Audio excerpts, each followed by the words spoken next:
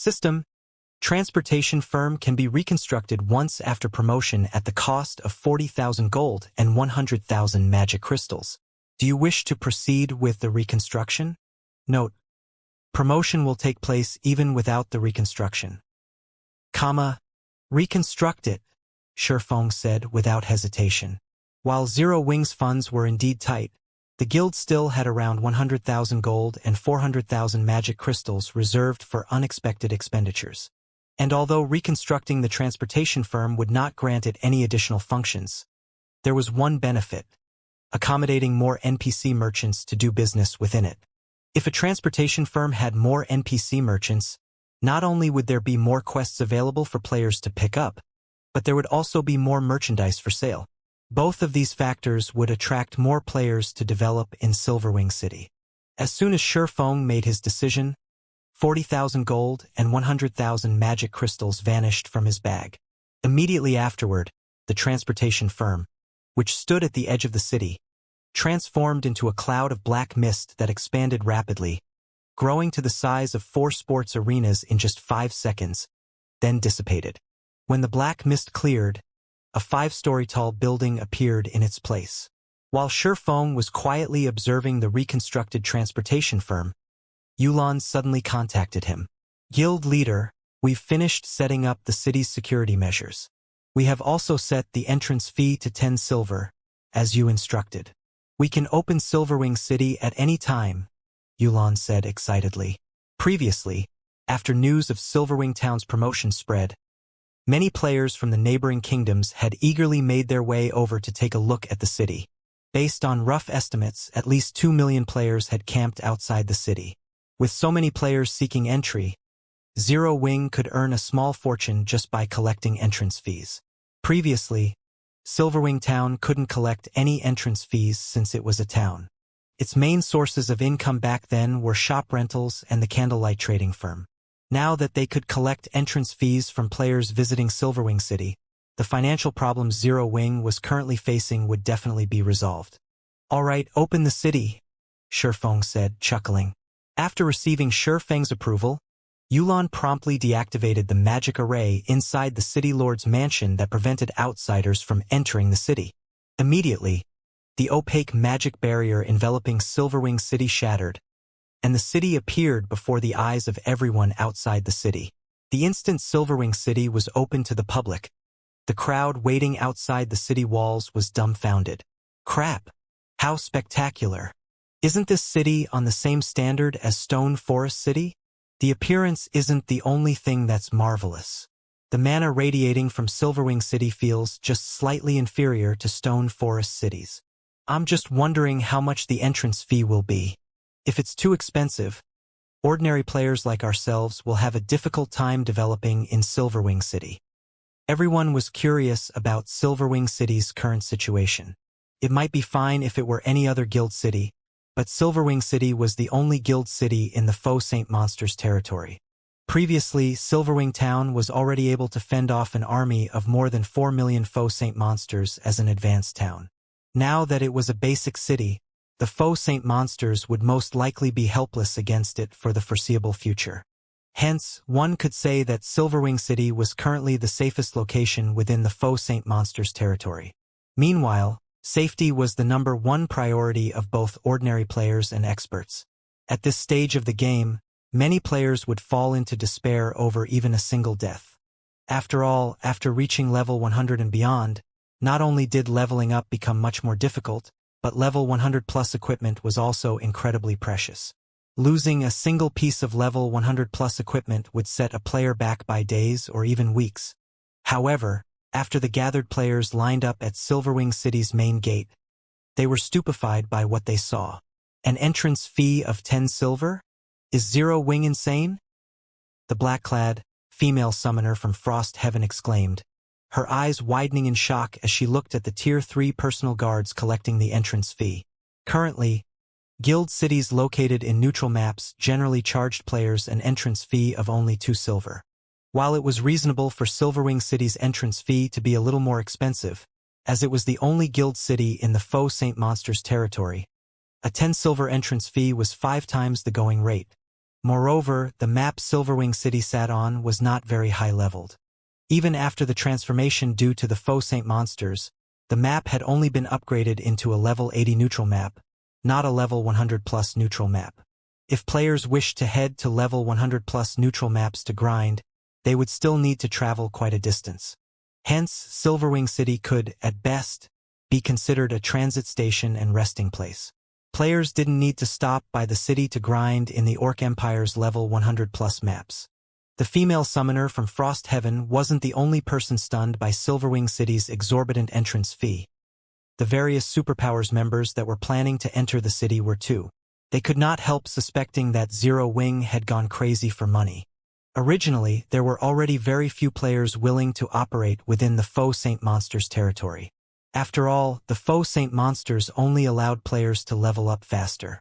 They did not drop any weapons or equipment, and the coins and materials they dropped were inferior compared to the loot from other monsters.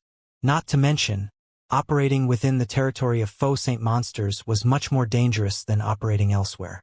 While a 10 silver entrance fee wouldn't be much of a problem for Tier 3 experts, it was a huge expenditure for Tier 2 players. If Zero Wing insisted on a 10 silver entrance fee for Silverwing City, hardly any Tier 2 players would be willing to visit the city. Meanwhile, just how many Tier 3 experts were there in God's domain right now? Crap! Does Zero Wing take us for fools? Zero Wing really has gotten arrogant. A 10 silver entrance fee? Does Zero Wing really think we need to develop in the Orc Empire? A large number of Tier 2 players complained about Silverwing City's entrance fee, some even ranting in rage. Previously, they could continue operating within the faux Saint monsters territory only because it did not cost any money to enter Silverwing Town.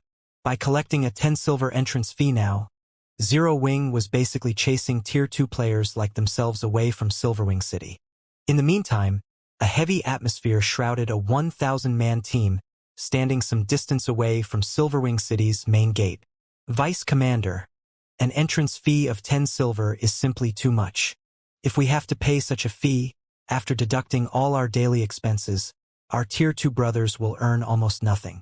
I suggest we head somewhere else to develop. It is simply impossible for us to continue developing in Silverwing City. A level 107, Tier 2 Berserker said as he looked at Solid Wind. I truly did not think that Zero Wing would be so ruthless. We should have followed suit with the other adventurer teams and headed to one of the kingdoms or the Dark Knight Empire to develop. A level 113, Tier 3 male elementalist grumbled. Wind, this price is indeed too high. We can't afford it in the long term. Why don't we head to the Dark Knight Empire and take a look there? I heard that there are guild cities established in level 100 plus neutral maps there as well.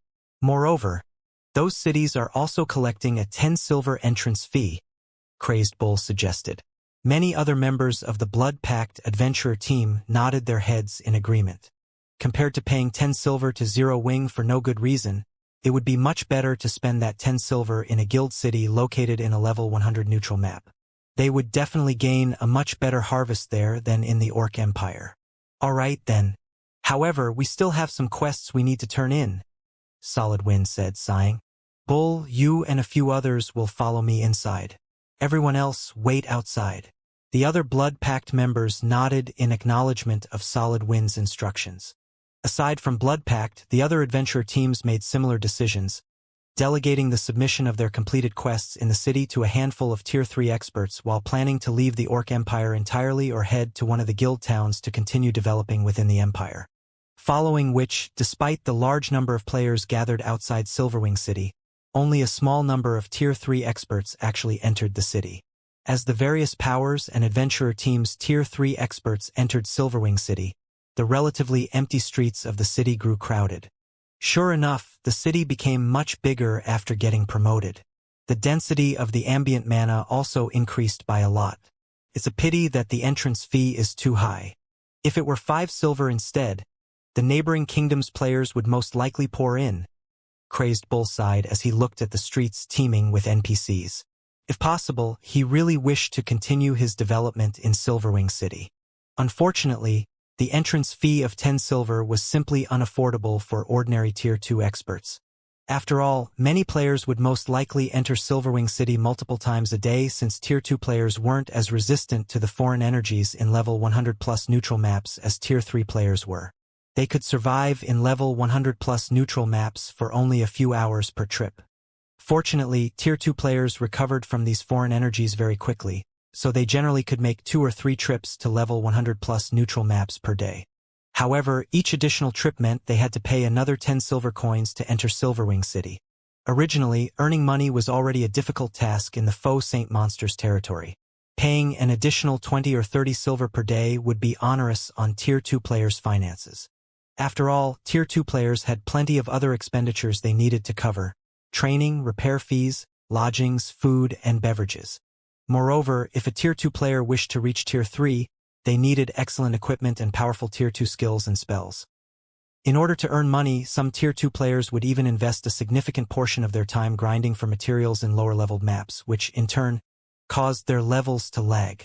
Currently, only Tier 3 experts could afford Silverwing City's 10 silver entrance fee.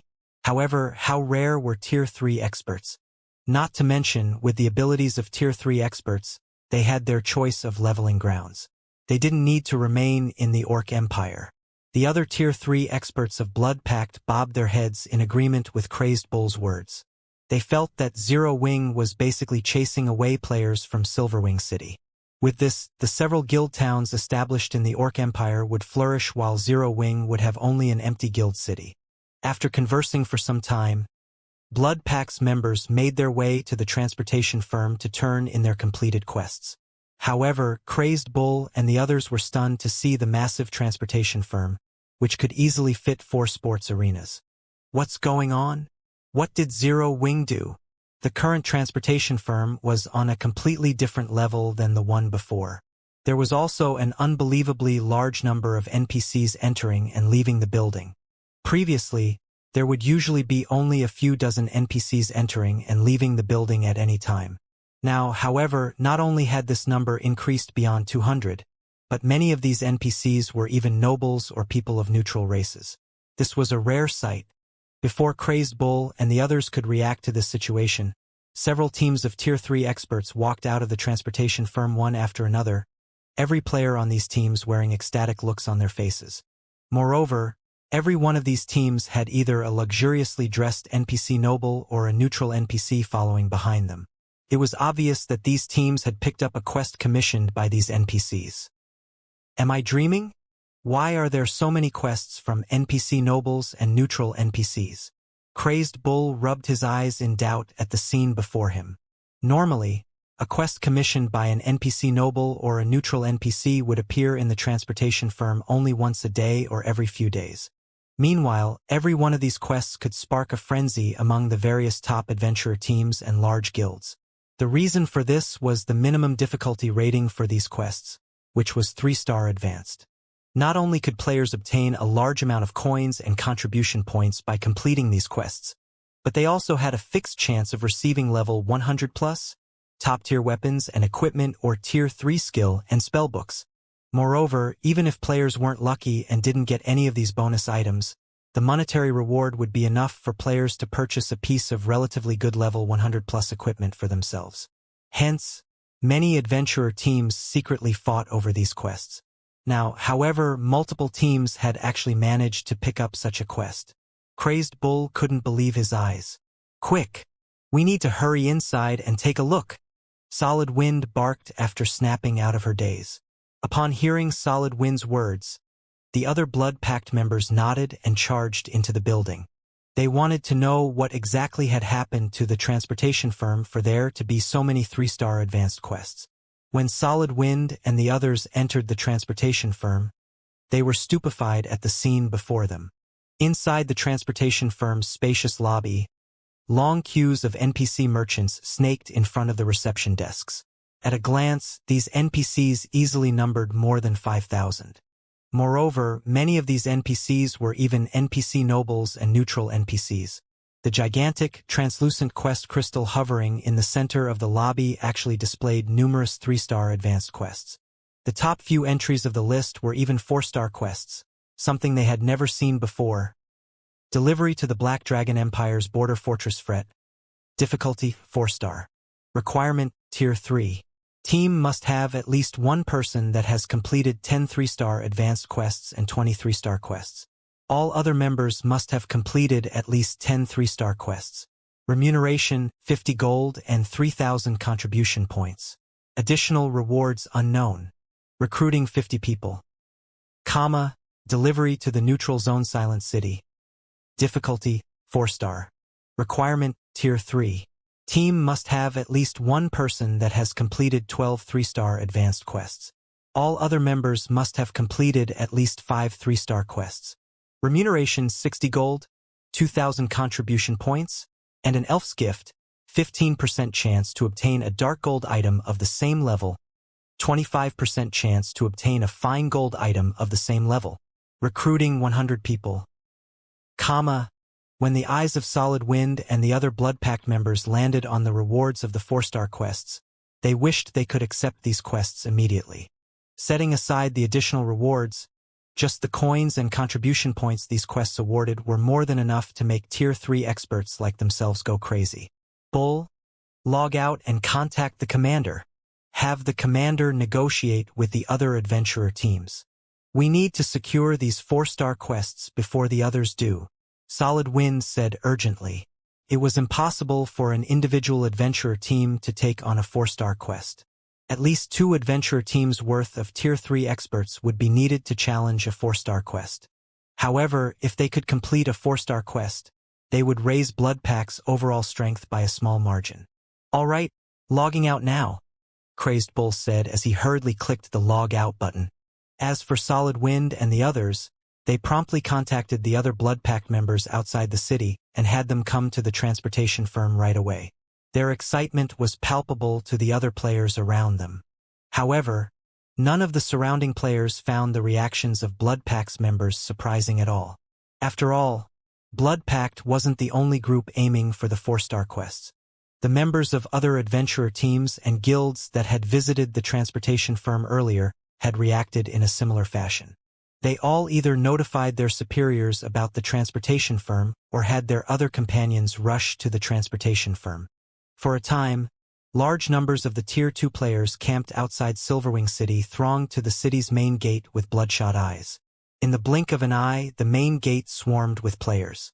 If not for everyone fearing the personal guards stationed by the gate, they would have most likely started a fight to enter the city.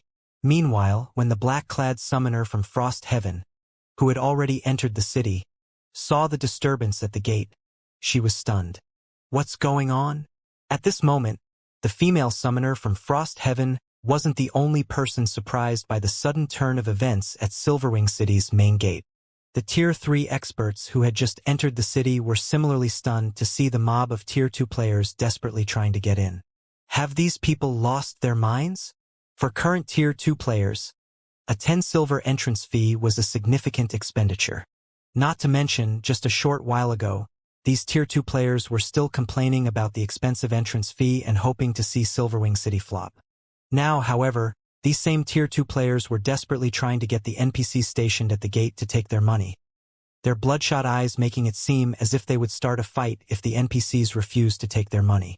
However, before the Tier 3 experts standing before the city gate could properly process the situation, batch after batch of Tier 2 players rushed into the city, their numbers simply staggering. As soon as these Tier 2 players got past the gate, they dashed towards Silverwing City's transportation firm like a pack of cheetahs. Expressions of ecstasy writ large on their faces. What did Zero Wing do? The female summoner from Frost Heaven could not help her confusion when she saw the various powers and adventurer team's Tier 2 members running past her toward a distant corner of the city. Just a moment ago, the players had clearly given up on Silverwing City because of its exorbitant entrance fee. Now, however, players were jostling to enter the city. Moreover, there did not seem to be an end to the stream of players pouring in. At this rate, Zero Wing would become filthy rich just from the entrance fees of Silverwing City. These people seemed to be rushing toward the transportation firm. Something must have changed there. The female cursemancer standing beside the summoner said as she looked at the direction the crowd of players was taking. The transportation firm? The female summoner found her companion's words a little hard to believe. She simply couldn't figure out what kind of changes the transportation firm could have undergone to provoke such a frantic reaction from so many Tier 2 players. However, the female summoner did not put too much thought into the matter. Instead, she and her team followed the crowd to the transportation firm. When Frost Heaven's members arrived inside the crowded transportation firm's lobby, their eyes widened involuntarily in shock, every one of them at a loss for words. Just by doing one delivery quest, every player involved could get a monetary reward of 60 gold, as well as other rewards. This was an income even Tier 3 peak experts like themselves were incapable of earning within 1 or 2 days, yet there were actually 6 of such delivery quests available. Moreover, aside from the 6 4-star quests, there were a ton of 3-star advanced quests, which similarly granted lucrative rewards that could match the total daily income of Tier 3 peak experts like themselves. If they focused on grinding and making money for an entire day, not only would they have to sacrifice a large amount of their training time, but the income they generated would also be limited to coins. They wouldn't receive any weapons or equipment. However, the 3-star advanced quests granted a large amount of coins upon completion, as well as contribution points and top-tier weapons and equipment. Doing these delivery quests was even more lucrative than raiding super large-scale team dungeons. With how low the drop rate was in team dungeons, there definitely wouldn't be enough weapons and equipment dropped for everyone in the team. Moreover, there was also the problem of class compatibility. On the other hand, every player that took part in the delivery quests would have a considerably high chance of obtaining a top-tier weapon or equipment that suited their class. One could say that, so long as players kept doing these 3-star advanced delivery quests, their income, EXP gain, and equipment acquisition rate would already rival those of Tier 3 peak experts. It's no wonder these people reacted so crazily. I truly underestimated Zero Wing. With these tempting quests, let alone a 10 silver entrance fee, even if the fee were 20 silver, there would still be a ton of players seeking to develop in Silverwing City. The black-clad summoner commented as realization dawned upon her. Since even a Tier 3 peak expert like herself felt tempted by the delivery quests available in the transportation firm, the attraction the firm held for Tier 2 players and ordinary Tier 3 experts was easy to imagine. Mushin, I just relayed this information to the guild leader. The guild leader says we can proceed with the partnership, the female Cursmancer said. Isn't the guild leader being too hasty? Although the transportation firm's quests and Silverwing City's defenses will ensure the city's future as the trade hub of the Orc Empire and the neighboring kingdoms, it still won't be easy for Zero Wing to take the initiative to strike back at the faux Saint monsters. Zero Wing won't be of any help to our alliance at all. At best, we can only use its Silverwing City as a resting spot. The female summoner named Mushin said, frowning. Zero Wing's transportation firm was indeed amazing, but the alliance Frost Heaven formed was no ordinary existence, either. Anyone who became a member of the alliance would gain benefits beyond what they could normally get from partnering with ordinary superpowers. This was also why she and her team had come to observe Zero Wing and verify its qualifications. Are we still going then? The female Cursmancer asked as she looked at Mushin. Aside from being a domain realm expert and a vice guild leader of Frost Heaven, Mushin was also the heiress of the Boulder Corporation, a top-ranking international corporation that stood above even the Starling Corporation. Since the Boulder Corporation supplied more than half of Frost Heaven's resources, Mushin's standing in the guild was not at all lower than the guild leader's. Hence, the guild leader had to take Mushin's opinion into heavy consideration on important matters. Since the guild leader has already said so, let's go take a look first. If Zero Wing really has the potential and strength to fight the faux Saint monsters, letting it join the alliance isn't exactly impossible, Mushin said after giving the matter some thought. However, if I find Zero Wing wanting, then we'll have to choose another target to recruit. I'll get in touch with Zero Wing now then, the female Cursmancer said with a sigh of relief at Mushin's answer. In her opinion, Silverwing City's potential was truly massive. Even without Frost Heaven's help, the city would still flourish. In fact, it might even become an integral location for the Alliance's fight against the faux Saint monsters in the future. However, if Mushin was really opposed to Zero Wing's joining the Alliance, then even the guild leader would have difficulty persuading her. While Mushin and the others were conversing, news regarding the transportation firm also spread quickly. As a result, Many of the powers heading back to their respective kingdoms promptly did a U-turn, with some even planning to make Silverwing City a long-term headquarters of theirs. As Silverwing City's player population was booming, Shurfeng finished accepting the Crimson-Eyed Sword Saint's legacy. Sure enough, breaking through the limits of the epic mana body isn't that easy. Shurfeng breathed out a deep sigh as he looked at the shattered memory crystal in his hand. Originally, he thought that with the effects of the 8 soul marks and the Crimson-Eyed Sword Saint's legacy, he could instantly break the shackles of his epic mana body. Unfortunately, things didn't work out as he planned, leaving him still one step shy of a breakthrough. Although he had long since known that it was much more difficult to break through the limits of an epic mana body than it was for a gold mana body, he never thought that the difficulty would be this high. Despite relying on the Crimson-Eyed Sword Saints and Heavenly Blue Saints' experiences, no matter how he tweaked the circulation of mana in his mana body, he still couldn't surpass the perfect state. Of course, that didn't mean Shurfeng had gained absolutely nothing from the Crimson-Eyed Sword Saint's guidance. By relying on Elvo's experiences and techniques, he could now circulate the mana inside his body 20% faster than before. For other players, such an improvement wouldn't yield any significant effects. However, for someone like Shurfeng, who possessed a natural domain, it was akin to a 20% boost to his reaction speed, a massive improvement. Moreover, his mana domain had also become much denser and more solid. If Shurfeng were to go up against a foe Saint Devourer now, he was confident he could beat the living daylights out of the mythic monster without even resorting to his mana technique and Black Dragon's Soul. At this time, Yulan suddenly called Shurfeng and said, "Guild leader, some representatives from Frost Heaven have paid us a visit. They say they wish to discuss a partnership." Frost Heaven. Shurfeng was not unfamiliar with this name. In fact, this was a very famous name during his previous life. After all, Frost Heaven was one of the 12 great guilds of God's domain, a true titan in the game. However, Frost Heaven had maintained a very low profile during the early stages of God's domain, so much so that barely anyone had thought about the guild. To everyone's surprise, though, Frost Heaven had actually been the first superpower in the game to successfully produce a Tier 4 player, an incident that had propelled the guild into the spotlight and made it known by everyone in the game. "Do you wish to meet them?" Yulan asked when she saw Shurfeng turning contemplative. "Have them wait in the City Lord's mansion's reception room," Shurfeng said, nodding. He then tidied up his workspace before leaving his 4th-floor office and making his way to the 1st-floor reception room.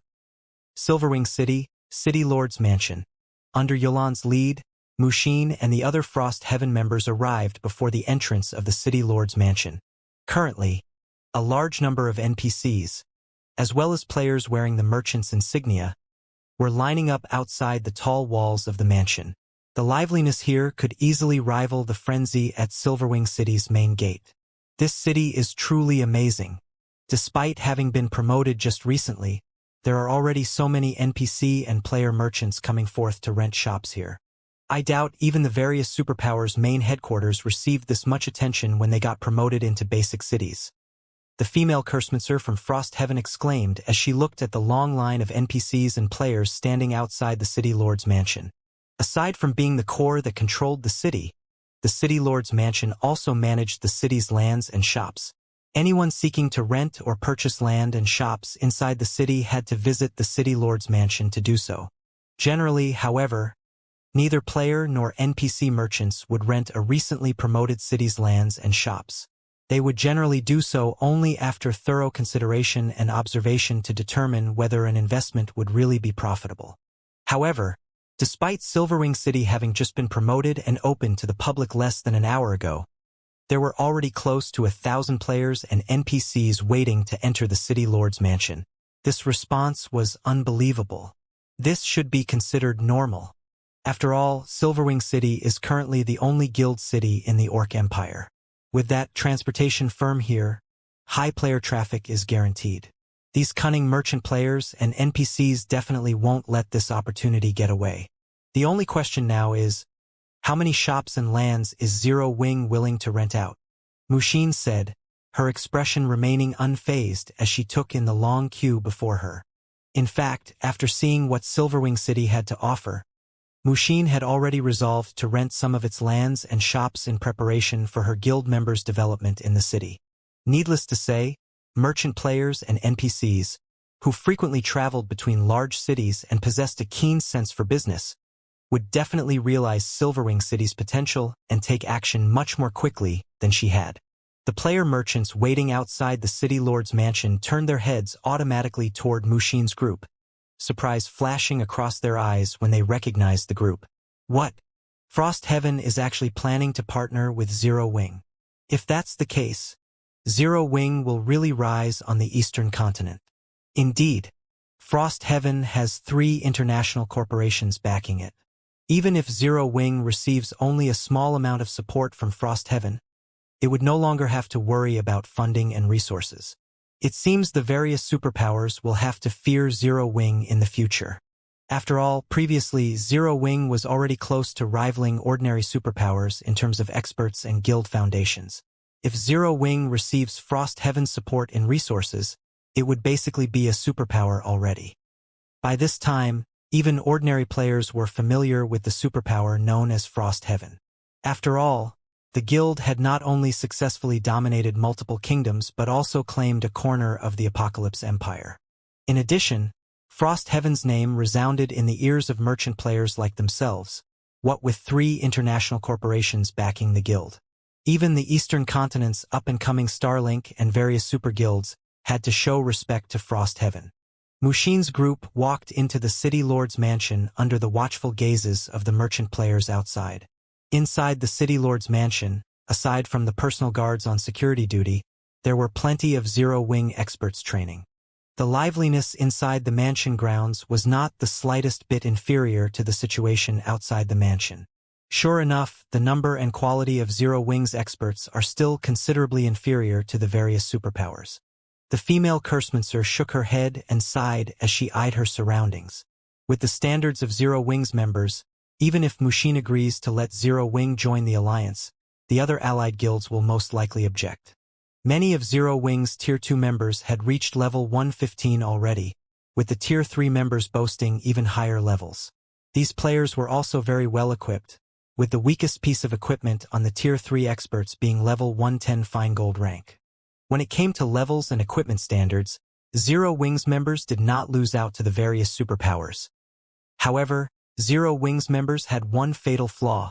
Their average combat standard was very low, let alone flowing water realm experts.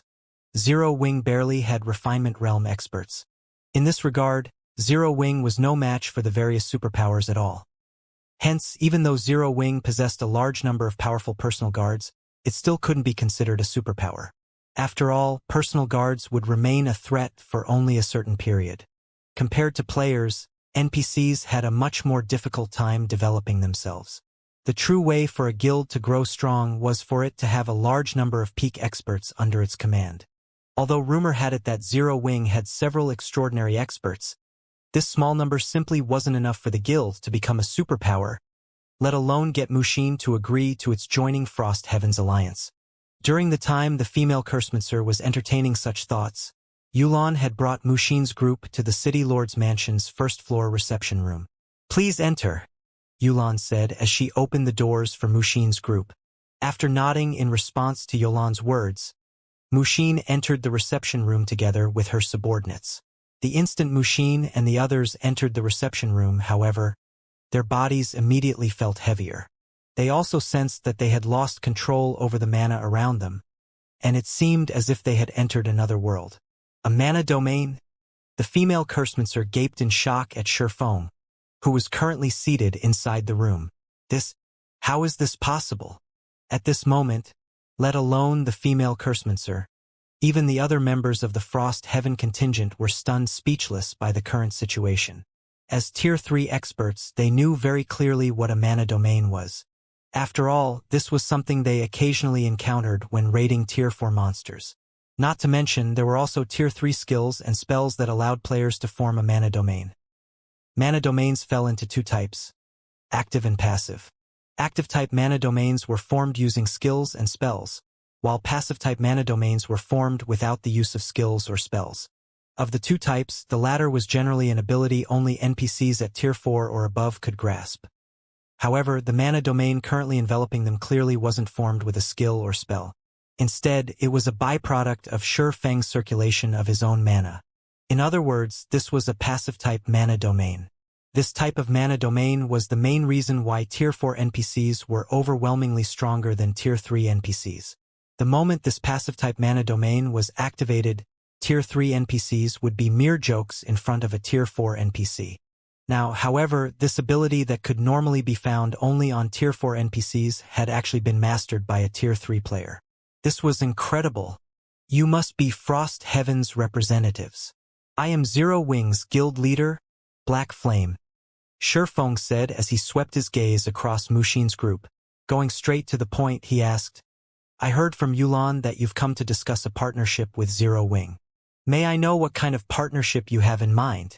As soon as Shi Feng finished speaking, the female Cursemancer and the other Frost Heaven members inside the room promptly snapped out of their dazes. All the contempt they previously had for Zero Wing swept away. The number of peak experts Zero Wing currently had was indeed no match for the various superpowers. However, with Shi Feng's mana domain, he could boost a team's combat power by a significant margin. Moreover, if a superpower did not have any means of dealing with a mana domain, it wouldn't matter how many Tier 3 experts they sent at Shi Feng. Every one of them would just end up as cannon fodder. Guild Leader Black Flame, you really are a straightforward person. In that case, let me introduce myself first. I am Mushin, a Vice Guild Leader of Frost Heaven, and I am here on behalf of the guild to invite Zero Wing to join Frost Heaven's alliance. Mushin said, looking at Shi Feng. Your alliance? Shi Feng looked at Mushin with some confusion. As far as he remembered, Frost Heaven had always walked the path of a lone wolf, never forming alliances with others. That's right. You can consider it an alliance targeting the faux saint monsters, Mushin explained, nodding. So long as Zero Wing joins the alliance, not only will we attack and defend against the faux saint monsters together, but we will also share plenty of information with Zero Wing, especially information related to the faux saint monsters' activities. This way, if the faux saint monsters try to conduct any large-scale operations, we will be prepared for them. What are the entry requirements? Shi Feng asked. For the current Zero Wing, the offer of help in attacking and defending against the faux saint monsters wasn't particularly important. However, information regarding the faux saint monsters' activities was something that interested him greatly.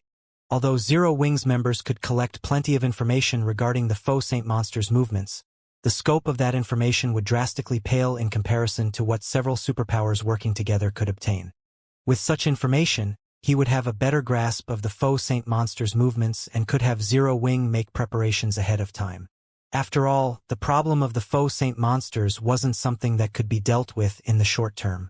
In fact, these monsters would remain a big problem for Zero Wing far into the future. Guild Leader Black Flame, you're overthinking things. There are no conditions for joining the alliance, Mushin said, a faint smile appearing on her face. If I have to give one, then it is receiving Frost Heaven's recognition. Does that mean Zero Wing has received this recognition already? Shi Feng asked curiously. Of course. Moreover, aside from inviting Zero Wing into the alliance, I also wish to extend an invitation to Zero Wing to take part in a secret operation our alliance is planning, Mushin said earnestly. Secret operation? Is it compulsory to join? Shi Feng asked when he noticed a hint of excitement on Mushin's face. It's not compulsory, but if Zero Wing is willing to help, I can personally provide you with a generous remuneration. For example, I can give you 50 bottles of S-rank nutrient fluid, something that the various superpowers are currently in urgent need of, Mushin said.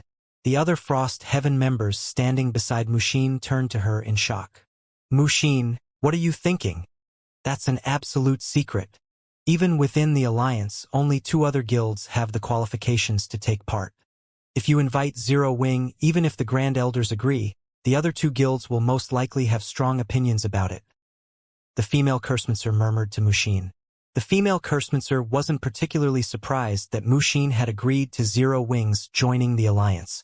After all, with Silverwing City's benefits and Shi Feng's mana domain, Zero Wing indeed possessed the qualifications to do so.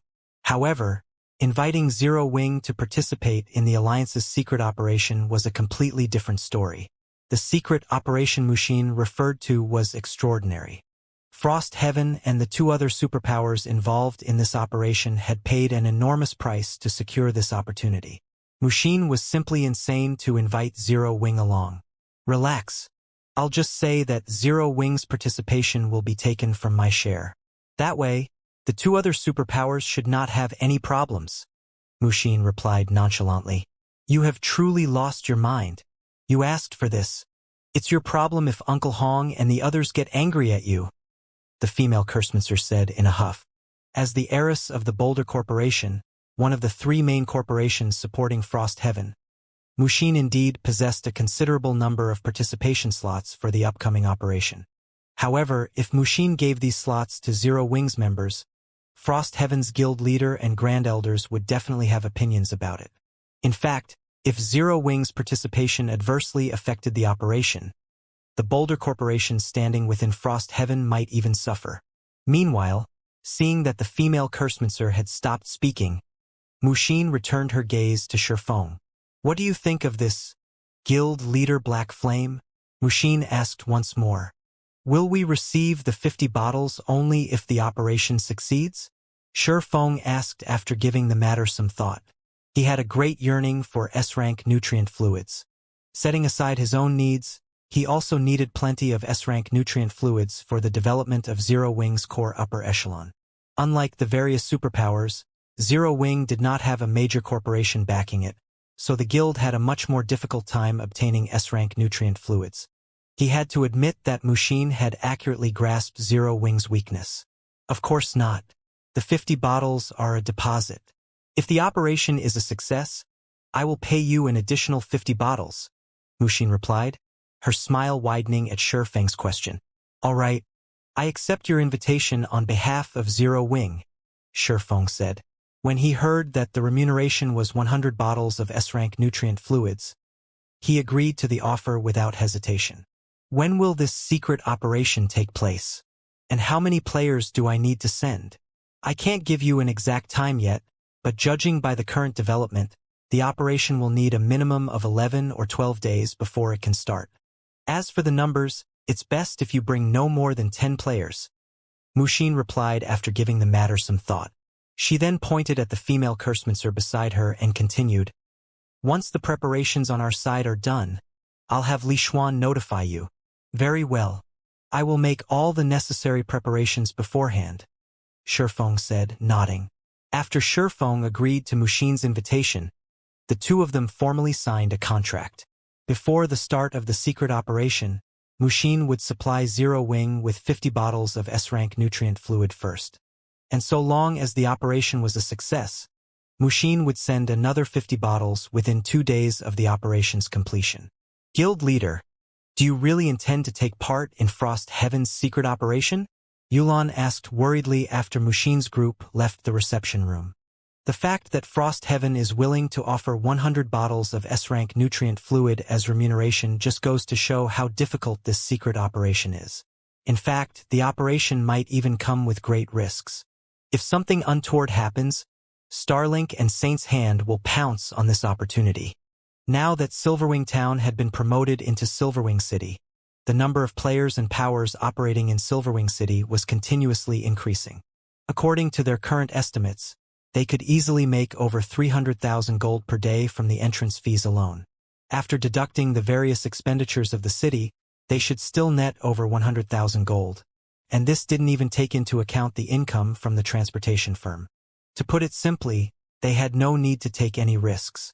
They were more than capable of amassing enough money to purchase a large amount of S-rank nutrient fluids, given some time. I understand, but we'll also need to live long enough to make that kind of money, Shifeng replied with a bitter smile. If possible, he would prefer to refuse Mushin's offer as well.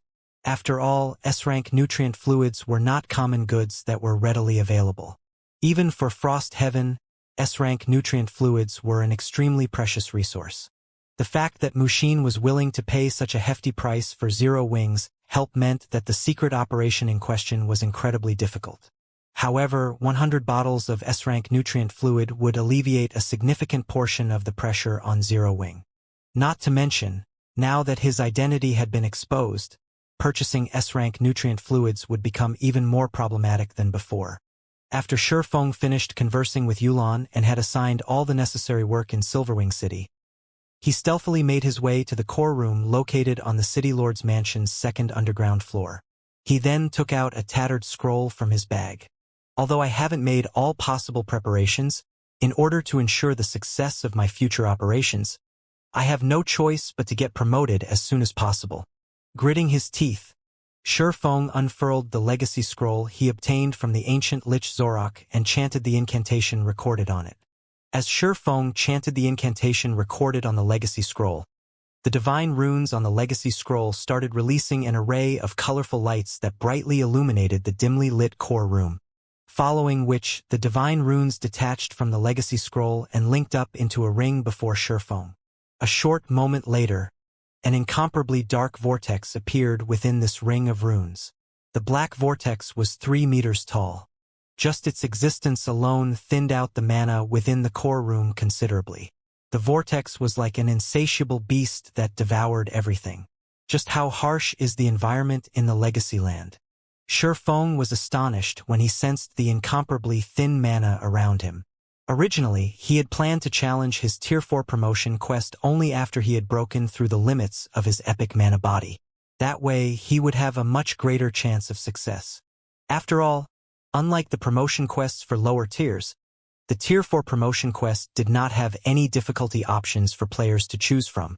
How much improvement they gained from their Tier 4 promotion quest depended entirely on how much progress they made in the Legacy Land. Of course, there were also some differences between Legacy Lands.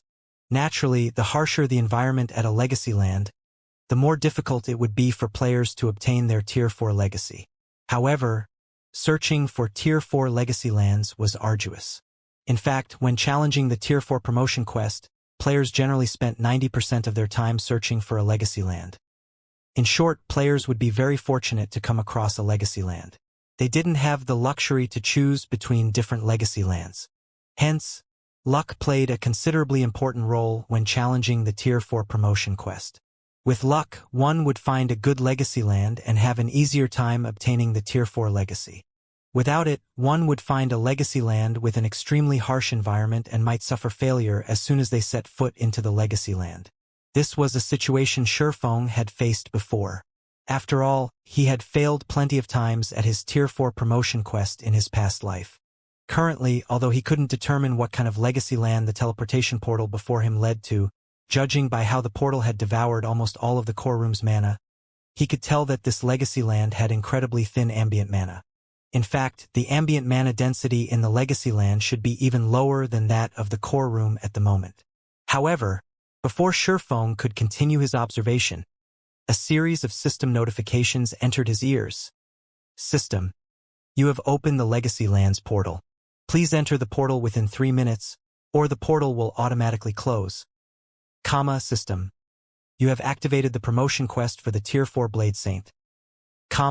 Quest content: enter the Legacy Land and obtain the Ancient Legacy's power. Rewards unknown. System: once you enter the Legacy Land, you will be prohibited from having any contact with the outside world. If you die within the Legacy Land, you will be teleported out of the Legacy Land, your levels will be reduced by 5, and your soul will be weakened for 3 days. Please consider your decision carefully. 5 levels? This Legacy Land is truly vicious. Shifeng frowned reflexively when he heard the contents of the system notifications. Normally, dying in a Tier 4 Legacy Land would result in a loss of only 2 or 3 levels. The penalty for this one, however, was actually 5 levels. This was definitely the Legacy Land with the highest penalty he had ever heard of. However, Shifeng did not hesitate for long before walking straight into the Black Vortex. If possible, he did not wish to enter such a harsh Legacy Land, either. However, if he didn't enter, he would be deemed to have failed his Tier 4 promotion quest. If that happened, he would have to wait a considerable period before he could challenge his Tier 4 promotion quest again, an outcome he definitely didn't want. After all, aside from Frost Heaven's upcoming secret operation, The Divine Dragon's trial also awaited him. If he gave up on entering his legacy land now, he would have to face the Divine Dragon's trial with only a Tier 3 body, basically setting himself up for failure. Hence, he had no other choice but to grit his teeth and take on this legacy land. Fortunately, the Epic Legacy Scroll granted him 3 rechallenge attempts, 2 more than what the Dark Gold Legacy Scroll provided. Having a total of 4 challenge attempts increased his chances of success significantly. As soon as Shi Feng stepped into the black vortex, darkness enveloped his vision. At the same time, his body seemed to spin freely in empty space. By the time his vision recovered, the scenery before him had changed completely. Currently, he was free-falling. Moreover, not only was the sky dark, but spatial tears also filled the air around him. It was as if the world he had just arrived in was crumbling. There was no ground beneath him either. All he could see below was a bottomless abyss. To make matters worse, the mana was practically non-existent. Shi Feng was momentarily stunned by this situation. He had been to many legacy lands, but this was his first time visiting such a harsh legacy land.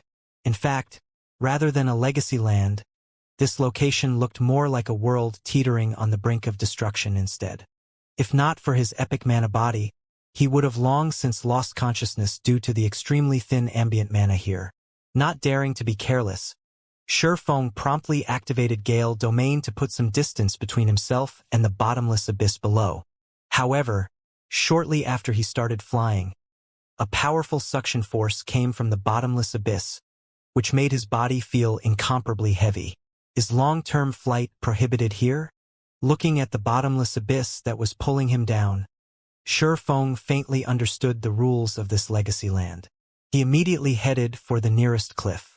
For 100 yards, 300 yards, 200 yards, the longer Shi Feng remained in flight, the stronger the gravity acting on his body grew.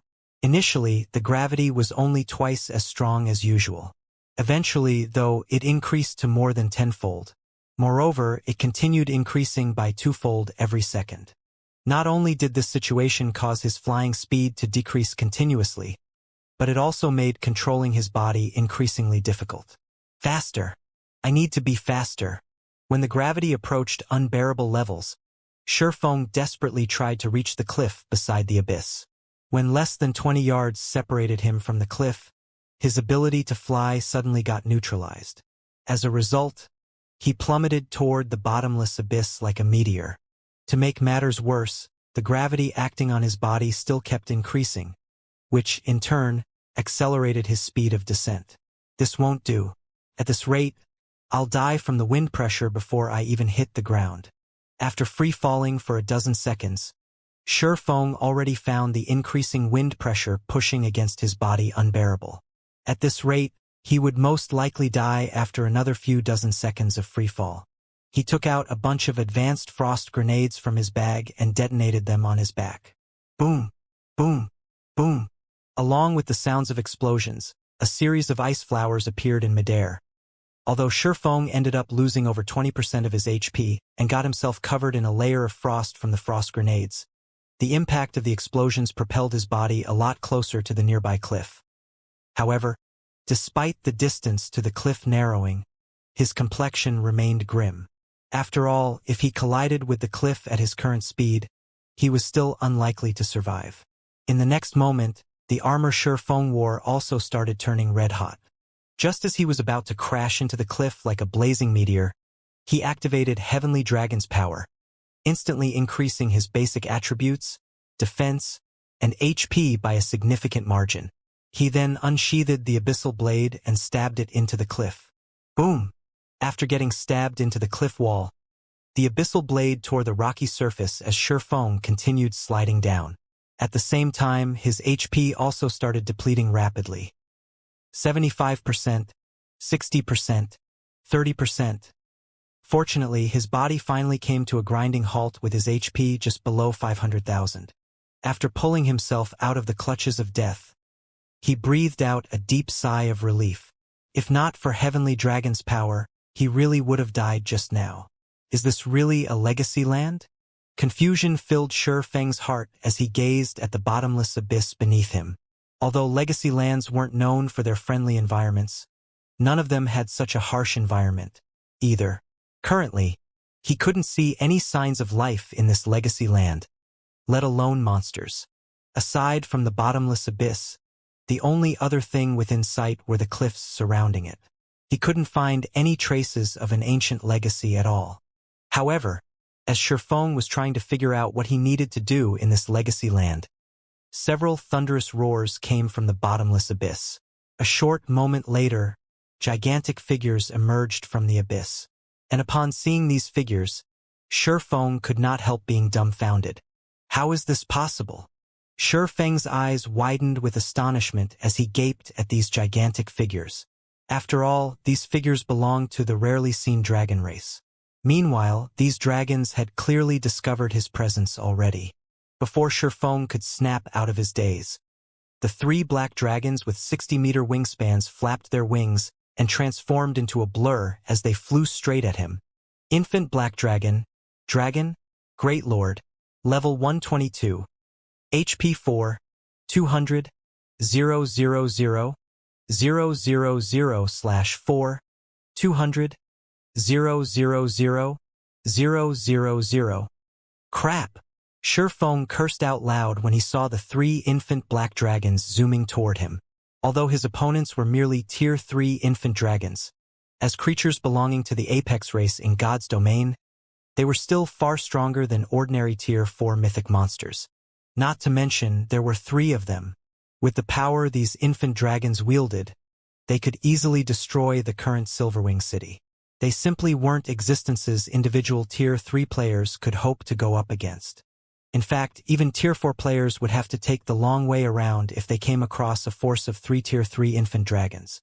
To make matters worse, not only was Shifeng currently stuck to a cliff, but an incredibly powerful gravitational force was also dragging on his body. Despite having Heavenly Dragon's power activated right now, he couldn't move his body normally.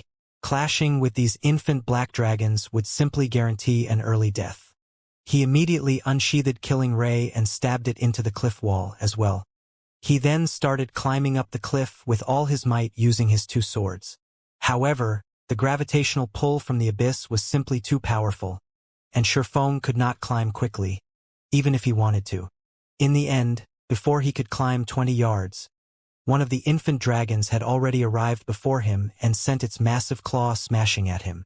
The speed of the claw was also so fast that his only option was to receive it. Scram! Shifeng bellowed as he swung the abyssal blade at the claw. The power the magic weapon carried so great that it even tore through space itself. When the abyssal blade came into contact with the infant dragon's claw, not only did the magic weapon repel the gigantic claw, but the force of the blow even pushed the infant dragon backward by more than 10 yards. This result shocked the infant dragon, and its golden eyes gazed at Shifeng in astonishment. As a member of the apex race that represented destruction, it had actually lost to a lower existence of the same tier in a direct confrontation. Normally, something like this should be impossible, yet this impossible feat had actually occurred just now. However, despite having repelled the infant dragon's attack, Shifeng did not show any signs of excitement at all. Due to the strength boost provided by the Heavenly Dragon's power and the Dragon's Domination passive skill, his strength indeed surpassed that of a level 122 infant black dragon. However, as he was currently stuck on the side of a cliff, the only thing he could do was passively defend against the infant dragon's attacks. He couldn't launch any counterattacks or run away. Meanwhile, Heavenly Dragon's power had a very limited duration. Once he lost the strength buff from the Berserk skill, he would have a much harder time coping with the infant dragon's attacks. Roar! As the repelled infant dragon roared angrily, another infant dragon appeared beside Shifeng and attacked him. While Shifeng had his hands full with the second infant dragon's attack, the first infant dragon, which had gotten repelled, actually opened its mouth and used dragon breath on him. Even with his current basic attributes, Shifeng did not dare take on the dragon breath of a true dragon. Gritting his teeth, he yanked Killing Ray out of the cliff and let the gravity drag himself down. When produced by a true dragon, a Tier 3 dragon breath carried enough power to rival even ordinary attacks at the peak Tier 4 standard. Moreover, Dragon Breath was an AoE attack, so defending against it with normal attacks was impossible. Although Shifeng had the option of using his mana technique, with how thin the ambient mana was in this legacy land, by the time he gathered enough mana to execute Light Shadow, he would have already been burned up by the infant dragon's Dragon Breath. Boom! In the next moment, a black beam struck at the spot where Shifeng was originally hanging and bored a hole into the cliff. As for Shifeng, after dodging the attack, he quickly stabilized himself further down the cliff. As expected of a true Dragon Breath, I'd probably get pushed back even if I used Light Shadow against it. Shifeng could not help his astonishment as he gazed at the massive hole that had appeared some distance above him. With just one attack, the infant black dragon had carved a hole with a 30-yard radius into the sturdy cliff. Shifeng, on the other hand, was just barely able to stab his swords into the cliff, even with the boost from Heavenly Dragon's power. Without the Berserk skill's help, he would be able to stab only half their length into the cliff at best. However, before Shifeng could fully appreciate the infant black dragon's Tier 3 Dragon Breath, the two other infant dragons used their Dragon Breaths on him as well. Roar! Two black beams instantly shot at Shifeng, the range they covered making it utterly impossible for him to avoid them. Seeing this, Shifeng instinctively activated Absolute Defense to block the two Dragon Breaths. However, because the cliff he was clinging to got vaporized, he lost his foothold and started plummeting toward the bottomless abyss once more. Seems it's over. Shifeng could not help a bitter smile when he looked at the bottomless abyss beneath him, then the three infant black dragons chasing after him. Not only was there a bottomless abyss that exerted an insane gravitational pull on him, but there were even 3 infant black dragons roaming the area. The difficulty of this legacy land was simply unheard of.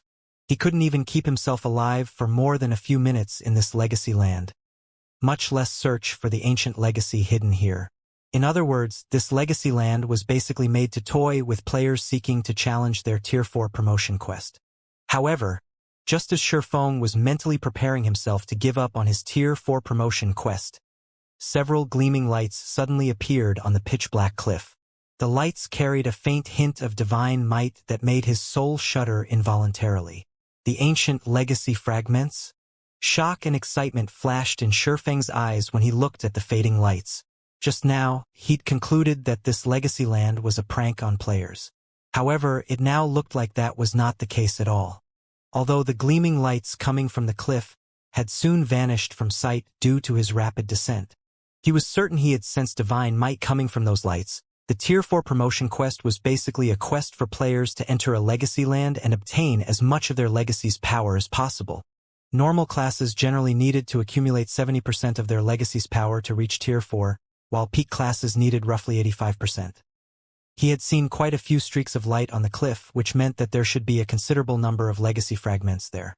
If he could reach that location, he might be able to obtain enough legacy power to complete his promotion quest. After reaching this conclusion, Shifeng abandoned the idea of giving up on this legacy land. Locating the legacy fragments hidden within a legacy land was generally incredibly difficult and time-consuming. Now that he knew where they were, he naturally couldn't give up without trying.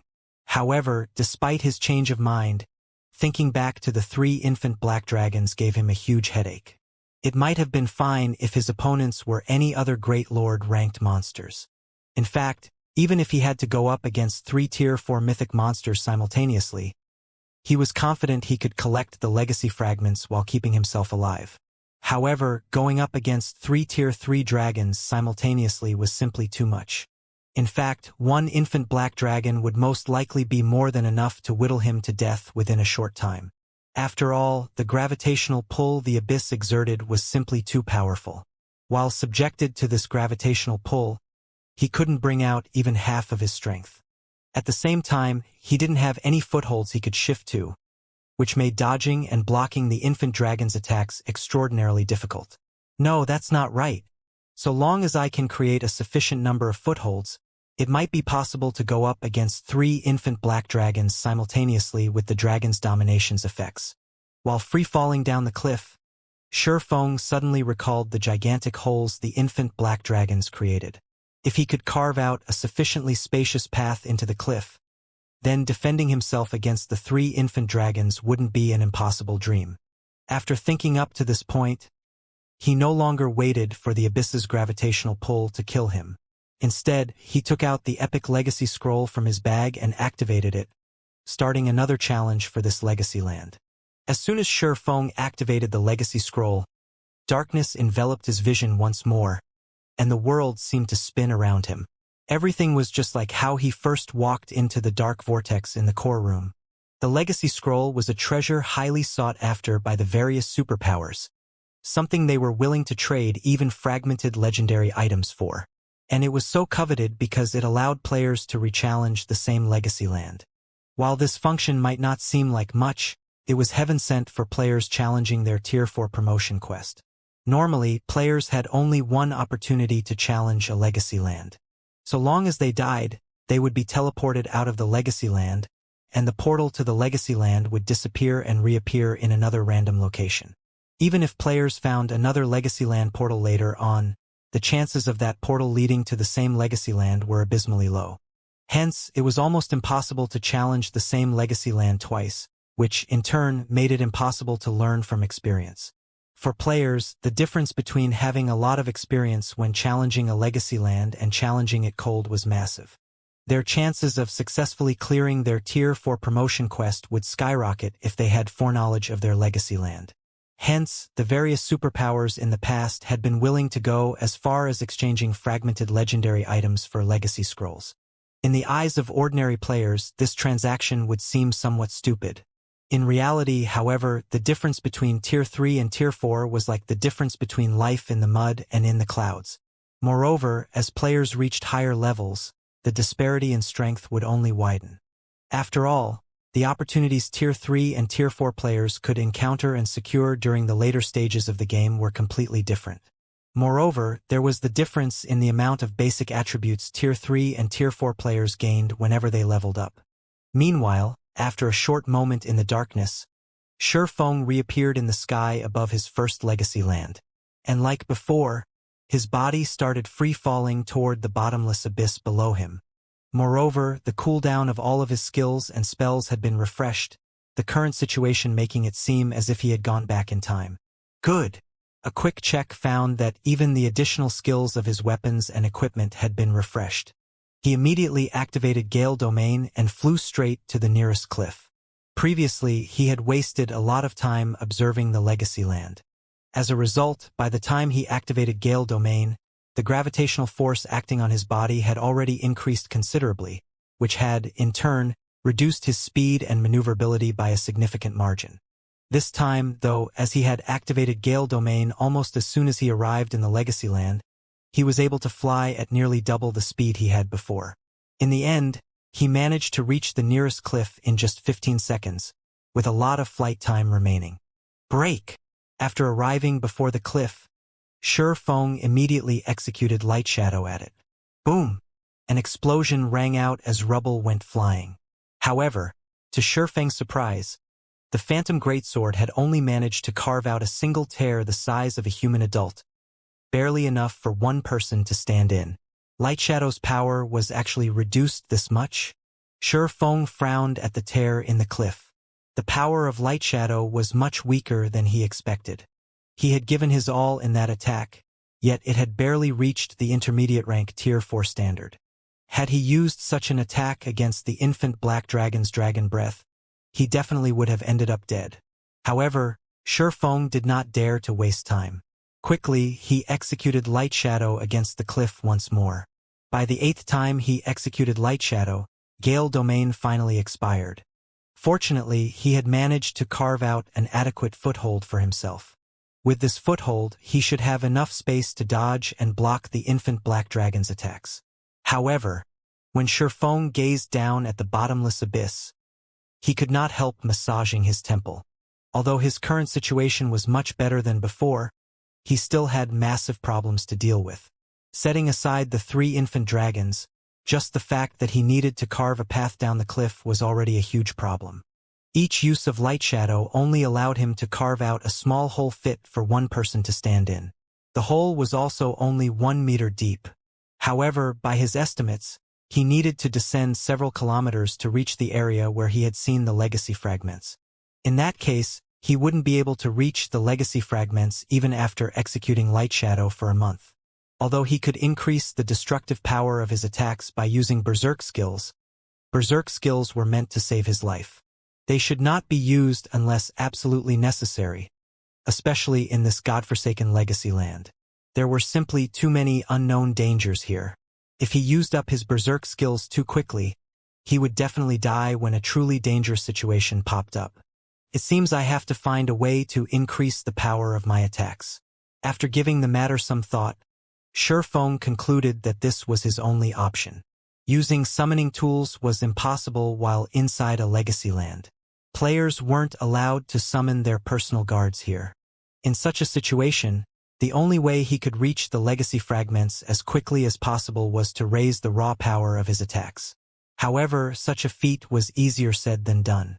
The mana technique Light Shadow was currently the strongest move in his repertoire. Even bronze combat techniques could not hold a candle to it. However, if he simply relied on Light Shadow to carve a path down, he wouldn't reach the legacy fragments even if he tired himself to death. He needed a qualitative improvement to his raw power.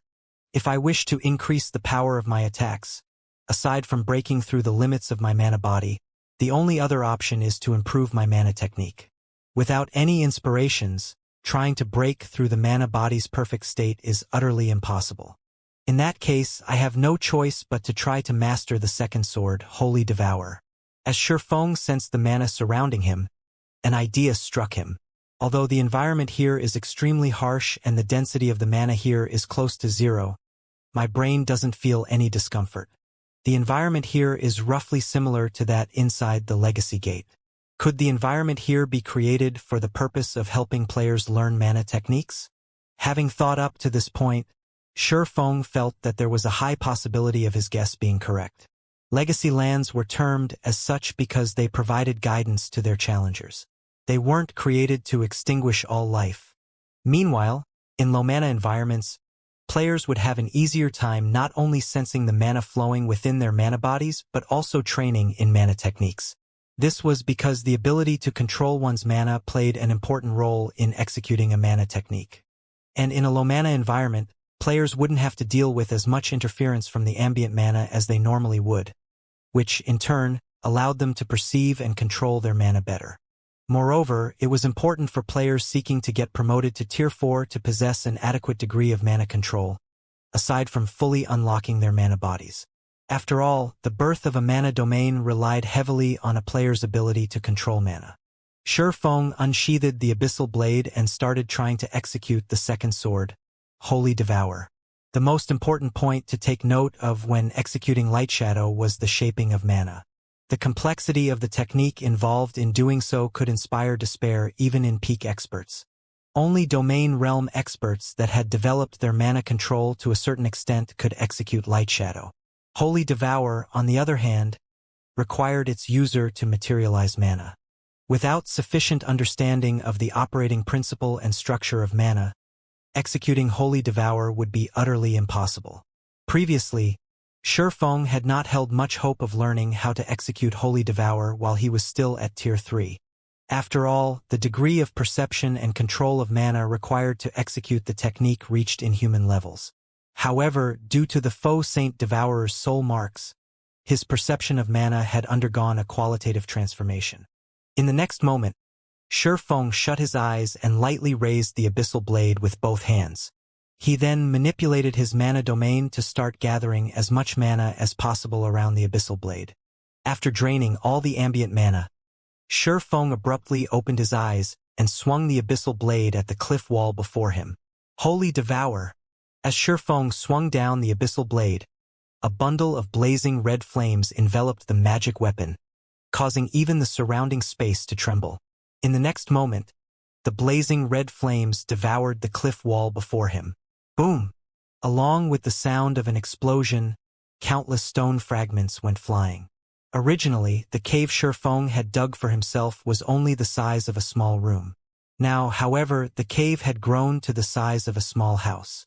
Moreover, its walls were extremely smooth as if they had been polished. So strong, Surprise flashed in Shifeng's eyes as he took in the cave before him. He had only been trying to execute Holy Devour. He never thought that he would actually succeed on the first attempt. Although the second sword he executed was many times weaker than the Heavenly Blue Saints version and could even be considered incomplete, the power of his attack was already close to the upper rank Tier 4 standard. With such destructive power, his efficiency in carving out a path to the legacy fragments should improve by several dozen times. However, just as Shifeng thought of using Holy Devour once more, his consciousness suddenly wavered, and a stinging pain assaulted his brain. Sure enough, it is still too much for my current self to execute Holy Devour. Shifeng could not help a bitter smile at this situation. He had indeed succeeded in executing Holy Devour. However, the amount of concentration he had consumed by using it once was equivalent to executing over a dozen bronze combat techniques simultaneously. With such a high consumption rate, he would run out of concentration after using Holy Devour 3 or 4 more times. Moreover, he was able to achieve such a result only because his concentration had reached the Tier 4 standard already.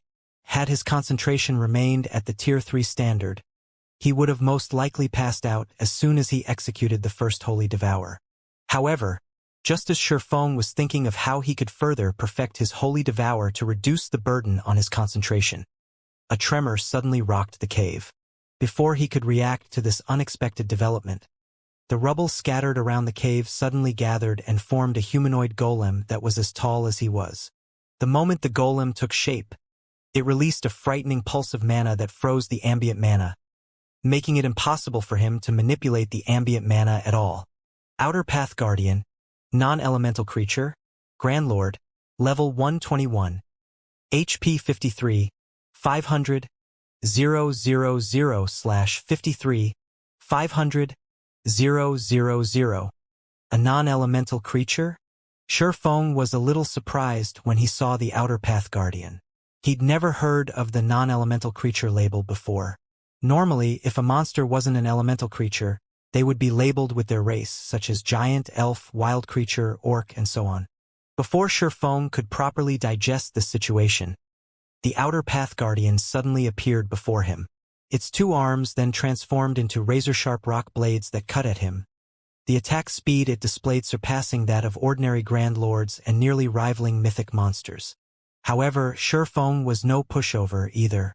With his extraordinary combat standard and basic attributes, even mythic monsters of the same level would have difficulty landing attacks on him, let alone a Grand Lord whose speed was merely close to rivaling mythic monsters. In the next moment, Shifeng brandished the abyssal blade. Sword's transmigration. Punk, punk, punk. In the blink of an eye, Shifeng deflected over a dozen attacks. Immediately afterward, he sent a counterattack cutting at the Path Guardian. In the next moment, a pitch-black sword light cut at the Path Guardian's body. A metallic clang echoed in the cave as the sword light came into contact with the Path Guardian. However, to Shifeng's surprise, not only did his attack fail to injure the Path Guardian, but the impact even made himself stumble half a step back. The abyssal blade he wielded also vibrated violently, as if it had just struck on an impenetrable wall. What kind of monster is this? Shifeng stared at the Outer Path Guardian in astonishment. The abyssal blade was capable of cutting through even the skin of superior mythics, yet not only did the magic weapon fail to scratch the Outer Path Guardian's body, but the Grand Lord didn't even lose a single HP from the attack. The Guardian's defense was simply heaven-defying. Regardless of Shifeng's surprise, the Path Guardian did not stop its actions, launching attacks at him one after another. Even after fighting for several minutes consecutively, the Path Guardian showed no signs of weakening or slowing down at all. It was like a tireless machine. Although Shifeng had landed over 100 attacks on the Path Guardian, he had failed to cause any damage whatsoever to the Grand Lord. Even Light Shadow was useless against it. Is it invulnerable? Shifeng's head ached as he continuously deflected the Path Guardian's attacks. Previously, he had seen hope of obtaining the legacy fragments. He never imagined that a monster like the Outer Path Guardian would appear after he destroyed the cliff wall. Despite the Path Guardian having only a little over 50 million HP, which was very low for a level 121 Grand Lord, he actually failed to make a dent. At this rate, he would collapse from exhaustion before he could even secure the legacy fragments. Time passed quickly. Before Shifeng realized it, over a dozen minutes had elapsed already. However, despite having attacked every possible weak point he could find on the Outer Path Guardian, he still hadn't damaged the Grand Lord. To make matters worse, the frozen ambient mana meant that he experienced none of the recovery effects he would normally experience when surrounded by mana. He would collapse from exhaustion after another hour of fighting at this rate. Screw it. Shifeng gritted his teeth and gripped the abyssal blade with both hands before executing Holy Devour against the Outer Path Guardian. If even this is no good, I'll have no choice but to use Berserk skills. Holy Devour was currently the strongest move he could execute without transforming into a Black Dragon King. If even Holy Devour was incapable of harming the Path Guardian, he would have to use a Berserk skill to boost his strength further, something he wished to avoid doing if possible. Immediately, a scorching inferno engulfed the Outer Path Guardian. Boom! In the next moment, the Path Guardian's body shot out of the blazing inferno like a cannonball and smashed into the back of the cave. Cracks formed on the Path Guardian's originally invulnerable body, and the Grand Lord's HP also fell by over 3.7 million. It was effective? Shifeng was surprised as he looked at the Path Guardian lying on the ground. Previously, even Light Shadow failed to damage the Outer Path Guardian. However, not only did Holy Devour succeed in damaging the Path Guardian, but its effects even far exceeded his initial expectations. Did I break through its defensive limit? Shifeng wondered. However, he quickly shook his head and denied the thought. No, that's not right. Even if my attack exceeded the Guardian's defensive limit, it shouldn't have produced such overwhelming results. He had plenty of experience in surpassing a monster's defensive limit. Hence, he knew that exceeding a monster's defensive limit wouldn't allow him to suddenly go from dealing 0 damage to dealing over 3.7 million damage. Moreover, normally, even if one failed to exceed a monster's defensive limit, the monster should still receive some form of damage after receiving an attack. A non-elemental creature, a mana screen, and Holy Devour? Shifeng continuously racked his mind as he watched the Outer Path Guardian slowly standing back up. Although he had successfully damaged the Path Guardian already, in his current state, he could execute Holy Devour only 1 or 2 more times. Hence, his situation remained dire. It was necessary for him to identify the reason why he had succeeded in damaging the Path Guardian. Otherwise, even if he activated his Berserk skill, he would only end up wasting it. Following which, Shifeng arrived before the Path Guardian and executed Light Shadow against it. However, just like the last time he had used the mana technique, he failed to inflict any damage on the Grand Lord. Since Light Shadow is ineffective against it, I'll have to use another method. Seeing the Path Guardian slashing its 2-blade hands at him once more, Shifeng sidestepped, then slipped behind the Guardian. He concentrated his mana within the abyssal blade as if he were executing Holy Devour, but did not let any of the mana escape the magic weapon. Consequently, instead of a blazing inferno, only a small layer of flames appeared around the abyssal blade as he sent the magic weapon slashing down at the Path Guardian's back. In the next moment, the abyssal blade actually cut into the Path Guardian's sturdy body, inflicting over 1.6 million damage on the Grand Lord. Sure enough, Shifeng's eyes glowed with excitement at the success of his attack. After seeing that Holy Devour was highly effective against the Path Guardian while Light Shadow was completely ineffective, it was clear to Shifeng that the Path Guardian's defensive limit had nothing to do with why one could deal damage to it while the other couldn't. Instead, the reason for this situation lay in the difference between the two techniques, the method of utilizing mana. Light Shadow was a technique that gave shape to mana, whereas Holy Devour was a technique that caused mana to go berserk before materializing it to exhibit a frighteningly destructive power that could destroy even the very essence of matter. Currently, although he did not fully execute Holy Devour, he had materialized his mana and concentrated it on the abyssal blade.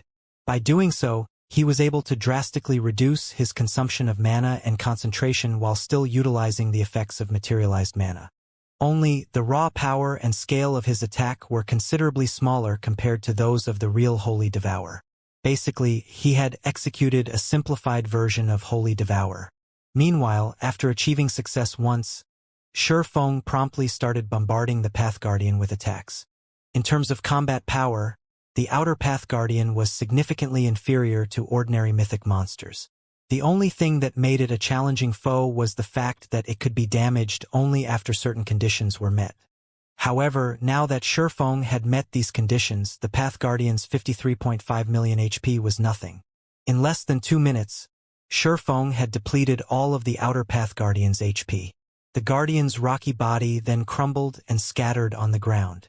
Meanwhile, along with the Outer Path Guardian's death, not only did Feng's experience bar fill up by a significant margin, but a stream of black mist also flowed into his heart. In the next moment, fragmented images appeared before him one after another. At the same time, a system notification also entered his ears. System, you have obtained 5 legacy power points. Tier 4 legacy completion rate at 0.5%. When legacy completion rate reaches 85%, you may attempt to activate your Tier 4 legacy. Legacy power? Feng was surprised to see the system notification. He never thought that killing the Outer Path Guardian would actually grant him legacy power. Collecting legacy power using this method would be much easier than trying to descend into the abyss and reach the legacy fragments. Meanwhile, shortly after the Outer Path Guardian died, its body exploded into bundles of light that hovered quietly in midair, expelling all the mana in the surrounding space. What a powerful phenomenon! Feng's heart was filled with surprise when he saw the dozen or so items quietly hovering in midair. He had seen many kinds of monster loot before. He had even seen loot accompanied by a holy chant. However, this was the first time he had seen or heard of the phenomenon the Outer Path Guardian's loot created. Currently, all mana within a 50-yard radius of the dropped items was getting banished from the area. Even the mana within his body was rapidly depleting. Right now, if a player with a silver mana body were standing here, they would most likely have lost consciousness instantly from mana exhaustion. Seeing this situation, Feng did not dare hesitate for too long. Immediately, he stepped forward and tried to store the loot in his bag space. However, the instant he touched one of the dropped items, a system notification entered his ears. System, this item should not be stored, as it has an extremely powerful repulsion toward mana. Storing it in your epic spatial bag involves a certain degree of danger. Do you wish to store this item in your epic spatial bag? Should not be stored? Feng was quite surprised at the system notification. However, despite his surprise, he still chose to store the loot in his epic spatial bag. After all, he would lose his life if he didn't put the items into his bag space and allowed the mana repulsion field to continue existing. As he stored the items in his bag one after another, the mana environment within the cave gradually recovered. Upon seeing this, he could not help a sigh of relief. How close! These items truly are strange. Had I been a few seconds later in taking action, they probably would have drained all my mana. Sitting down, Feng shuddered involuntarily as he checked the 15 new items inside his bag space. Previously, the Outer Path Guardian was already plenty astonishing, as it could actually freeze the mana around it, preventing players from using the ambient mana. For players that relied heavily on skills and spells during combat, this was a fatal ability. However, these dropped items were even more amazing. They had directly banished all the mana within a 50-yard radius. Not even the mana within his body was exempt. This situation was simply unheard of. If players encountered these extraordinary items without any means to store the items, they would definitely meet their deaths. Despite Feng's wariness toward these items, he could not hold back his curiosity and started inspecting them. After he used his identification skill on these items, he was stunned. He couldn't appraise any of these 15 metal fragments. Even after he activated omniscient eyes, all he got was that these metal fragments were named as unknown metal fragment, and that they were originally part of a weapon. Crap! What kind of weapon was it? Isn't it a little too amazing? Just its fragments alone are so powerful already. Even legendary weapons are not that powerful. Feng was astonished when he saw the little information omniscient eyes obtained. In God's domain, legendary items usually deteriorated into fragmented legendary items because their core component had suffered damage. which prevented them from exhibiting their true might. However, if a legendary weapon got shattered into numerous fragments, rather than becoming multiple fragmented legendary weapons, the legendary weapon would become garbage. Only if the shards were recast and more material was added was there a chance of them becoming a fragmented legendary weapon. Yet, despite not having undergone any rework, the fragments in his bag still exhibited such a powerful mana repulsion effect. Even the strongest legendary weapons he had heard of were unlikely to be so powerful.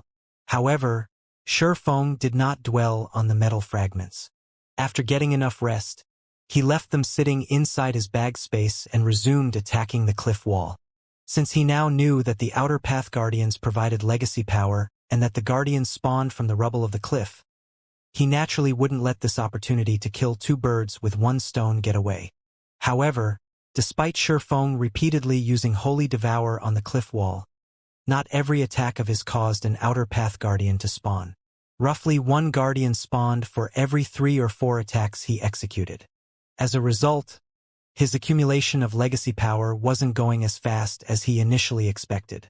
Moreover, because of the legacy land's harsh environment, which severely hampered stamina and concentration recovery, Shifeng's recovery rate wasn't particularly fast despite the high-ranking foods and beverages he consumed. At best, it was like he was resting inside an ordinary town. Fortunately, he was familiar with the harsh environments of Tier 4 legacy lands and had made preparations beforehand. Long before he could challenge his Tier 4 promotion quest, he had already tasked Melancholic Smile with stockpiling a large amount of high-ranking foods and beverages in the guild's warehouse for both himself and the rest of the guild's core upper echelon. Hence, he currently had more than enough high-ranking foods and beverages to last him for 2 whole months. As Shifeng relentlessly attacked the cliff and killed Outer Path Guardians, his experience bar filled up rapidly. His mastery over the simplified Holy Devour also improved. Only as the number of Outer Path Guardians he killed increased, the number of unknown metal fragments he obtained conversely decreased. Initially, each kill yielded him more than 10 fragments. Eventually, that number dropped to single digits. Now, he got just 1 or 2 from every kill. As Shifeng progressed down the cliff, he had unknowingly spent 9 days inside the legacy land. After 9 days of constant grinding, Shifeng had reached level 124. If not for Demon God Atlok's soul curse, he would have already reached the level 125 threshold. As for the accumulation of legacy power, he had reached 83% completion rate already, just 2% away from the minimum requirement to activate his Tier 4 legacy. As for the unknown metal fragments, he had collected a total of 96. Meanwhile, a lot had also happened in the outside world during these 9 days. Thanks to the 50 bottles of S-rank nutrient fluids Mushin provided as a deposit, Shifeng could afford to consume 1 bottle per day, meeting the energy requirements of his brain. His body's condition also improved considerably. However, if he wished to recover to his peak state, he still needed life potions. Aside from that, Zero Wing's main force members also started exiting the spatial maze one after another. However, as Fire Dance, Aqua Rose, Gentle Snow, and 24 or so other players had taken different paths midway through the maze, they remained trapped inside. Along with the return of the majority of Zero Wing's main force, the prosperous Zero Wing flourished even more. After returning to the eastern continent, Zero Wing's main force members continuously raided large-scale and super large-scale team dungeons, enriching the guild warehouse with plenty of rare materials.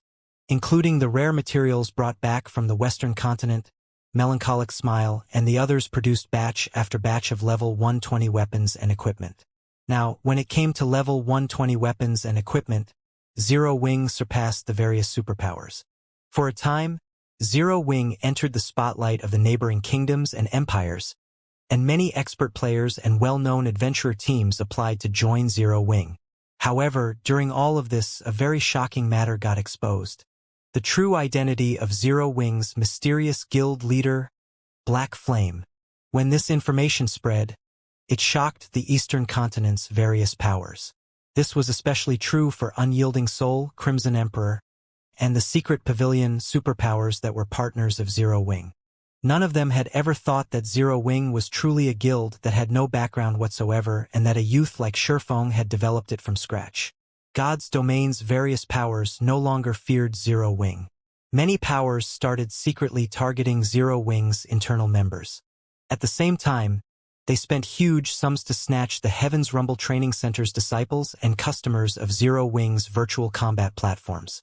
They even offered astronomical prices to poach Zero Wing's core members, resulting in a brain drain of Zero Wing's internal members and core members day after day.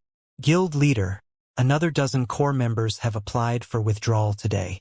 In addition, quite a few training centers and dojos disciples have come challenging our training center's disciples, and several of our disciples got injured. Even Master Lei Bao himself got challenged by a mysterious half-step grandmaster martial artist on his way home and ended up suffering heavy injuries. That mysterious expert warned Master Lei Bao that if he remained in Zero Wing, there would be more of such incidents. Moreover, several superpowers have sent representatives to our headquarters. They say that so long as we let them become shareholders of Zero Wing, they'll make all these problems go away, Liang Jing reported in frustration. However, these still aren't the most crucial matters. The biggest problem is that the suppliers that previously provided us with S-rank nutrient fluids and state-of-the-art training facilities now refuse to do business with us. Moreover, nobody is commissioning our guild for tasks anymore. At this rate, we can only rely on exchanging coins for credits to maintain our guild's daily operations. I understand. For now, make use of Silverwing City's income to fill in the gaps, Shifeng said, nodding. Also, did you find out which superpower sent that expert that injured Lei Bao? I checked with the secret pavilion. Although the other party hid themselves quite thoroughly, the secret pavilion still managed to find out who sent that expert. It's Dragonheart Island's War Blood adventure team, Liang Jing said. War Blood. In an icy tone, Shifeng said, it seems these superpowers really think Zero Wing is some kind of pushover. Do they honestly believe I can't do anything against them? Guild leader, we don't have the home ground advantage on Dragonheart Island. Moreover, Starlink and a few other superpowers have partnered with Warblood. They also have a medium fortress. Right now, our forces are tied up defending Silverwing City and Stone Forest City. If we dispatch a large number of experts to Dragonheart Island, I'm afraid. When Liang Jing heard Shifeng's words, she hurriedly tried to dissuade him from taking any rash actions. I know. I'll handle this matter myself, Shifeng said calmly before hopping back into his virtual gaming cabin and logging into God's domain. The gravitational force here is almost the same as what I felt when those infant black dragons appeared. If I continue digging downward, those dragons will most likely notice my presence. After killing another Outer Path Guardian, Shifeng poked his head out of the platform he had carved for himself to look at the bottomless abyss. After 9 days of arduous effort, he had finally reached the altitude where he first came into contact with the infant black dragons. Although the infant black dragons were only Tier 3 Great Lords, they were existences that no individual Tier 3 player could hope to go up against. Not to mention, there were 3 infant black dragons moving together here. Currently, the best way for him to complete his Tier 4 promotion was through killing more Outer Path Guardians and steadily accumulating his legacy power to 85% completion rate. Then, he could activate his Tier 4 legacy. However, as he carved his way down the cliff, the frequency of the Outer Path Guardian's appearance decreased. In fact, the Guardian he had just killed took him nearly an hour to spawn. At this rate, he would most likely enter the 3 infant black dragons' perception range by the time he could spawn the next Outer Path Guardian. In that case, he would have to fight the Outer Path Guardian while simultaneously dealing with the 3 dragons' attacks. Sure enough, the main god system won't let players enjoy such an easy promotion. In the end, I still have to obtain one of those legacy fragments. Shifeng could not help a sigh as he looked at his legacy power points. With his current standards, so long as he activated a berserk skill, swiftly killing an Outer Path Guardian while dealing with the attacks of the 3 infant black dragons should be possible. However, he was still short of 3 Guardian kills to reach the minimum 85% completion rate. Even though he had multiple berserk skills, the likelihood of him being able to spawn and kill 3 Outer Path Guardians during the limited duration of his berserk skills was extremely low. After all, the last Outer Path Guardian had taken him nearly an hour to spawn. At best, he would be able to kill 1 Guardian after getting discovered by the infant dragons. As for the remaining 2 Outer Path Guardians, he could forget about them because no matter how he looked at it, coping with the infant dragon's attacks for 2 or 3 hours while he continued carving the cliff was simply impossible. This left him with only one option to complete his promotion quest: obtaining a legacy fragment. While legacy fragments didn't carry equal amounts of legacy power, each contained at least 10 points to as much as 40 points. With his current legacy power points, he needed only one legacy fragment to meet the minimum requirement to activate his Tier 4 legacy. Although the completion rate of one's Tier 4 legacy would somewhat influence the success rate of the Tier 4 promotion quest, it wasn't absolute. Legacy power only allowed players to activate their Tier 4 legacy. The more legacy power players managed to collect, the larger the portion of their Tier 4 legacy they could activate. However, after activating and unraveling the secrets of their Tier 4 legacy, players needed to learn the unraveled knowledge in order to complete their Tier 4 promotion quest. Clearing this portion of their promotion quest depended entirely on their own capabilities. The amount of legacy power they accumulated before had no bearing on this part of the quest. And if players failed to learn an adequate amount of knowledge from their legacy within the stipulated time, they would still fail their Tier 4 promotion quest. In the past, the main reason why most Tier 3 experts failed to reach Tier 4 was precisely this second portion, not the failure to acquire a sufficient amount of legacy power. This was also the reason why the stronger a legacy was, the more difficult the Tier 4 promotion quest would be. The stronger a legacy was, the more complex the information contained within it. For example, legacies belonging to the giant and elven race contained incredibly abstruse information. Hence, those playing as giants and elves faced much greater difficulty when challenging their promotion quests. Even if players geared themselves in powerful weapons and equipment, these items would just allow them to obtain more legacy power and open up more knowledge for them to learn. Players still had to rely on their own learning capabilities to complete their Tier 4 promotion quest. Hence, Sherfong could activate his legacy at 85% completion rate. Reaching 100% wasn't necessary for the completion of his promotion quest. However, trying to reach and obtain the legacy fragments below wouldn't be easy. After all, he had to go up against 3 infant black dragons in the process. There was only so much he could do within the limited duration of his berserk skills. The part where he obtained the legacy fragments would be especially challenging. If a player that did not know how legacy fragments worked were in his shoes right now, they would most likely lose their lives during this process. Players would not automatically obtain the legacy power contained within a legacy fragment. Instead, after securing the fragment, they usually spent between 10 to 20 minutes absorbing the legacy power. And although players did not need direct contact with a legacy fragment to absorb its legacy power, if they went too far away from the fragment, the process would get interrupted, and the fragment would shatter. Due to these reasons, players generally needed to complete the process in a safe environment. With the 3 infant dragons harassing Sherfong, he obviously wouldn't be able to absorb a legacy fragment in safety. He would have to do it while fighting. However, with the berserk skills he had, he simply wouldn't be able to last that long. No, it's not exactly impossible. If I can hold on for some time in my normal state, it might be possible to secure a legacy fragment. After giving the matter some thought, Sherfong decided to take the risk and try to secure a legacy fragment. After all, he was no longer the same as when he first entered the legacy land.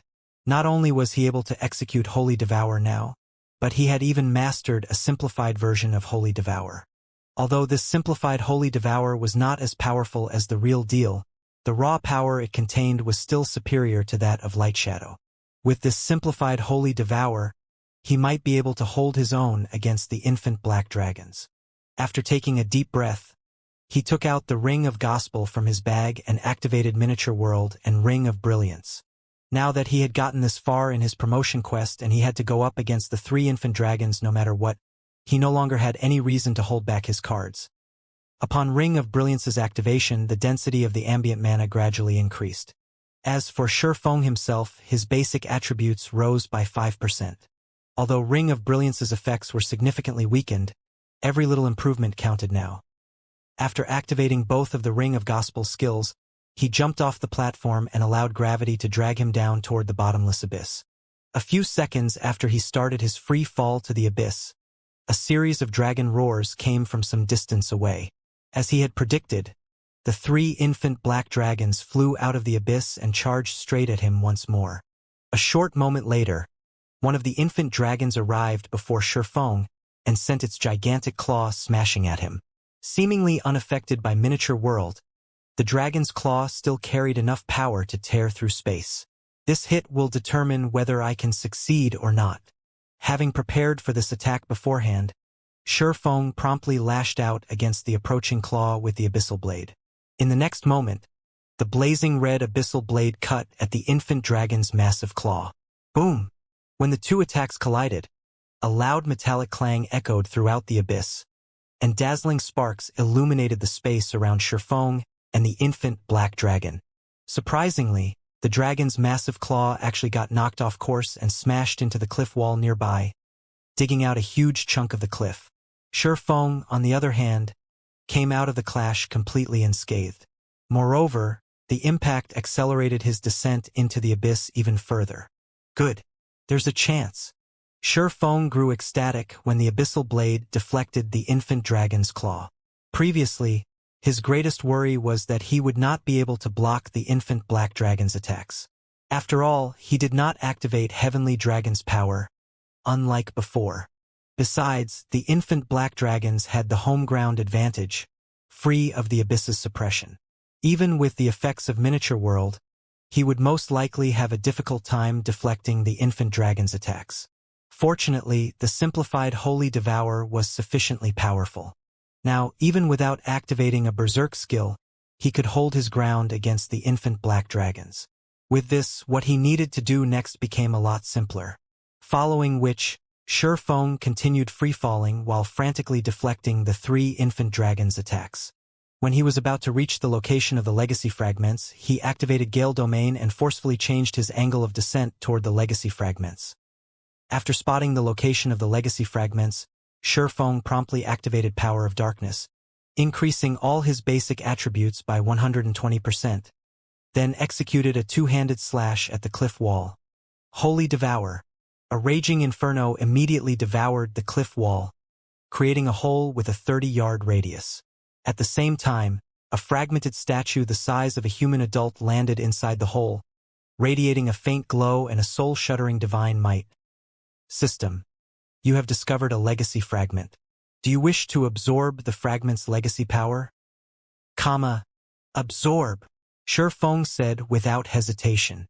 As soon as he finished speaking, the fragmented statue released an aurora of lights that pierced his body.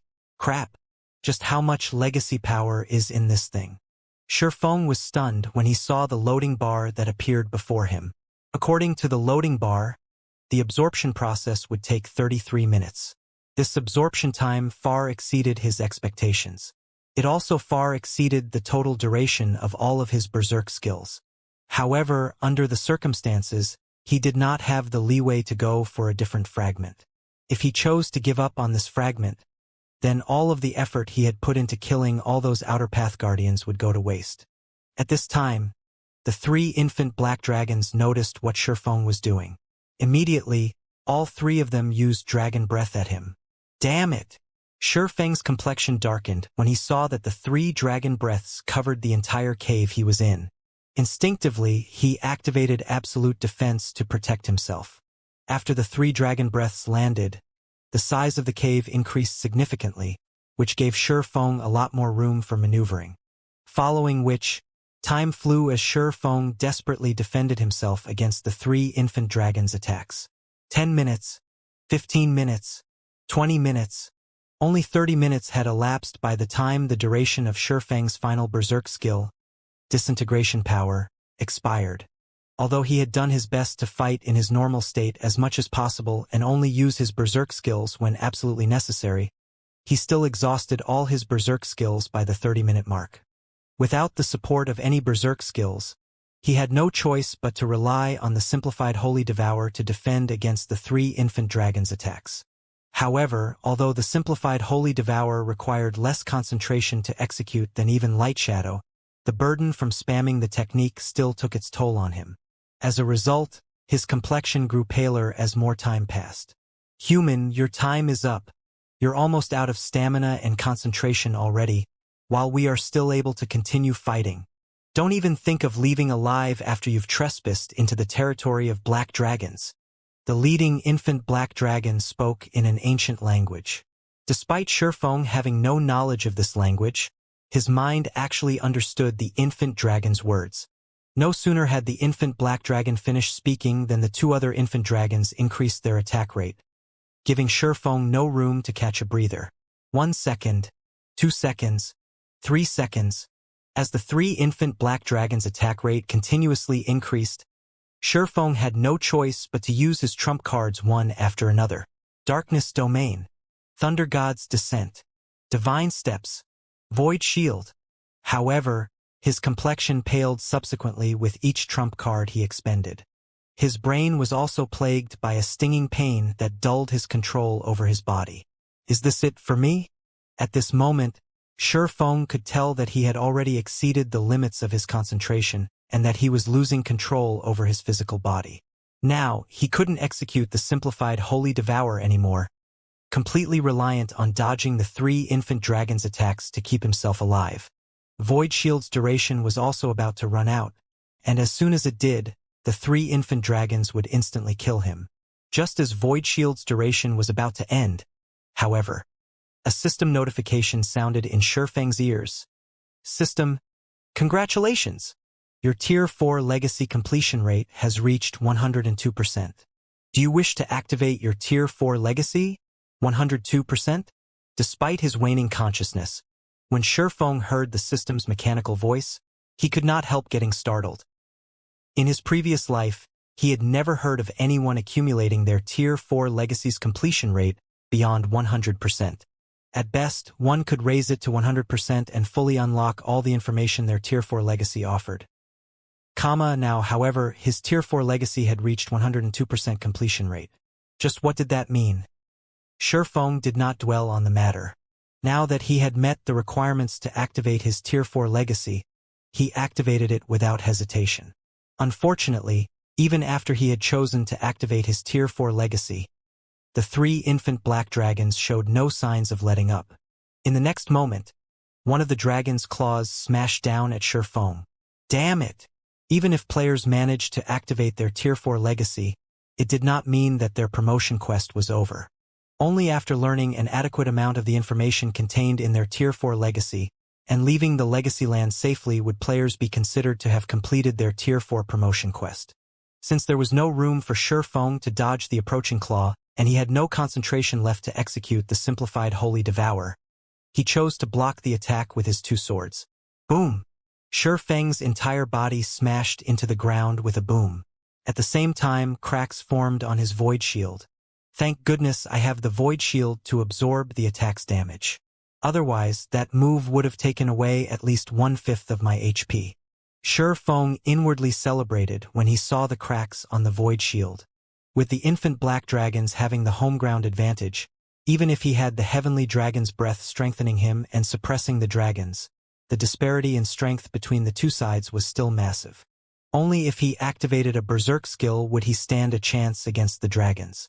However, as soon as Shifeng pulled himself out of the ground, another claw attack came at him.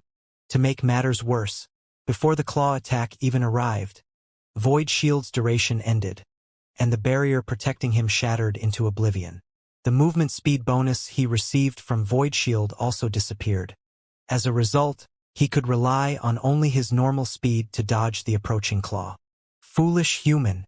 Now that you've lost your final card, even though you managed to activate your legacy, you still won't leave this place alive.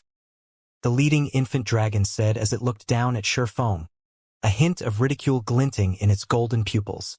It was in no hurry to attack him at all. Sure enough, it is still too much for me. Shifeng did not try to refute the infant dragon's mockery. Instead, he simply looked at the three infant dragons quietly.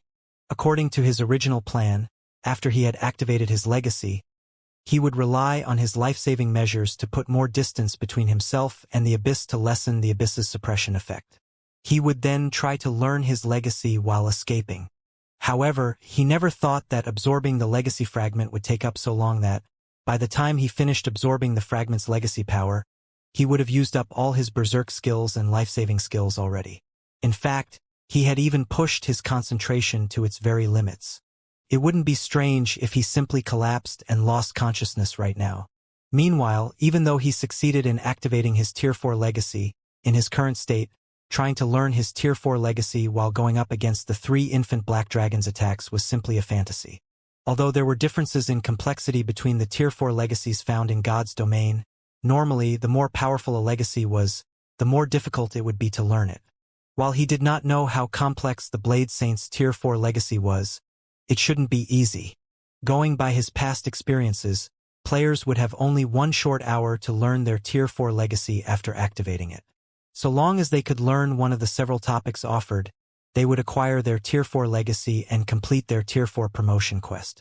In the past, Shifeng had never once managed to learn a topic from his Tier 4 legacy within 1 hour. As for the experts that reached Tier 4, the majority of them had just barely managed to finish learning one topic within 1 hour. And even the record holder for the fastest person to learn a topic from their Tier 4 legacy had spent nearly half an hour to do so. In his current situation, where he had to fight 3 infant Black Dragons in a high-gravity environment, just how was he supposed to learn a topic from his Tier 4 legacy within half an hour? As Shifeng was smiling bitterly, the sound of a notification entered his ears. System. You have activated your Tier 4 legacy. You have unlocked all 4 learning topics of your legacy. You have 1 hour to learn them. So long as you learn just one topic listed below, you will be promoted to Tier 4. Formless Blade, Action Type. Requires Sword, Peak Tier 4 Legacy Skill. When activated, attacks any target within a 300-yard radius 13 times. Every attack carries 180% strength and causes 240% darkness damage. Cooldown, 15 seconds. Learning condition. Achieve 75% skill completion rate. Magic Light Assault. Action type. Requires Sword, Peak Tier 4 Legacy Skill. When activated, user will transform into the image of a sword that attacks a target within a 500-yard radius. When transformed, movement speed is increased by 300%, strength by 100%, and agility by 100%. Cooldown. 18 seconds. Learning condition. Achieve 78% skill completion rate. Blade Guard. Action type. Requires Sword. Apex Tier 4 Legacy Skill. Draw upon the power of a sword to create a formless wall that absorbs 100% physical damage from one attack. Duration. 3 seconds. Cooldown. 21 seconds. Learning condition. Achieve 80% skill completion rate. Blade Domain. Domain type. Requires Sword. Apex Tier 4 Legacy Skill. Inject one's own mana into a sword to create a blade domain that covers a 500-yard radius. While Blade Domain is active, user may control up to 7 magic swords, each carrying 180% strength and causing 300% divine damage. Duration. 5 minutes. Cooldown. 1 hour. Learning condition. Achieve 85% skill completion rate for legacy skills at peak rank and above. Moreover, there is even the extremely rare Apex Domain skill. Is this the effect of a 102% completion rate? Shifeng could not help doubting his eyes when he saw the content of the system notifications. In God's domain, even for peak legacies, one would be fortunate to see even one peak legacy skill during the Tier 4 promotion quest. In fact, players that activated their Tier 4 legacy at 100% completion rate would only have a chance to learn 2 peak legacy skills. As for Apex legacy skills, there was only a certain chance for them to appear for peak legacy holders. For most players, though, Apex legacy skills were akin to myths. After all, just learning one peak Tier 4 legacy skill would grant Tier 4 players the strength to go up against superior mythic ranked monsters of the same level. Unlike ordinary Tier 3 skills and Tier 3 legacy skills, which relied on mana for activation, Tier 4 legacy skills could also use legacy power. By using legacy power to activate a Tier 4 legacy skill, players could continue infusing mana into their skill past the minimum requirement in order to raise the power of their legacy skill. And once a peak Tier 4 legacy skill reached its maximum power, a Tier 4 player fully geared in epic weapons and equipment could use it to stand toe-to-toe against superior mythic ranked monsters of the same level. It was also due to the existence of peak Tier 4 legacy skills that many peak experts had chosen not to complete their Tier 4 promotion quests despite having the ability to do so. For the majority of Tier 3 experts, though, just reaching Tier 4 was already a dream, what more trying to learn a peak Tier 4 legacy skill. Now, however, not only did Shifeng have 2 peak Tier 4 legacy skills to choose from, but he even had 2 apex Tier 4 legacy skills. However, Shifeng's expression quickly darkened slightly. In the past, out of all the advanced Tier 4 legacy skills he was offered during his promotion quests, even the most powerful one only required him to execute the skill at a 70% completion rate to learn it. Now, even the easiest peak legacy skill he was offered required him to achieve a 75% completion rate, whereas the most difficult, Blade Domain, required an 85% skill completion rate. That was basically asking him to unleash 100% of Blade Domain's power. Normally, when using Tier 4 skills and spells, Tier 4 experts would only be able to achieve a 70% completion rate or so. Even Tier 4 peak experts would be able to activate a Tier 4 skill or spell at 85% completion rate only after long training. After all, the complexity of Tier 4 skills and spells was much greater than that of Tier 3 skills and spells. Now, however, he was given only 1 hour to learn at least one peak legacy skill to such a high standard. This was simply impossible. During the time Shifeng was silently cursing the learning requirements, the 3 infant black dragons hovering in midair swooped down at him. Die, human! The 3 infant dragons appeared almost simultaneously around Shifeng and sent their claws smashing at him. Their claws forming a perfect encirclement that left no room for evasion. Screw it. It's all or nothing. Since there was no way for him to dodge the incoming claws, Shifeng gritted his teeth and chose to learn the most difficult of the 4 legacy skills offered. Blade Domain. Just as the 3 dragon claws were about to hit Shifeng, paragraphs of texts and numerous images suddenly filled his mind. These texts and images were none other than the introduction to Blade Domain. Right after these texts and images appeared, an invisible ripple from the abyssal blade spread up to 500 yards into the surroundings in the blink of an eye. Boom! Boom! Boom! A moment after the ripple appeared, a frightening shockwave rocked the cave Shifeng stood in. It was so powerful that even a large boulder the size of a human adult went flying out of the cave and plunging into the bottomless abyss. When the 3 infant black dragons hovering above Shifeng saw this, their eyes widened in shock as they stared at the human, who was clearly near death's door. So, this is an apex Tier 4 legacy domain? Shifeng was astonished as he looked at the 3 massive claws that had stopped just 1 yard away from him. Currently, each of the 3 dragon claws was blocked by a 4-meter-long magic sword, unable to proceed even an inch further. System. Blade Domain activated successfully. Skill completion rate, 65%. Learning condition not met. You may use Blade Domain again in 30 seconds. 65%. Seems I made the right bet. Shifeng breathed out a sigh of relief when he saw the system notification. Truthfully, he was not confident of learning a Tier 4 skill. After all, he had never learned one before, let alone peak and apex Tier 4 legacy skills.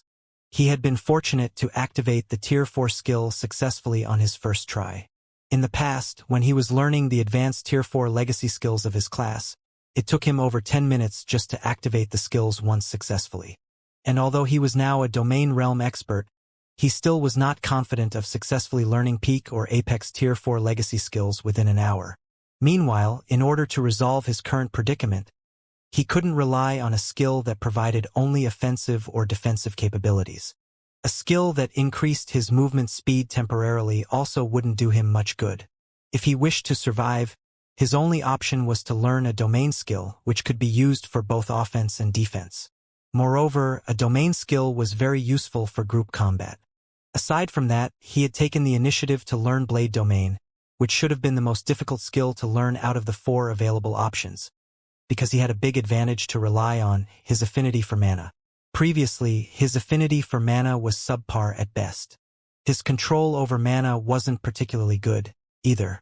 However, after having his soul strengthened by a soul array, his affinity for and control over mana had risen to whole new heights. Due to this reason, he had chosen to learn Blade Domain. Given the current circumstances, it would seem that he had made the right decision. He had not only succeeded in activating Blade Domain on his first attempt but even achieved a 65% completion rate. He could also sense that he still had plenty of room for improvement. According to his past experiences in learning skills, if he could successfully activate a skill at 65% completion rate on his first try, then he should be able to raise his skill completion rate to 80% or beyond within the next hour. Human, don't celebrate yet.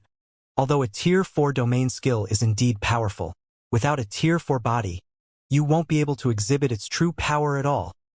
The leading infant black dragon sneered when it saw Shifeng sighing in relief. After saying so, the infant dragon swept its tail at Shifeng and shattered the magic sword that had managed to stop its claw attack earlier. When the two other infant dragons saw this scene, they promptly copied their leader's actions, executing a tail swipe. This situation forced Shifeng to reconstruct the magic swords frantically to defend against these tail swipes. For a time, magic swords continuously formed and shattered around Shifeng. However, as forming magic swords required the use of mana, after 20 seconds of this process, Shifeng had already lost 10% of his mana. At this rate, he would run out of mana in just 3 more minutes and would no longer be able to sustain Blade Domain. Human, die! So long as we are here, you humans will never lay your hands on the ancient legacy here. The leading infant black dragon bellowed as it looked at Shifeng's pale complexion. At this time, controlling his mana started to feel somewhat taxing. When trying to mold mana into a specific form, one would have an easier time doing so with abundant mana.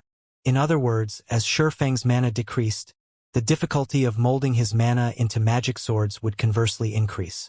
He estimated that if his mana were to fall below the 30% threshold, Blade Domain would most likely be unsustainable. Die! When the infant black dragons saw that Shifeng had already lost 20% of his mana, they simultaneously executed a Tier 3 draconic skill, Darkness Smash, with their tails. Combined with their strength, the power this skill could exhibit easily reached the intermediate Tier 4 standard. It simply wasn't an attack the magic swords could hope to stop. Don't even think of killing me so easily. After seeing that 30 seconds had gone by already, Shifeng activated Blade Domain once more. This time, he was much more careful when activating Blade Domain. He utilized only the minimum amount of mana to draw the required magic array on the Abyssal Blade. Boom! In the next moment, a crater formed in the ground before Shifeng. At the same time, an astonished look appeared on the infant dragons' faces. Shifeng had blocked their attacks again. How did he improve so quickly? When the infant black dragons saw the magic swords that had formed before them, they could not help eyeing Shifeng warily. System. Blade Domain activated successfully. Skill completion rate, 75%. Learning condition not met. You may use Blade Domain again in 30 seconds. What the infant dragons did not know was that, when they were forcing Shifeng to create more magic swords and deplete his mana, they had also been helping him familiarize himself with the process of creating Blade Domain's magic swords. As a result, he became increasingly adept at manipulating the domain skill's mana. Hence, he succeeded in activating the skill a second time with much greater efficiency. So that's the case. The activation of Tier 4 skills and spells is no longer dependent on just the technique of players. Instead, it requires the integration of mana control and technique. It's no wonder I had such a difficult time learning Tier 4 legacy skills in the past. When Shifeng saw the power of his Blade Domain increase by a significant margin, realization immediately dawned upon him. After thinking up to this point, he started using even less mana to conjure the magic swords, thereby reducing the volatility of his mana and improving its finesse. Following which time elapsed. Every time Shifeng activated Blade Domain, he managed to improve its completion rate slightly. 77%, 79%, 81%. As Blade Domain kept strengthening, the 3 infant black dragons grew increasingly dispirited. Initially, they were overwhelming Shifeng. Eventually, they ended up fighting on par with him. Now, he actually held the upper hand in battle, relying on 6 magic swords to suppress them and reduce the number of attacks they could execute. After 50 minutes or so had passed, System. Blade Domain activated successfully. Skill completion rate, 85%. Learning condition met. Do you wish to be promoted into a tier for Blade Saint and utilize Blade Domain as the core for your mana body? Promote. As soon as Shifeng chose to proceed with his promotion, he felt as if a hidden door in his mana body had opened, and beyond the door was a mana treasury. Not only did the opening of this door increase the total amount of mana he wielded by a significant margin, but even the excess mana his body radiated had undergone a qualitative transformation. If the mana he radiated before was in a gaseous state, then the mana he radiated now would be in a liquid state. The density and purity of his mana were on a completely different level than before. Moreover, as the dense mana inside this treasury spread throughout his body, Shifeng's waning consciousness perked up considerably. He could conjure up 6 magic swords with little to no effort, and the mana constituting these magic swords was so dense that the swords looked and felt as if they were solid metal. In the next moment, Shifeng sent a magic sword stabbing at the leading infant black dragon. The sword crossed the distance of 10 yards instantly and caught the infant dragon completely off guard. The magic sword pierced the infant dragon's tough scales and left a deep gash on its body, the injury causing the infant dragon to shriek in pain. As for the 2 other infant dragons, although Shifeng had also sent magic swords stabbing at them, as the 2 of them were farther away, they were able to react to his attack in time, defending themselves with their claws. Even so, when their claws clashed with the magic swords, both infant dragons got knocked back by over a dozen yards, the impact causing their claws to tremble. At a glance, it was obvious that the strengths of the 2 sides were no longer on the same level. Is this the true strength of a Tier 4 class? Shifeng was surprised and excited when he saw the magic swords successfully injuring and repelling the infant black dragons. System, congratulations! You have become a Tier 4 Blade Saint, Sword Emperor. You have activated the Apex Legacy Core. All basic attributes plus 2000, all resistances plus 150, mana recovery rate increased by 100%. All basic attributes increased by 100%, and physique increased by 150%. All physical and magical attacks below Tier 4 received will be weakened by 30%. Rewarding 100 legacy skill points. Just in terms of basic attributes, he had already reached a realm that Tier 3 players could only look at in despair, let alone the boost to his physique. If a Tier 3 player did not possess a set of extraordinary weapons and equipment, they would merely be cannon fodder in front of a Tier 4 player. Besides, there was the astonishing transformation in the quality of his mana. He was like an entirely different creature compared to when he was still at Tier 3.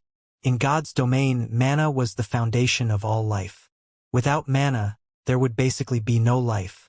From fighting the infant black dragons, Shifeng understood just how much a player's mana would affect the potency of their skills and spells. Now that his mana was practically liquid, even if he had the same basic attributes, combat standards, and physique as a Tier 3 player, the said Tier 3 player still wouldn't last more than a few moves against him. After all, the power of the skills the 2 of them wielded would be on completely different levels. However, even though Shifeng had successfully repelled the 3 infant black dragons, he did not dare to idle around. He immediately manipulated his mana and formed his mana domain, then flew up and away from the bottomless abyss. He had no intention of clashing with the 3 infant dragons at all. Currently, he might have reached Tier 4 already and even gained the strength to hold his own against the 3 infant black dragons. But that was it. Killing the 3 infant dragons was still impossible for him. After all, now that he had gotten promoted to Tier 4, he could no longer spam Blade Domain like before. Once Blade Domain's duration ended, he would be forced to utilize his own body to clash with the infant dragons. With his limited stamina, he would definitely fall first before he could kill the 3 infant dragons. Now that he had already achieved his goal, he naturally had no reason to continue fighting the 3 infant black dragons. The sooner he left this dangerous place, the better. Fortunately, so long as players reached Tier 4 in God's domain and managed to form the passive-type mana domain, they could fly using their own mana, no longer reliant on external items to do so. Despicable human. Don't even think of leaving. The 3 infant black dragons saw through Shifeng's thoughts. They widened their mouths and blew dragon breath at him without hesitation. In the next moment, The three dark beams the three infant dragons released merged into one and rapidly extended toward Shifeng, the resultant beam turning everything in its path into an empty void. The AoE of the beam made escaping its range in time impossible. However, despite the combined dark beam's approach, Shifeng showed no sign of fear at all. On the contrary, a hint of excitement and anticipation gleamed in his eyes. He had just been promoted to Sword Emperor and was still unfamiliar with his new strength. When he was controlling Blade Domain's magic swords, he had merely executed the most basic forms of attack using them. He was extremely eager to see just how strong he was, now that he had risen to Tier 4. Meanwhile, the three infant dragons' combined dragon breath was undoubtedly the perfect target for testing his strength. In the next moment, Shifeng started executing his defensive combat technique, Sword's Orbit, using the 6 magic swords he had conjured, creating a defensive sphere that covered a 30-yard radius around him. Boom! When the massive beam of light came into contact with the beautiful galaxy of stars around Shifeng, space around them suddenly transformed into an empty void, as if Armageddon had just arrived. If other players were to see this scene, they would definitely be dumbfounded. While looking at the empty void that had formed above them, the three infant black dragons revealed a smirk on their faces.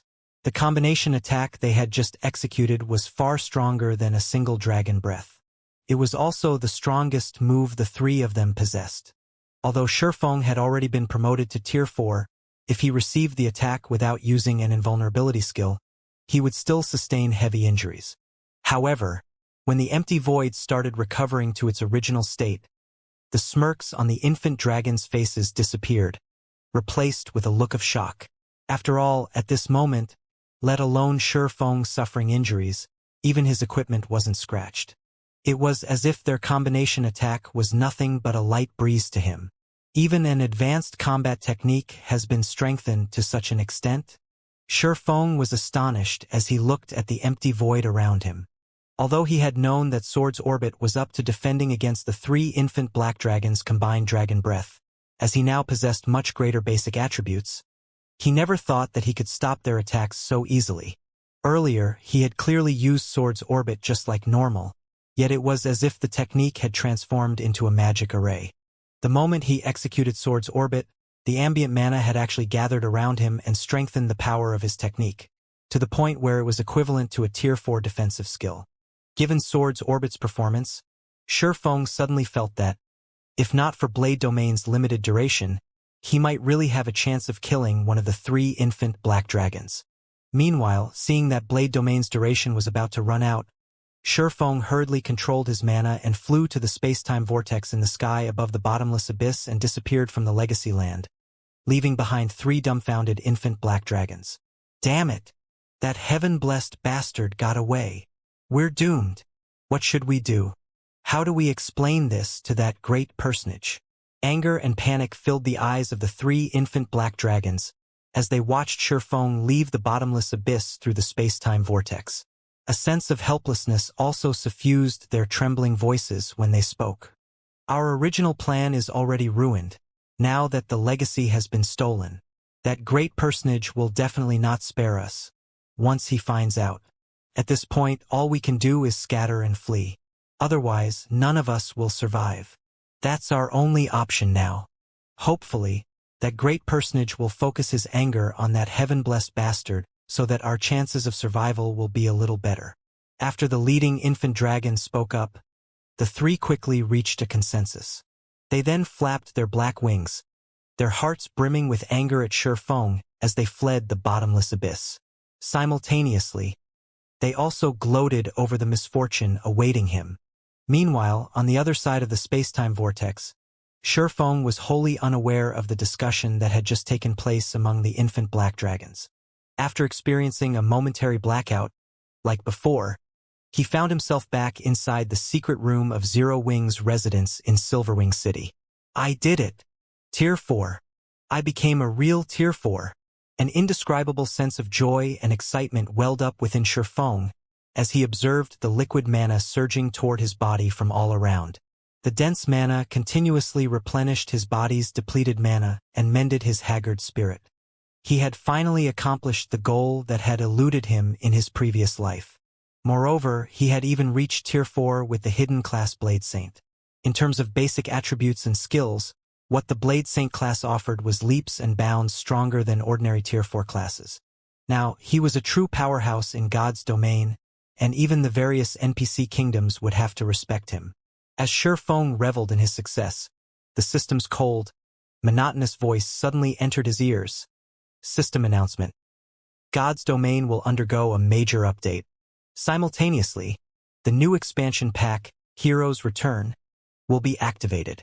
All players will be logged out in 30 minutes. The update's estimated duration is 1 natural day.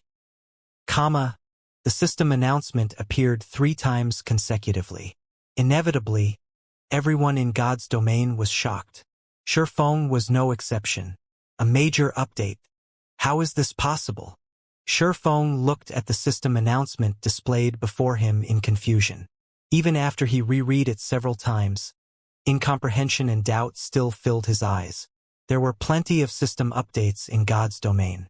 However, even in his previous life, the game had undergone only 2 major updates throughout his 10 years of gaming. The first major update occurred 3 years after God's domain's official launch. There had already been plenty of Tier 4 players in the game at that time, and Tier 3 players were everywhere. Some players had even started attempting their Tier 5 promotions. Yet now, how long had it been since God's domain launched? God's domain's first major update was also the most memorable event for Shifeng. The update had shaken the entire world, transforming God's domain into the world's only game and entertainment. After the first major update, God's domain had become a completely different world from before, no longer the virtual reality game everyone thought it was. God's domain had become an existence beyond everyone's imagination. Players were no longer players but a group of special entities in God's domain. Be it God's domain's NPCs or monsters, both had existed as real people after the update with their own lives and personalities. They had existed for the sake of survival. These changes had made God's domain a completely different world, no longer just a virtual reality game, but an existence that could instead affect the real world. At this moment, Shifeng wasn't the only person puzzled by the sudden arrival of this major update. Many players and the upper echelons of major powers were similarly surprised and confused by this situation. A major update? And it's even going to take 1 natural day? What is going on? Crap! I haven't even reached Tier 3, yet the system's going through an upgrade. Is the system trying to take my life? For a while, players in God's domain voiced their complaints about and exasperation over the sudden system update. The update duration of 1 natural day caught everyone off guard, and they didn't know what to do with this unexpected free time. After all, at this point, God's domain had long since become a part of their lives. Logging into God's domain every day had already become an instinct. The previous system updates had lasted only a few to a dozen real-world hours. This 24-hour system update was simply maddening. Anyone who entered God's domain as part of the first batch of players knew that the difficulty of leveling up and killing monsters would increase substantially after a system update. The requirements for players' techniques would also increase. Hence, the major update would undoubtedly be a nightmare for players who had yet to reach Tier 3. The arrival of this update would also bring a massive change for the various powers in God's domain. After all, this update would reduce the number of players capable of reaching Tier 3. The difficulty and resources required to nurture their guild's internal experts would also increase. This, in turn, would cripple their current development plans, and they would have to restart their planning from scratch. However, while some powers felt dissatisfied and angry over this major update, others were overjoyed, especially the new powers and corporations that had joined the game just recently. The increase in the difficulty of leveling up and obtaining resources would undoubtedly destabilize the status quo in God's domain. If the newcomers properly grasped this opportunity, they could replace God's domain's veteran powers.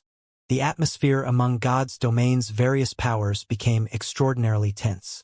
While frantically poaching talents and purchasing resources, many of these powers also drastically reduced the resources for ordinary and low-potential members. In turn, This prompted many guild players to leave their respective guilds for greener pastures. While God's Domain's various powers were taking action, Liang Jing hurriedly contacted Shifeng. Guild leader, all major powers are currently purchasing coins and resources on a large scale. Shall we start buying as well? Liang Jing asked anxiously. That won't be necessary.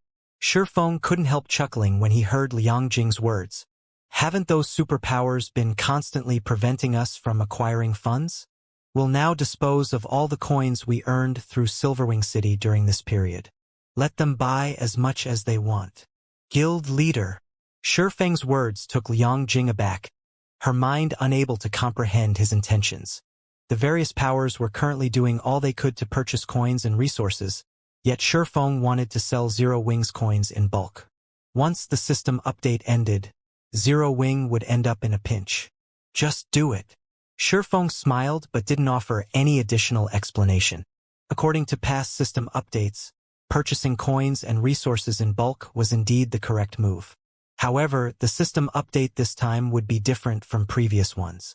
After the major update, not only would resources not be scarce, but obtaining them would become easier instead.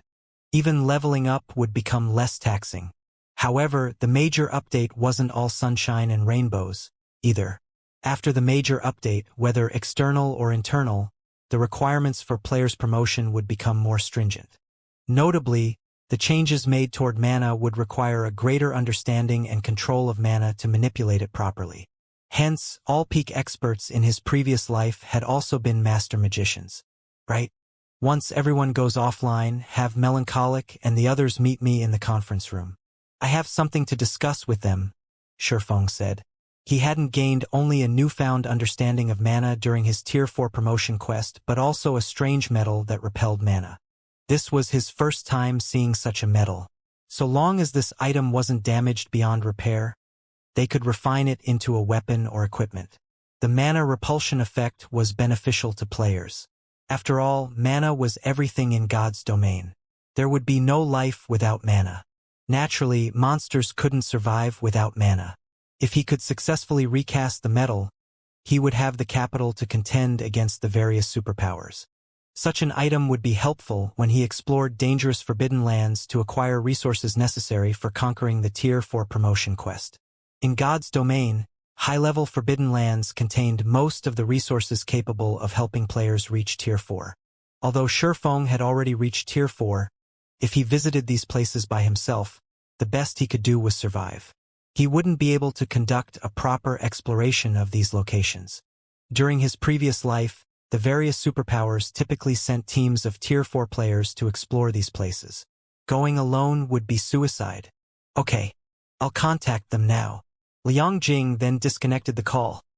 Frozen World, Frost Heaven City, Frost Heaven's headquarters.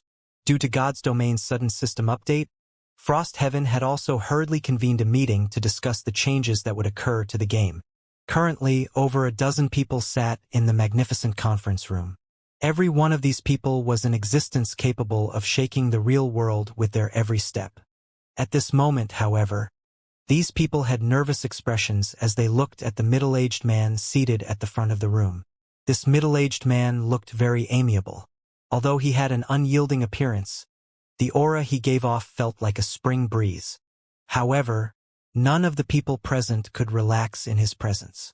That's it for the meeting, the middle-aged man said, adjourning the meeting. He then shifted his gaze to Mushin and the petite girl beside her, saying, Mushin, Kurue, both of you stay behind. Yes, sir. As if they had received an amnesty, everyone unrelated promptly rushed off, leaving the middle-aged man, Mushin, and the petite Kurue sitting quietly inside the large conference room. Uncle Hong, do you have good news to share?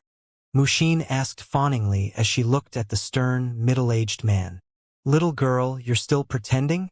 Do you honestly think you can hide the fact that you've invited Zero Wing from everyone? Nonchalantly, the middle-aged man added, You should know how rare this opportunity is. This will be a gathering of titans. Even those so-called superpowers can only dream of joining. This is also an opportunity for Frost Heaven to become a true titan. Yet you invited some unknown outsiders to participate. Upon hearing this, Mushin automatically turned to Kurue beside her. In response, Kurue stuck out her tongue playfully and smiled, expressing, "So what if I told on you?" Mushin sighed and shook her head in helplessness toward this little sister of hers. "Uncle Hong, while they are indeed outsiders, you shouldn't underestimate their strength either. This goes especially for Black Flame," Mushin said unhurriedly. "How strong can he be? He's merely a peerless expert in the eyes of ordinary people." The middle-aged man referred to as Uncle Hong shook his head. "You should know what kind of people we are dealing with.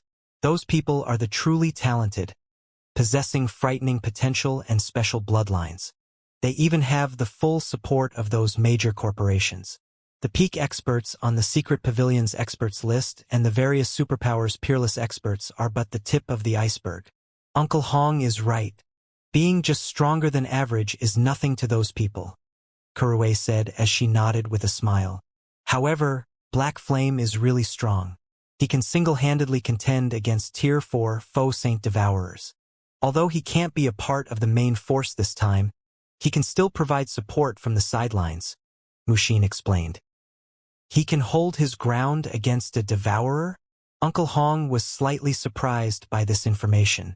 "It seems this person is indeed strong." "Humph. What's so amazing about contending against a devourer using brute force? Plenty of my subordinates can, too," Kurue said disapprovingly. Upon hearing Kurue's words, Mushin had to resist the urge to pinch the girl's cheeks. She just explained, "Uncle Hong, that person has a mana domain as well. He will be of significant help with our plans." "He has a mana domain?" This revelation piqued Uncle Hong's interest. "This will indeed be of help to us. However, I'm afraid these things still aren't enough. You should know, as well, that an individual's strength is very limited in this upcoming operation. Moreover, the location we're visiting this time is extraordinary. So, I will have to personally inspect whether Zero Wings members can join this operation." "You'll inspect in person?" Mushin exclaimed in surprise. Uncle Hong's identity was preeminent. The guild leaders of super guilds and even those at the helm of major corporations had to treat him with respect. If he visited Zero Wings headquarters and news of it got out, it would cause a sensation among the various major corporations. "Of course." In a severe tone, Uncle Hong said, "The operation this time is of utmost importance. We cannot afford carelessness. But the time is almost up. This system update is also going to take one whole day. We'll be tight for time if we proceed with the inspection," Mushin objected. "Don't worry. We'll just pay Zero Wings headquarters a short visit. It won't take much time," Uncle Hong said, smiling. "Since you've made up your mind, leave Zero Wings inspection to me, Uncle Hong," Kurue suddenly suggested. "Zero Wing is a local tyrant. If they join in the operation this time, they will behave arrogantly. Also, seeing how much Big Sis admires that person's strength, I'm thinking of bringing Tiancheng of Frost Heaven's 10 Swords along. 1. We can test whether Black Flame is as strong as Big Sis says. 2. We can show Zero Wing that not just anybody can join Frost Heaven's secret operation. Even if Zero Wing passes the inspection, they'll know how to behave during the operation." Mushin fell speechless upon hearing her little sister's words. The 10 Swords were geniuses the Boulder Corporation had nurtured using all their technology and resources. Every one of them was a monster among monsters. They were also among the core combatants for the upcoming operation. It would be overkill to test Zero Wing using one of the 10 Swords. "Mushin, what do you think?" Uncle Hong asked. "I don't have any objections." Mushin agreed after giving the matter some thought. In her opinion, Shifeng shouldn't have any problems going up against Tiancheng with his strength. "Good. Then if Zero Wing's strength is no good, you'll have to modify your agreement with them," Uncle Hong said, nodding. "I understand." Mushin nodded obediently. Although she was the Boulder Corporation's heir, she couldn't go against her Uncle Hong's decisions. "Big Sis, I have great expectations for you," Kurue revealed a cute smile before logging off. Hopefully, his performance won't disappoint Uncle Hong too much. Mushin prayed inwardly after seeing Kurue leave. She had incurred a considerable expenditure to invite Zero Wing this time. If she annulled their contract, she would have to provide a lot of compensation. Meanwhile, in the top-floor conference room of Zero Wing's headquarters, Shi Feng, who had just logged off, was sorting through the unknown metals information when he heard a knock on the door. Subsequently, the door to the conference room opened slowly, and a clear and pleasant voice came from outside. "Guild leader, they're here." Under Liang Jing's lead, Melancholic Smile and several other people entered the luxurious and spacious conference room. Dressed in white lab coats, the group looked very much like a bunch of scientific researchers. At this time, Melancholic Smile and the others looked much more worn out than before. Exhaustion was apparent on their faces, and their hair was a mess, as if they had just recovered from a serious illness. Shi Feng couldn't help his surprise at this situation. "What's the matter with you? Why do you all look so haggard?" Shi Feng asked curiously. Since Zero Wing was now a large organization, it had plenty of management and production talents. There was no need for Melancholic Smile and the others to handle everything personally. "Guild leader, I want to file a complaint," protested Cream Cocoa, who had a shy personality. "A complaint?" Shi Feng was taken aback. Cream Cocoa was a master forger of Zero Wing. She also ranked among the top 3 in forging standards. It was only a matter of time before she became a grandmaster forger. Countless people in Zero Wing were hoping to get her to make them a weapon. If these people were to form a line, it would stretch from one end of Fenglin City to the other. After all, although Cream Cocoa and other master forgers had a meager chance of producing epic weapons and equipment, their chances of making dark gold weapons and equipment were considerable. In God's domain, epic weapons and equipment were exceedingly rare. Even the core members of first-rate guilds wouldn't necessarily own one. Hence, level 100+ dark gold weapons and equipment could already draw envy from passersby. What more custom-made dark gold weapons and equipment?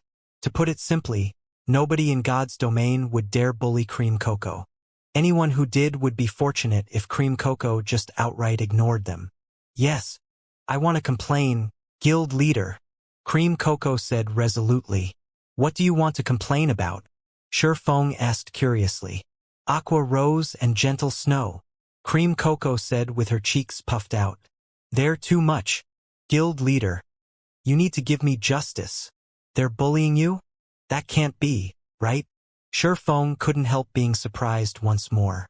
Aqua Rose and Gentle Snow were the vice guild leaders of Zero Wing.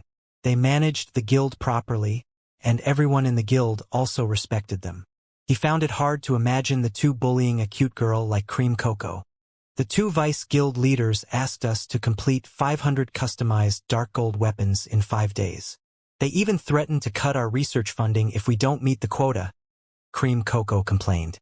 "Guild leader, you're a master forger too, so you know how difficult it is to make level 100+ dark gold weapons.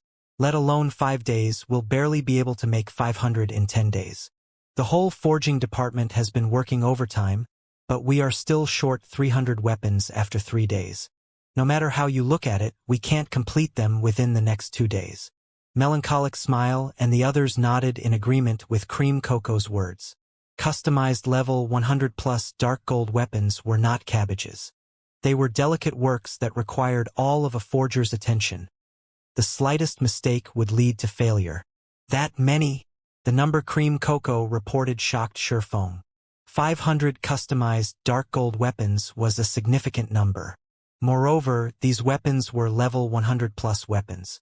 So many of such weapons could elevate a first-rate guild's core team's overall combat power to a whole new level. "What weapon did those 2 ask you to make?" Shi Feng asked. "It's this one." Cream Cocoa pulled out a tablet from her coat and swiped her finger across the screen, transferring the information on her tablet to the conference table's holographic projector. The projection of a black spear appeared above the table. The spear was as tall as an adult human, and engraved on it were intricate magic patterns. The spear looked extraordinary at a glance. What a powerful spear! Surprise filled Shi Feng's eyes as he read the spear's detailed information. Thunder Spear, Spear, Dark Gold Consumable, Level 110, Equipment Requirement, Strength 2, 000, Ignore levels plus 30. Ignore defense. Throwing distance increases according to the wielder's strength with a maximum of 3,000 yards. Causes 1,000% lightning damage to a 20-yard radius upon impact. Comma, how is this even a weapon? It's a long-range missile. Unfortunately, the spear was only for one-time use. If it had no limit, raiding field bosses would be child's play. Even Tier 2 players could easily challenge Tier 4 mythic bosses with such a spear. If they could mass-produce this spear, siege warfare would become a joke. However, Shifeng also had to admit that the Thunder Spear's production was truly challenging. The required materials were secondary, costing only 20 gold or so in all. The crucial problem was the drawing of the magic patterns. If one weren't at the Master Magician standard, the production success rate would drop dramatically. Guild leader, please talk to the vice guild leaders. 5 days is too short. We need 10 days at least. Cream Cocoa pleaded pitifully. I can talk to them about it. Shifeng nodded. He felt that Aqua Rose and Gentle Snow were indeed being difficult. That's great. You're the best guild leader. Cream Cocoa breathed out a sigh of relief. However, no sooner had Cream Cocoa finished speaking than Shifeng did a U-turn, saying, however, I hope you all can do your best to make 3,000 Thunder Spears during this period. Guild leader. Cream Cocoa couldn't believe her ears. I'm not trying to trouble you. Slowly, Shifeng explained. This item is indeed very important, especially with Zero Wing lacking in high-end combatants. With this trump card, we can teach those hostile superpowers a lesson. The various superpowers currently didn't recognize Zero Wing as a superpower because of the guild's lack of high-end combatants. However, a sufficient number of Thunder Spears could compensate for the guild's inadequate combat power. Of course, I won't make you work in vain. Shifeng chuckled as he looked at Cream Cocoa's bitter face. He then brought out the unknown metals information and said, so long as you guys can complete this task, I'll let you research this metal. Cream Cocoa immediately criticized Shifeng's words in her mind, lumping her guild leader and vice guild leaders in the same group. He was completely ignoring her wishes and ruthlessly using her as a beast of labor. She couldn't engage at all in the crafting job she liked. However, after seeing the information displayed above the table, she fell into a daze. Besides Cream Cocoa, Melancholic Smile and the other master forgers present were also stupefied, a passionate flame igniting in their eyes as they stared at the projection above the table. It expels all mana? How is this possible? There's such a metal in God's domain? Cream Cocoa and the others muttered to themselves as if possessed. The exhaustion on their faces had also vanished completely as countless thoughts flooded their minds, as if the door to a new world had just opened to them. Shifeng wasn't surprised by this situation, either. For those devoted to the forging profession, a material like this only appeared in their dreams. After all, mana was the foundation of all things in God's domain. If one could completely expel mana from an object, one would be unstoppable. Just the thought of producing a weapon using such a metal excited these master forgers greatly. Why does this look familiar? Cream Cocoa mumbled as she read the metal fragments information. Familiar? You've seen them before? Shifeng asked with concern. These metal fragments were so mysterious that even his omniscient eyes couldn't glean any information from them. Hence, he planned to give it to the forging department for research. I think I read about them in an ancient book. Cream Cocoa nodded after giving the matter some thought. This type of metal existed in ancient times. However, it wasn't something that appeared naturally in God's domain but was created by ancient gods. Moreover, based on the appearance of these metal fragments, they should originally be parts of a whole. You're right. These metal fragments indeed look like the fragments of a sword, Shifeng said, nodding. Yet, for some reason, they can't be fused like fragmented legendary items. Although they can't be fused, I have a way to put these fragments together, Cream Cocoa said. But I'm not certain if this kind of patchwork will allow the weapon to exert its former power and effects. You have a way? Shifeng was even more surprised to hear this. These fragments were extraordinary. If they could be repaired to a certain extent and the resulting weapon only had the effect of expelling mana, it would still be a great weapon. There shouldn't be any problems, Cream Cocoa said with greater confidence. Okay, I'll leave these metal fragments with you. Just ask Melancholic for the materials you need. Shifeng did not doubt Cream Cocoa's confidence. After all, her talent was no joke. Only the short time she had come into contact with God's domain limited her. You said it yourself, guild leader. You must open all materials in the guild's material warehouse to me, Cream Cocoa said, beaming at Shifeng. All lifestyle players desperately needed precious materials. However, let alone legendary materials, even inferior legendary materials were hard to come by. Not even super guilds would give lifestyle players of her caliber free use of such materials. Now that Shifeng gave her carte blanche to use such materials, she naturally couldn't let this opportunity get away. Sure, Shifeng nodded. After giving the matter some more thought, though, he added, however, you still need to use them conservatively. Collecting those materials wasn't easy. Please rest assured, guild leader. I promise you I won't use them all, Cream Cocoa promised with a smile, afraid that Shifeng would take back his approval.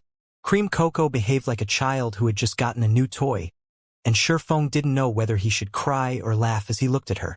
Afterward, he sent all the information relevant to the metal fragments to Melancholic Smile and the others. As for whether the fragments could be repaired, he would leave that to luck. By the way, guild leader, the Azure Chamber of Commerce's members arrived yesterday. They are currently training with our guild's core members, and Duan Hanshan is their leader. However, as you have been busy, I didn't bother you about it, Liang Jing suddenly said. Duan Hanshan came in person? This piece of news puzzled Shifeng. Duan Hanshan was a giant in the Azure Chamber of Commerce. Typically, sending a management staff for a training meeting between guilds would be more than enough. It was inconceivable that a big shot like Duan Hanshan came in person. Do you want to meet them now? Liang Jing asked. Since Duan Hanshan came here in person, as the guild leader, I naturally have to meet him. Make the necessary arrangements, Shifeng said. I'll get it done now. Liang Jing promptly left the conference room. Meanwhile, as Shifeng discussed the ancient fragments with Cream Cocoa and the others, 2 men and 2 women walked toward Zero Wing Tower. And leading this group was an amiable, middle-aged man. After observing Zero Wing's internal members coming and going from the building for some time, Karue, the cute girl in a red dress, turned to the peerless beauty beside her. Smiling, she said, Big sis, it looks like Zero Wing is only average. Not only are there barely any people here, but most of them haven't even reached the refinement realm yet. I can't imagine what powerful experts Zero Wing can offer the operation this time. Although Zero Wing's headquarters prosperity wouldn't necessarily have any relation to Zero Wing's strength, it should still reflect some of it. Mushin remained silent in response to Kurue's comment. While she knew that Zero Wing had just recently emerged, she never thought that the guild's headquarters would have so few members stationed in it. Moreover, the average strength of these members was appallingly weak. Let alone superpowers, they couldn't even hold a candle to the members found in the various pseudo-superpowers headquarters. All right, let's go in and have a look. Uncle Hong frowned slightly. However, he didn't dwell on the matter, entering the lobby of Zero Wing's headquarters together with Mushin and the others. Zero Wing Tower's lobby. With a ceiling soaring 9 meters high, the lobby looked very much like a small stadium. Aside from the reception for visitors, it also had a cafe and a lounge area, as well as a virtual combat platform for the guild's internal members to entertain themselves and visitors. Due to these reasons, quite a lot of people had gathered in the lobby. When Mushin and her companions entered the lobby, they quickly noticed several hundred people thronged the virtual combat platform. These people were spectating a duel between Zero Wing's internal members, and the scene was very lively. After seeing Mushin's group entering the lobby, one of the front desk receptionists approached them and asked, Hello, are you here to look around Zero Wing's headquarters? Or do you have other business to attend to here? My 2 nieces are interested in Zero Wing, so I brought them here for a visit today, Uncle Hong explained with a smile. Certainly. The receptionist smiled and took out 4 visitor cards. You may visit up to the 9th floor with this visitor card. The floors beyond are only for internal members. If you have any questions after your tour, feel free to consult with the front desk. Thank you. Uncle Hong nodded and accepted the visitor cards. Afterward, the receptionist returned to her position at the front desk and allowed Mushin's group to roam about the building freely. Zero Wing sure is generous. They're actually allowing outsiders to tour their headquarters. This will save us a lot of trouble, Kurue commented in surprise as she received a visitor card from Uncle Hong. Usually, the various large guilds would place tight restrictions on their headquarters. Aside from the lobby, they generally wouldn't allow outsiders to visit other locations. They might be trying to lure more people to join Zero Wing, Mushin said. She more or less understood Zero Wing's circumstances. Although Zero Wing was prospering in God's domain, it remained an unknown entity in the real world. Despite having gone to great lengths to secure a guild headquarters, Zero Wing still lacked talents. Letting visitors tour its headquarters would undoubtedly give players unaware of Zero Wing's existence a better understanding of the guild. There are quite a few people here, but it's a pity that there are hardly any experts. Even the two people dueling are only at the half-step refinement realm, Kurue commented as she looked at the battle taking place at the virtual combat platform. She could tell the two duelists' combat standards at a glance. I think we should be more cautious when partnering with such a guild. Our plan involves a lot of things. If outsiders see that we can't even find capable helpers, they'll start looking down on Frost Heaven. However, even after Kurue finished speaking, Uncle Hong, Mushin, and Tiancheng surprisingly remained silent as they stared at a group of young men and women standing among the crowd. How unexpected! Zero Wing really cannot be underestimated. They've actually kept such talents hidden, Uncle Hong praised as he looked at the several youths. Talents? Kurue stared at those ordinary-looking youths in confusion. Young miss, you shouldn't underestimate those people. Although their auras aren't apparent, they are bona fide experts. That blue-haired guy in particular has completely restrained his aura. If I hadn't scrutinized him, I'm afraid I wouldn't even be aware of his existence. Tiancheng, the seemingly vulnerable and honest youth standing beside Kurue, explained quietly. Honestly, I'm not confident I can win against him. How is that possible? Tiancheng's words stunned Kurue. She suspected that the latter was joking with her. Tiancheng was one of the peerless geniuses Frost Heaven cultivated. Not only had he reached the domain realm at a young age, but he also had a naturally gifted brain. His processing speed was much faster than ordinary people's. Even the older generation domain realm experts wouldn't necessarily be his match. How could Zero Wing possibly cultivate an expert rivaling Tiancheng? They shouldn't be Zero Wing members, Mushin suddenly said. They're not. Uncle Hong was slightly surprised. For such youthful experts to appear in Zero Wing's headquarters, how could they not be Zero Wing members? I've seen their information before. Although they look somewhat different in God's domain, their appearances are roughly the same. That blue-haired youth should be Solitary Frost, the strongest of Azure's younger generation. I heard even Violet Sword values him greatly, Mushin explained. Unlike Uncle Hong, who managed the guild from behind the scenes, Mushin was responsible for the guild's intelligence network. Hence, she had a much better understanding of God's domain's various powers than Uncle Hong, especially when it came to the various superpowers' younger generation. She placed great importance on collecting such information. Why would Azure's peerless genius run all the way here? Kurue grew even more puzzled at this revelation. The various superpowers treasured their peerless geniuses. They would shower these geniuses with all sorts of precious resources and require them to undergo strict training regimens every day. They wouldn't let these people leave their headquarters at will. Tiancheng was a similar case.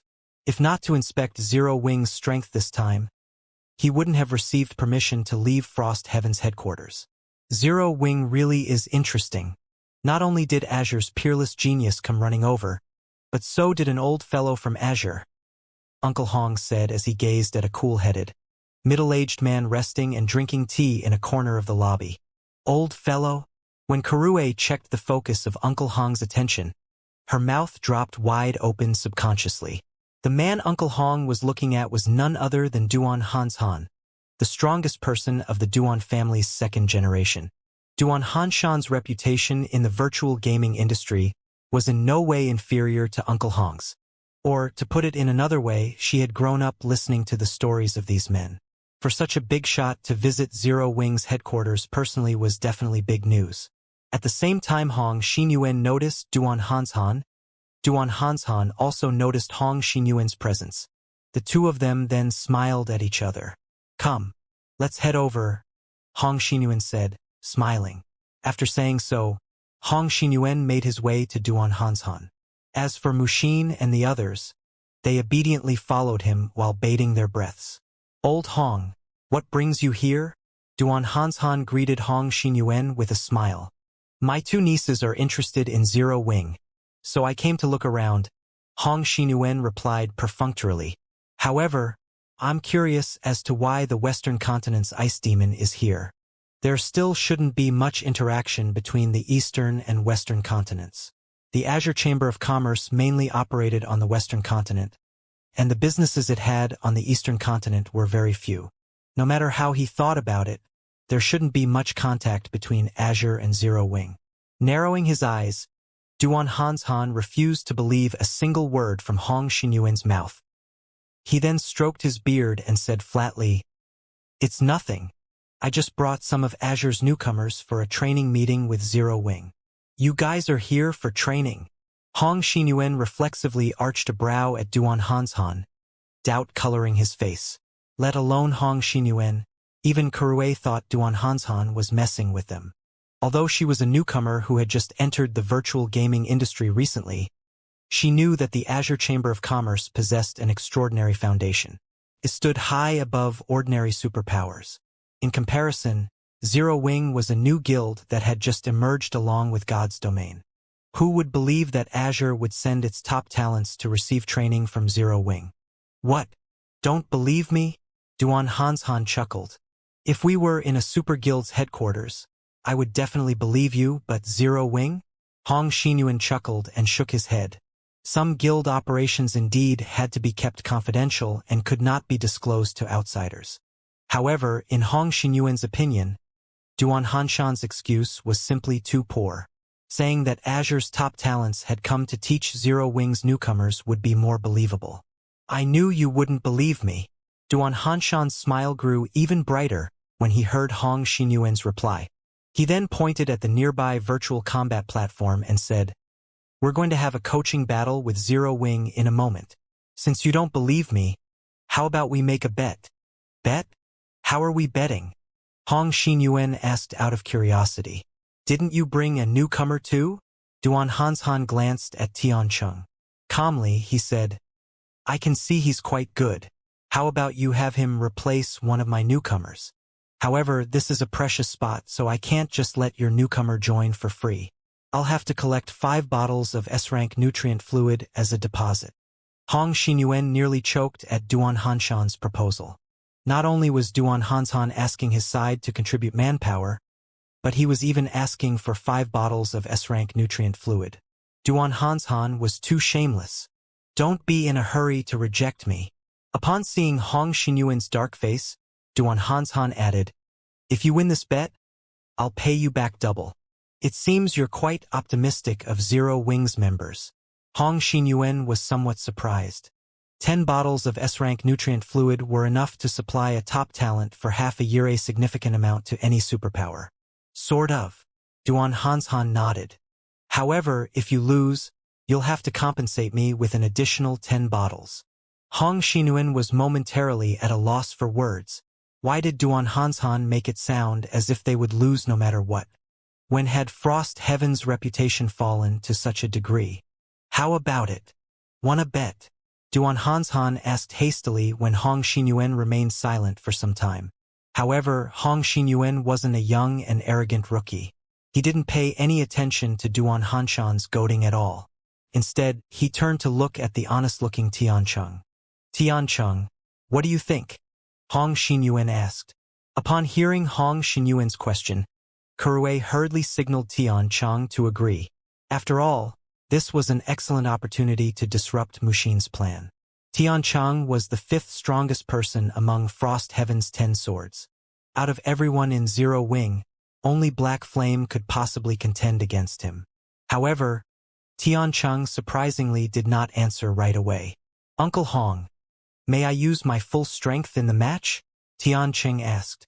The 10 swords were different from Frost Heaven's ordinary members. It was imperative that they conceal their strength from outsiders. Unless they received explicit orders from the upper echelon, they couldn't show their full power even if it meant suffering defeat. Tiancheng's question didn't surprise Duan Hanshan. After all, this was also the case with the Azure Chamber of Commerce. Only during the annual competition before did Solitary Frost and the others have their restrictions lifted. You can use your full strength when necessary," Hong Xinyuan said after giving the matter some thought. Zero Wing's Black Flame possessed the strength to contend against the mythic-ranked foe Saint Devourers. If Black Flame stepped forward as Zero Wing's representative, Tiancheng would undoubtedly lose if he held back his strength. Such an outcome wasn't what Hong Xinyuan wished to see. After all, his goal here today was to establish Frost Heaven's prestige. "I don't have any problems, then." Fighting spirit flared in Tiancheng's eyes. "Good. I'll leave it to you, then." Hong Xinyuan nodded in satisfaction. He then turned to Duan Hanshan and said, "Old Ice Demon, we have a deal." Initially, Hong Xinyuan had been considering how to go about making Zero Wing aware of Frost Heaven's might after doing a brief inspection of Zero Wing's headquarters. Now, it would seem he could save his efforts. "That's settled." Duan Hanshan chuckled. He then turned to the blue-haired youth nearby and said, "Gu Han, step down for now. Let this kid take your place." "Him?" After scanning the honest-looking youth standing beside Duan Hanshan, Gu Han asked reluctantly, "Are you sure?" Immediately, both Tiancheng and Hong Xinyuan had the urge to puke blood. Just how much were others underestimating Frost Heaven nowadays? However, Hong Xinyuan did not explode in anger.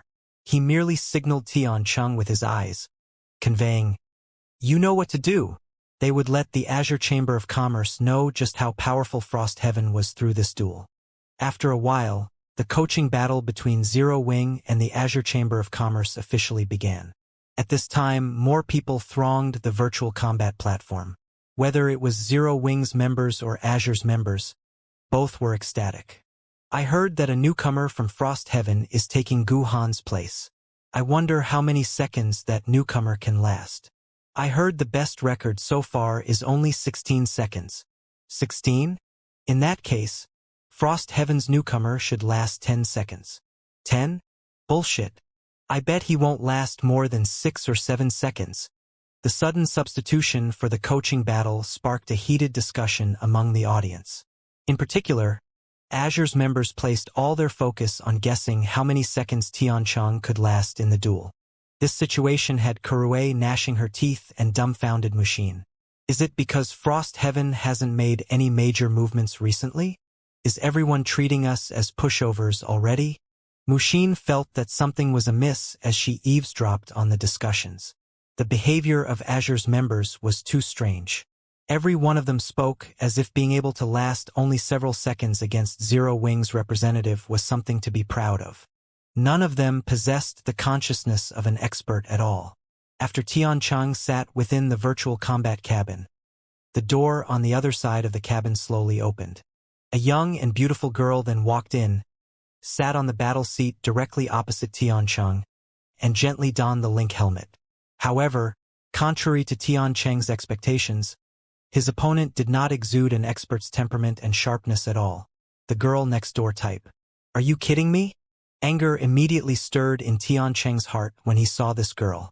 Initially, he thought that Zero Wing would send a great expert to fight him. He had even sought permission from Hong Xinyuan to use his full strength.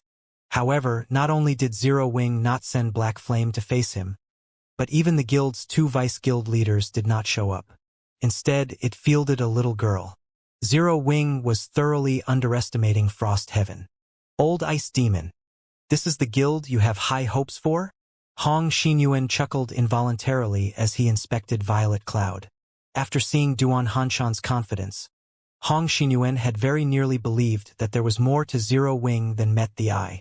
However, given the current circumstances, it would seem he had been worried for nothing.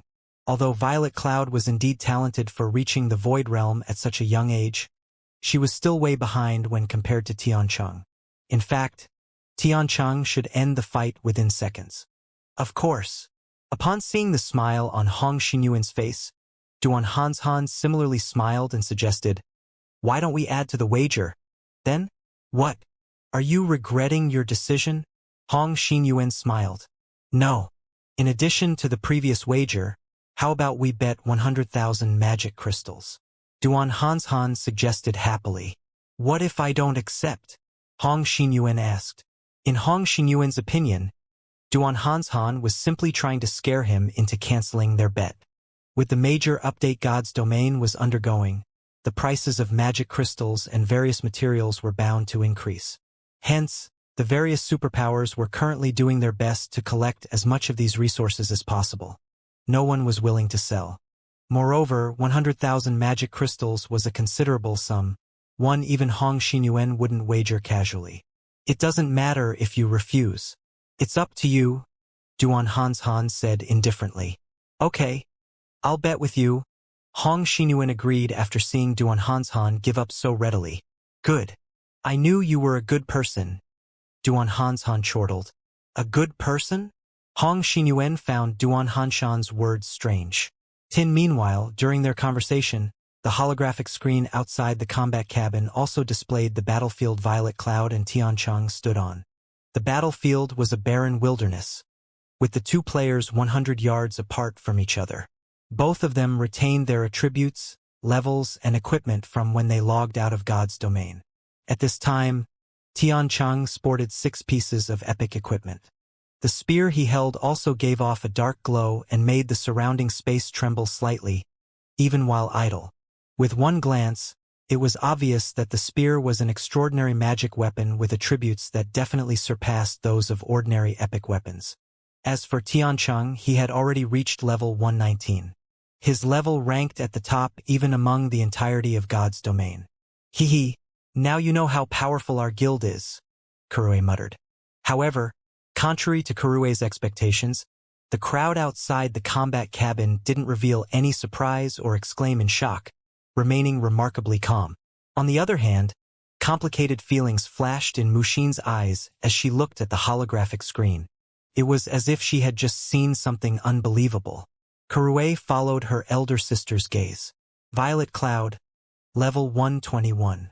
Violet Cloud was 2 levels higher than Tiancheng. Level 121? Kurue was dumbfounded. Frost Heaven had mobilized all its resources to help Tiancheng reach level 119. Yet, a cleric from Zero Wing was actually 2 levels above him. Inside the virtual combat space, Tiancheng was also surprised. He never imagined that someone would surpass him in terms of levels, and by 2 levels at that. "It seems you're quite capable. However, this level difference won't bring you any advantages," Tiancheng said as he looked at Violet Cloud. "On the other hand, fighting in such an open wilderness is a huge disadvantage for a magical class like yourself. You won't have any room for evasion." "That might not be the case." Violet Cloud shook her head, disagreeing with Tiancheng's opinion. "Is that so? Let me see if you're right." Then, after saying so, Tiancheng suddenly charged at Violet Cloud, leaving behind an afterimage in his original location. Tier 3 skill, Shadow Thorn. Due to the virtual combat cabin's limitations, he couldn't replicate 100% of his strength in God's domain. However, his physique and basic attributes were the same as what he had in the game. While ordinary Tier 3 players might take some time to cross 100 yards, Tiancheng boasted the Tier 3 hidden class Dragon Spear Warrior. In the blink of an eye, he appeared before Violet Cloud and thrust his spear at her. A flurry of spear images rained down on the cleric, every one of them distorting space. This attack was Tiancheng's best technique, something even domain realm experts found challenging to receive. A combination of magic and martial arts? Duan Hanshan immediately understood the underlying principles of Tiancheng's technique, and he had to admit that the youth was indeed very talented. While Tian Cheng's technique might look like a series of simple thrusts, these attacks actually formed a magic array that allowed them to integrate into one. Tian Cheng's mana manipulation ability was simply inhuman. The power of his attack was definitely on par with mythic monsters of the same level. If this attack struck a magical class player, the result would undoubtedly be instant death. Just as Kurue felt proud of Tian Cheng's performance, a sigh entered her ears. That guy sure is brave. He actually entered melee range. He's dead for sure. Kurue quickly dismissed these words. After all, if not a melee, how should a melee player fight a magical class player? At range, even a greenhorn wouldn't speak such nonsense, defying Kurue and the others' expectations of a quick retreat and a counterattack once Tian Cheng's assault ended. Violet Cloud held her position. Moreover, she even took the initiative to meet Tian Cheng's attack. Just when the rain of spears was about to land, Violet Cloud swung her staff horizontally and raised her free hand to receive the fierce assault. Not only did this scene stun the spectators outside the combat cabin, but even Tian Cheng himself was puzzled. A magical class player trying to receive a melee player's attack without spells was simply suicide. However, when Violet Cloud's hand was about to come into contact with the spear images, a twofold magic array suddenly appeared on her palm. Tier 3 defensive spell, Amethyst Barrier. After summoning the Amethyst Barrier, Violet Cloud waved her hand once more, pushing out the crystalline barrier. The next moment, not only did the spear images scatter upon clashing with the Amethyst Barrier, but the barrier even continued pressing forward toward Tian Cheng, forcing the latter to dodge it. Tier 3 defensive spells can be used like that? Kurue was stunned when she saw Violet Cloud nullify Tian Cheng's attack. Defensive spells in God's domain were generally stationary. They couldn't be moved once cast. The main reason for this was the inhuman level of mana control required to execute such a complex feat. This was something beyond even domain realm experts, yet Violet Cloud had done it. Meanwhile, just as Tian Cheng dodged the Amethyst Barrier and was about to launch another attack on the cleric, he suddenly froze in shock. Over 300 magic blades had appeared around Violet Cloud, dancing around her like sprites. Every one of them carried enough power to decimate heaven and earth. Without giving Tian Cheng a chance to catch his breath, these magical sprites immediately shot at him. Double speed casting? Tian Cheng hurriedly executed a defensive combat technique while simultaneously activating a Tier 3 defensive skill. The next moment, a pitch-black phantom emerged from Tian Cheng's body and spread toward the oncoming magic blades. Boom! Boom! Boom! A series of explosions occurred in midair, the sound reverberating throughout the battlefield. The spatial fluctuations occurring were even visible on the virtual combat platform's holographic screen. Tian Cheng's defense could be said to be perfect. He had already reached consummate mastery over his domain. Every one of his actions had been simplified to the extreme, and they created an iron wall before him. 3 seconds later, a person's silhouette flew out of the dust veiling the battlefield and smashed into the ground. How is this possible? Kurue was stupefied when she identified this silhouette.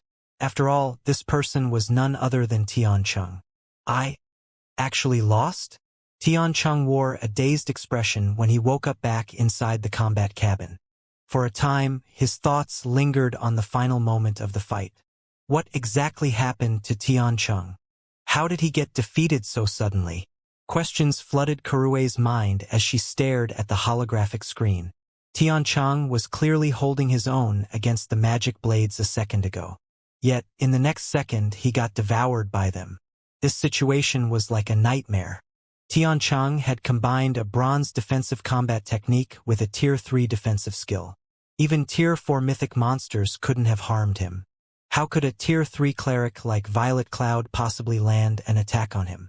However, unlike Kurue, none of the spectators around the Frost Heaven contingent were surprised by this situation. Azure's members, in particular, even felt that this was a reasonable outcome. She seized his mana. Mushin gasped deeply as she looked at Violet Cloud's figure displayed on the screen. Her control over mana is already at the Tier 4 standard. She has full control over the mana within her sphere of control, and players below Tier 3 cannot use mana to fight her. In God's domain, players would start learning how to manipulate mana after reaching Tier 2. And to advance to Tier 3, they had to construct a mana body, which allowed them to manipulate the ambient mana to power and enhance their skills and spells. However, if players couldn't utilize the ambient mana, then their skills and spells would be drastically weakened. In contrast, once a player's control over mana reached the Tier 4 standard, they could control all the mana within a 50-yard radius or more. And within this range, the skills and spells they used would far surpass that of ordinary Tier 3 players. With the combination of these two effects, even though Tiancheng had vastly superior combat standards, he was still no match for Violet Cloud in terms of overall combat power. Realization dawned upon Kurue when she heard Mushin's explanation, and complicated emotions filled her heart as she looked at Violet Cloud. She's not much older than me, right? Kurue mumbled to herself. Could she be the incarnation of a Tier 4 NPC? Not only did Violet Cloud reach the Void Realm standard at such a young age, but her control over mana had also reached the Tier 4 standard. This was a feat that veteran domain realm experts had yet to accomplish. Hong Xinyuan, sitting beside Kurue, reacted surprisingly calmly to the duel's outcome. In fact, a hint of appreciation even appeared in his eyes as he looked at Violet Cloud. Old Hong, you didn't lose unjustly, right? Duan Hanshan asked as he stroked his beard. It seems you figured me out long ago. Hong Xinyuan didn't get angry over losing 15 bottles of S-rank nutrient fluid and 100,000 magic crystals. On the contrary, a smile even appeared on his face. Of course, any well-informed superpower could find out about that matter. Duan Hanshan nodded. You didn't lose for nothing this time. You should know that Elder Sinful Flame lost to this young lady in our internal competition. You should be laughing at your harvest. However, what Duan Hanshan didn't know was that the current Violet Cloud was much stronger than when she fought against Sinful Flame. This time, she didn't rely on her staff to raise her concentration to the Tier 4 standard. Instead, she had reached Tier 4 by relying on herself. In other words, her mana control had improved by a significant margin. Yes, this is a worthwhile loss. Hong Xinyuan also couldn't help smiling at Duan Hanshan's words. This trip wasn't in vain, after all. Uncle Hong. Hong Xinyuan's happy reaction confused Kurue. That was 15 bottles of S-rank nutrient fluid and 100,000 magic crystals they were talking about. This was a significant sum, even for Frost Heaven. That's right. This is a worthwhile loss. Mushin also smiled. Frost Heaven's operation this time was of utmost importance. It might even affect the situation of God's domain. It was naturally better for the foreign aid they requested to be as strong as possible. Although Tiancheng couldn't display his full strength with the virtual combat platform, the abilities Violet Cloud had revealed thus far were already more than enough to qualify her as a capable helper. Mushin, you did a good job this time. Hong Xinyuan praised Mushin. I am only trying to help the guild. Mushin smiled in delight. It wasn't easy to earn Hong Xinyuan's praise. Afterward, notify Black Flame that I will give Zero Wing 20 slots for our secret operation. Also, aside from the 100 bottles of S-rank nutrient fluid, the Boulder Corporation will also give Zero Wing 3 slots to enter the upper zone if the operation succeeds, Hong Xinyuan said, smiling. Uncle Hong. Mushin was shocked. For a moment, she even thought her ears were playing tricks on her. Uncle Hong, aren't you giving too much? Kurue's eyes were also wide with shock. She wondered whether Hong Xinyuan had lost his mind. Zero Wing was an outsider. Giving the guild some items and credits should already be more than enough. Yet, Hong Xinyuan was actually offering those precious slots as remuneration. If the corporation's Grand Elders were to learn of this, they would definitely jump in shock. After all, many of these Grand Elders' children and grandchildren didn't even get those slots. How generous of you, Old Hong. If I remember correctly, you shouldn't have that many reserved slots in hand, right? Duan Hanshan was also astonished by Hong Xinyuan's decision. To ordinary people, entering the upper zone was but a dream. To the wealthy, this name was something they all desired. The upper zone was a special region the Green God Company had constructed, and only select megacities had it. In total, there were fewer than 60 upper zones worldwide. Meanwhile, the main reason why countless wealthy people sought to enter the upper zone was longevity and youth. According to statistics gathered 50 years ago, the average life expectancy of people living in the upper zones had already reached 130 years. In addition, residents could remain in their prime up to 80 years old. In other words, an 80-year-old person living in an upper zone could be as physically fit as a 50-year-old person living in the outside world. And this was only the statistics from 50 years ago. The upper zones offered many other benefits. However, only residents would know what these benefits were. Meanwhile, the number of people allowed to enter the upper zones every year was limited. Moreover, one wouldn't necessarily be able to enter an upper zone just by having money. One also needed to meet certain conditions. Of course, the Green God Company would also reserve a number of slots for the international corporations that were its partners.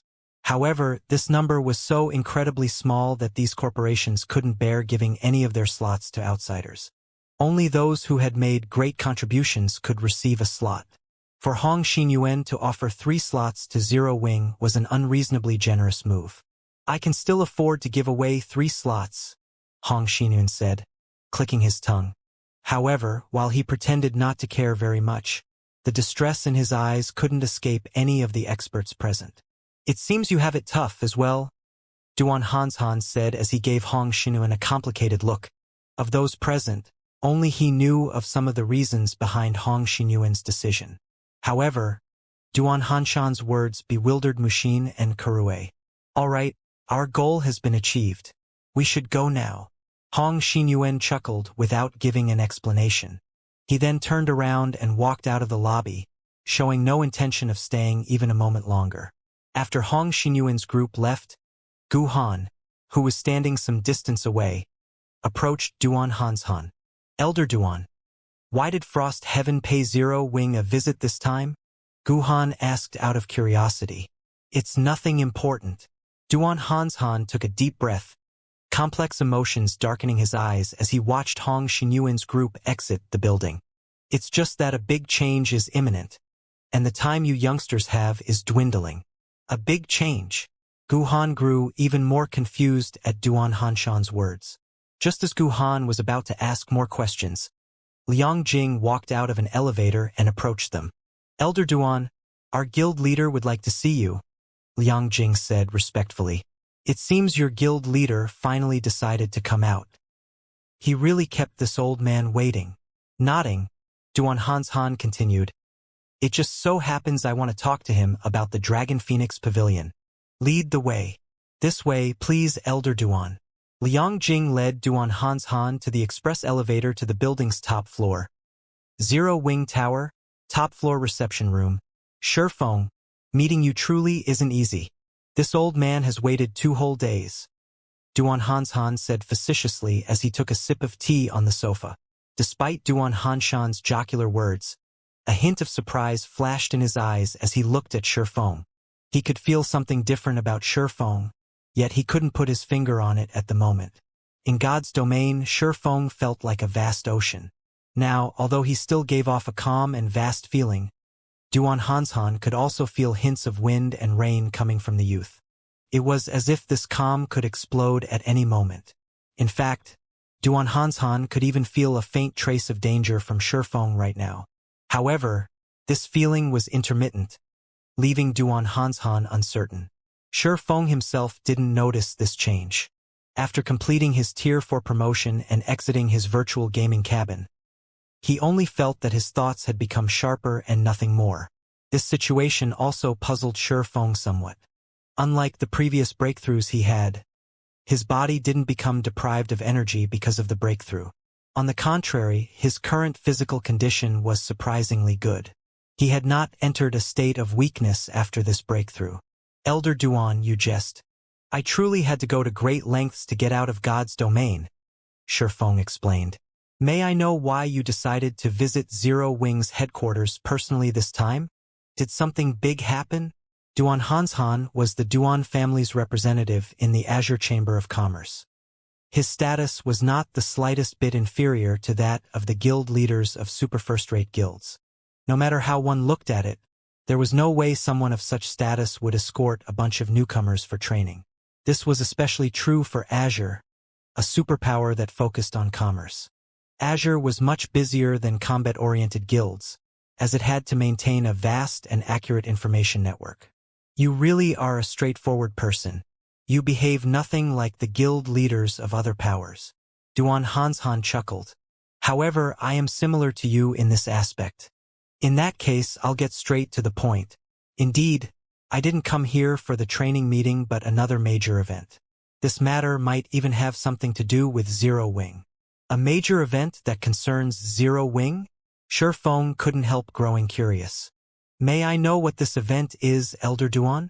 If even an individual like Duan Hanshan spoke of this matter as a major event, then it had to involve the various superpowers. However, based on what he heard from Liang Jing, aside from the system update, there shouldn't be any other major events in God's domain recently. You should be aware of what happened to the Dragon Phoenix Pavilion, right? Duan Hanshan asked. Yes. The Dragon Phoenix Pavilion's 3 pavilion masters disappeared together with their close aides, and there has been no news of them even now, Shifeng replied, nodding. The 3 pavilion masters' disappearance had caused an uproar among the various superpowers. He had also asked Mu Lingsha to inquire into the situation, but she still hadn't discovered anything thus far. The matter I spoke of is somewhat related to the Dragon Phoenix Pavilion, Duan Hanshan said, his expression growing serious. 2 days ago, the guild leader and vice-guild leaders of the 9-star family all disappeared. The 9-star family's leadership disappeared? How is this possible? Shifeng was stunned by the news. Not only was the 9-star family a super first-rate guild, but its background was even stronger than the Dragon Phoenix Pavilions. According to rumors, the guild had suddenly gained the support of a powerful corporation. It currently occupied a portion of several empires and was close to catching up with Starlink. Moreover, the 9-star family had 6 vice-guild leaders, who independently managed the guild branches in different empires. The fact that all of them had disappeared overnight was even more unbelievable than the simultaneous disappearance of the Dragon Phoenix Pavilion's 3 pavilion masters. As for the possibility of someone attacking the 9-star family's headquarters, that was even more impossible. After all, powers of such caliber possessed comprehensive security systems. Even several Grandmaster martial artists shouldn't be able to kidnap these people in secret. News of this matter has been blocked. Not many superpowers know of it, Duan Hanshan said in a quiet tone. What does this have to do with Zero Wing? Shifeng grew even more curious after hearing Duan Hanshan's words. Could the Dragon Phoenix Pavilion have a hand in this matter? No, Duan Hanshan shook his head. According to Azure's investigations, both the Dragon Phoenix Pavilions and 9-star family's leaders disappeared after secretly meeting with Saint's Hand. And according to inside information from the 9-star family, after the guild's leaders disappeared from the game, a group of mysterious people took their gaming cabins away. A group of mysterious people took their gaming cabins? Is this Saint's Hand's doing? After hearing Duan Hanshan's explanation, Shifeng suspected that the Dragon Phoenix Pavilion had faced a similar situation. Also, did you find out where their cabins were transported to? While we still don't know if this incident is related to that mysterious bunch in God's domain, we did find out where the cabins were transported to, Duan Hanshan replied, chuckling. Where? Shifeng asked curiously. Logically, with the forces the Dragon Phoenix Pavilion and 9-star family wielded, the 2 guilds should have been able to locate their leaders quickly. However, even now, there was no news from the Dragon Phoenix Pavilion. This was truly a bizarre situation. The upper zone. Duan Hanshan said these words one by one. The upper zone? The fog enveloping Shifeng's heart grew heavy. He simply couldn't understand what was going on. Phoenix Rain was merely one of the leaders of a super first-rate guild. Why would someone of her status be dragged into such a huge incident? Shifeng knew a little about the upper zone. It was a special region capable of extending the lifespan of its residents. However, not just any wealthy person could enter it. In the eyes of the upper zone's residents, ordinary corporations were no different from ants. Even the leaders of the major corporations backing the Azure Chamber of Commerce would have to maintain a low profile while inside the upper zone, all the more someone like Phoenix Rain. It wouldn't be far-fetched to say that there shouldn't be any relations between Phoenix Rain and the upper zone. Saint's Hand is deeply involved in this matter.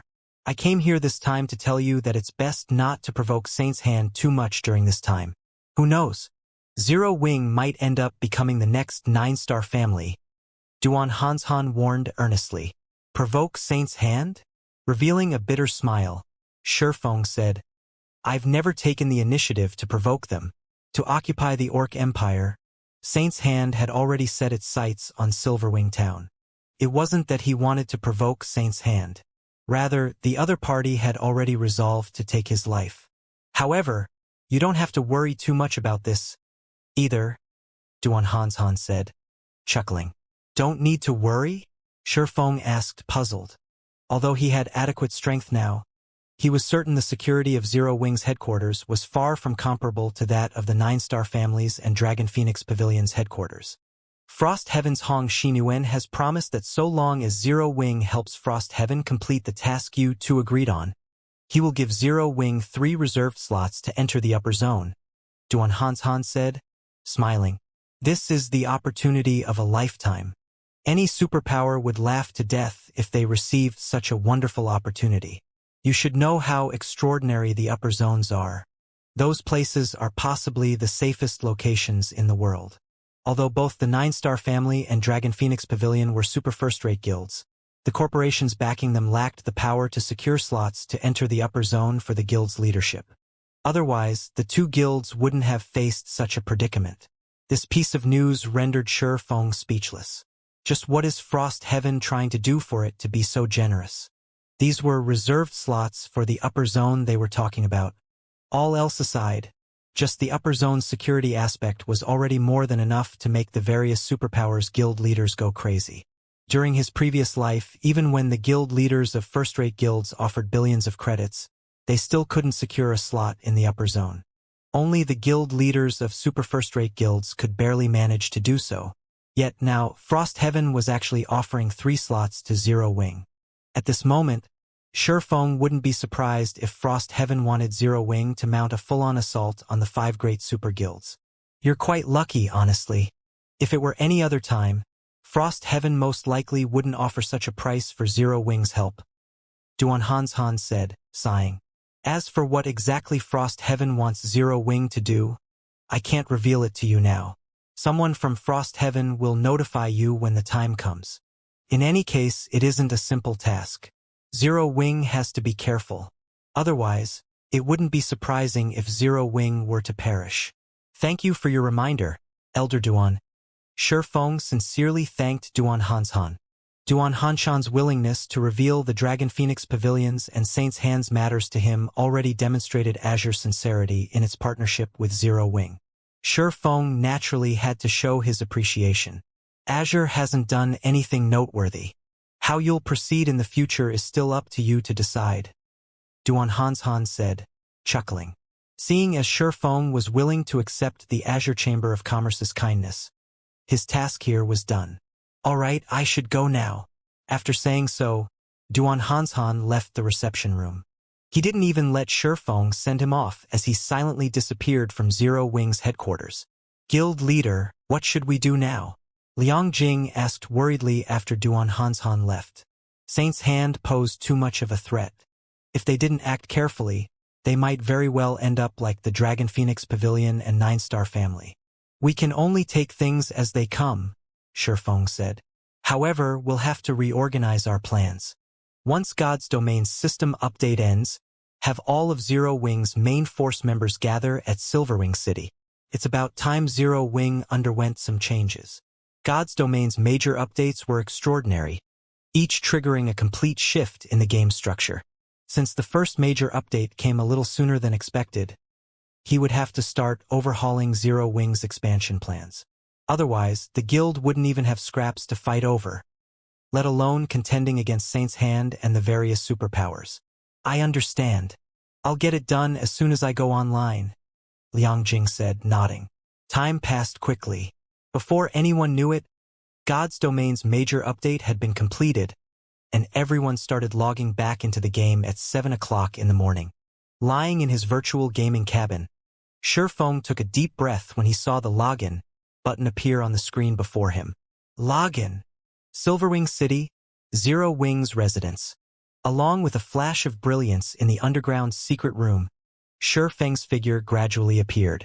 Unlike the previous times he had logged into God's Domain, Shifeng now felt a little dizzy, the dizziness lasting for several seconds.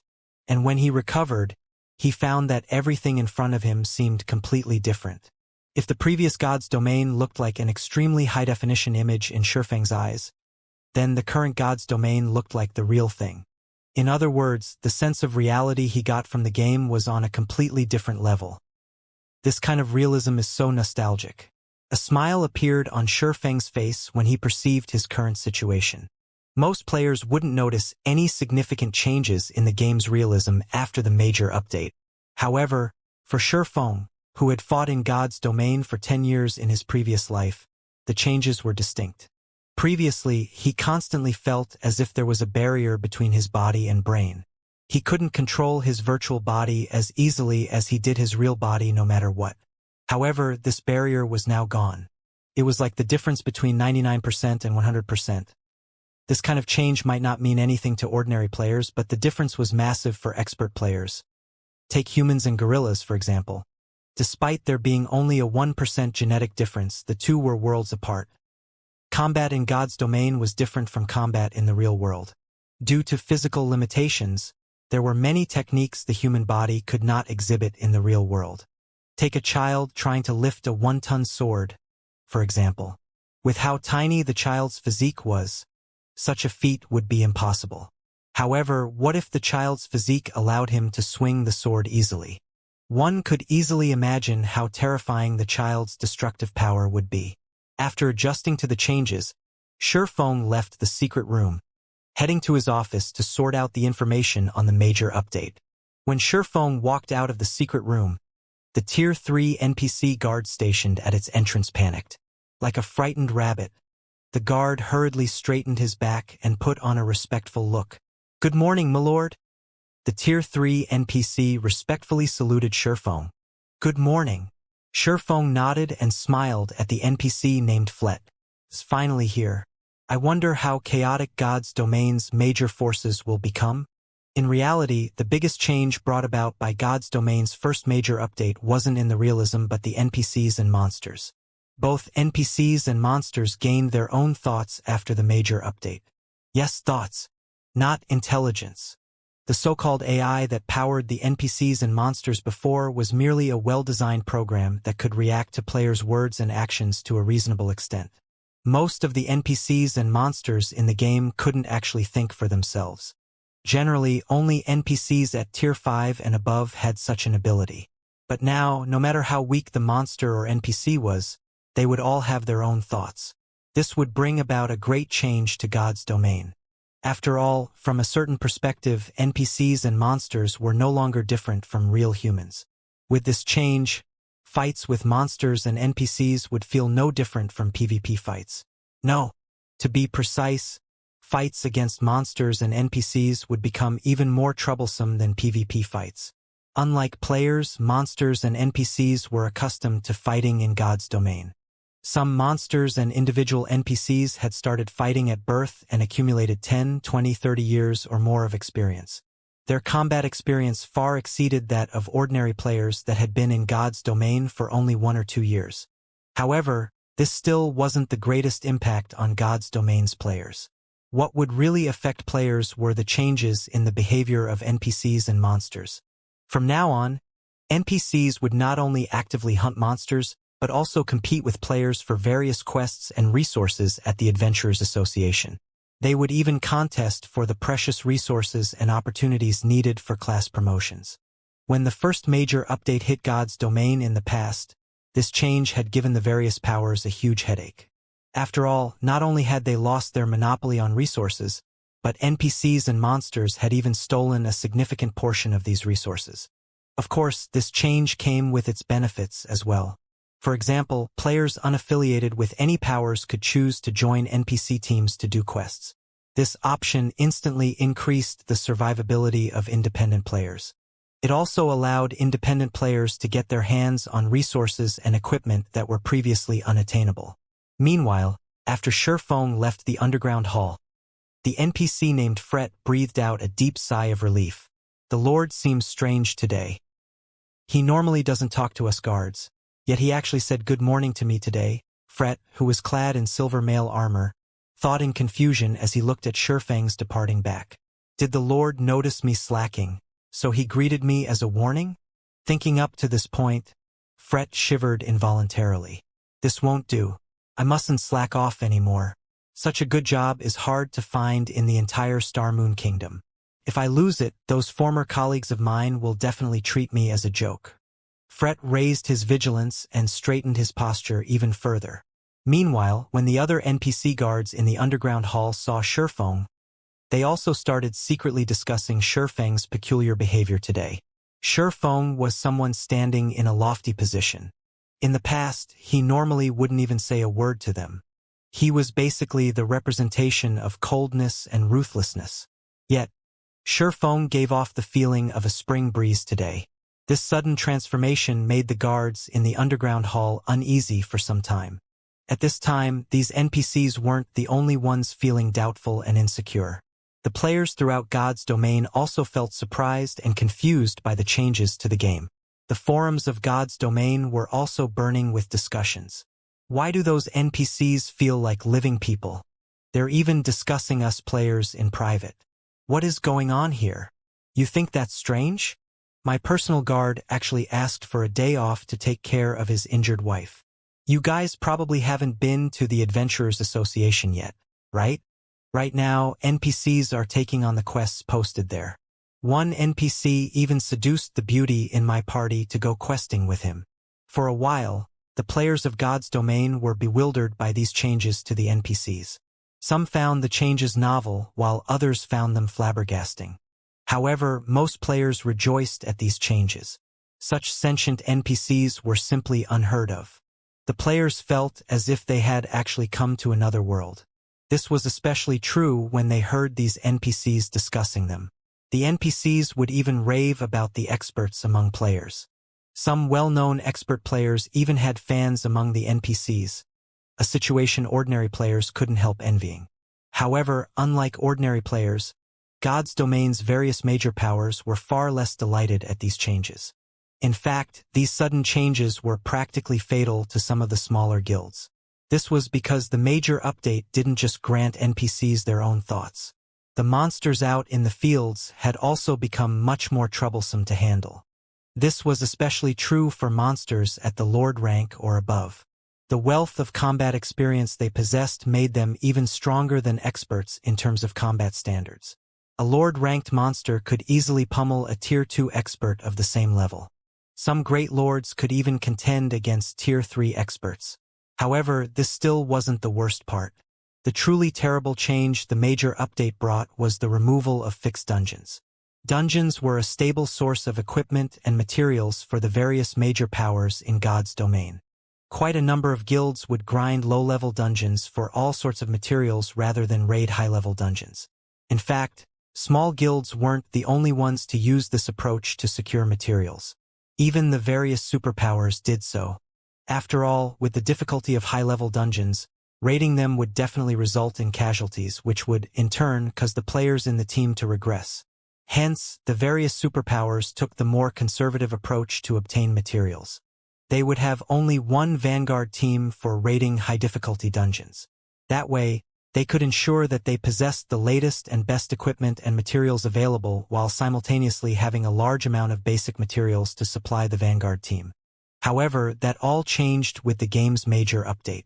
After the update, all the fixed dungeons had disappeared. Now, only dungeons that appeared at random were available. Meanwhile, some of these dungeons were challenging, while some were a walk in the park. Moreover, every one of these dungeons could be raided only once before they disappeared. If one didn't raid the dungeon upon discovering it, there was a high chance someone else would raid it first. This change dumbfounded not only the various small guilds but even the superpowers. With this situation, how were they supposed to develop their guilds from now on? Similarly, the various adventurer teams in God's domain also started growing uneasy. Not only did resources grow scarcer, but NPCs had even emerged as competitors. One could easily imagine how intense the fight for resources would become in the future. The various superpowers might even remove their disguises and start fighting and competing for real. Silverwing City, Zero Wings residence, Guild Leader's office. Guild Leader, everyone's arrived, Liang Jing reported as she looked at Shifeng, who was arranging the latest information on God's domain. Are Aqua Rose and Gentle Snow also here? Shifeng asked.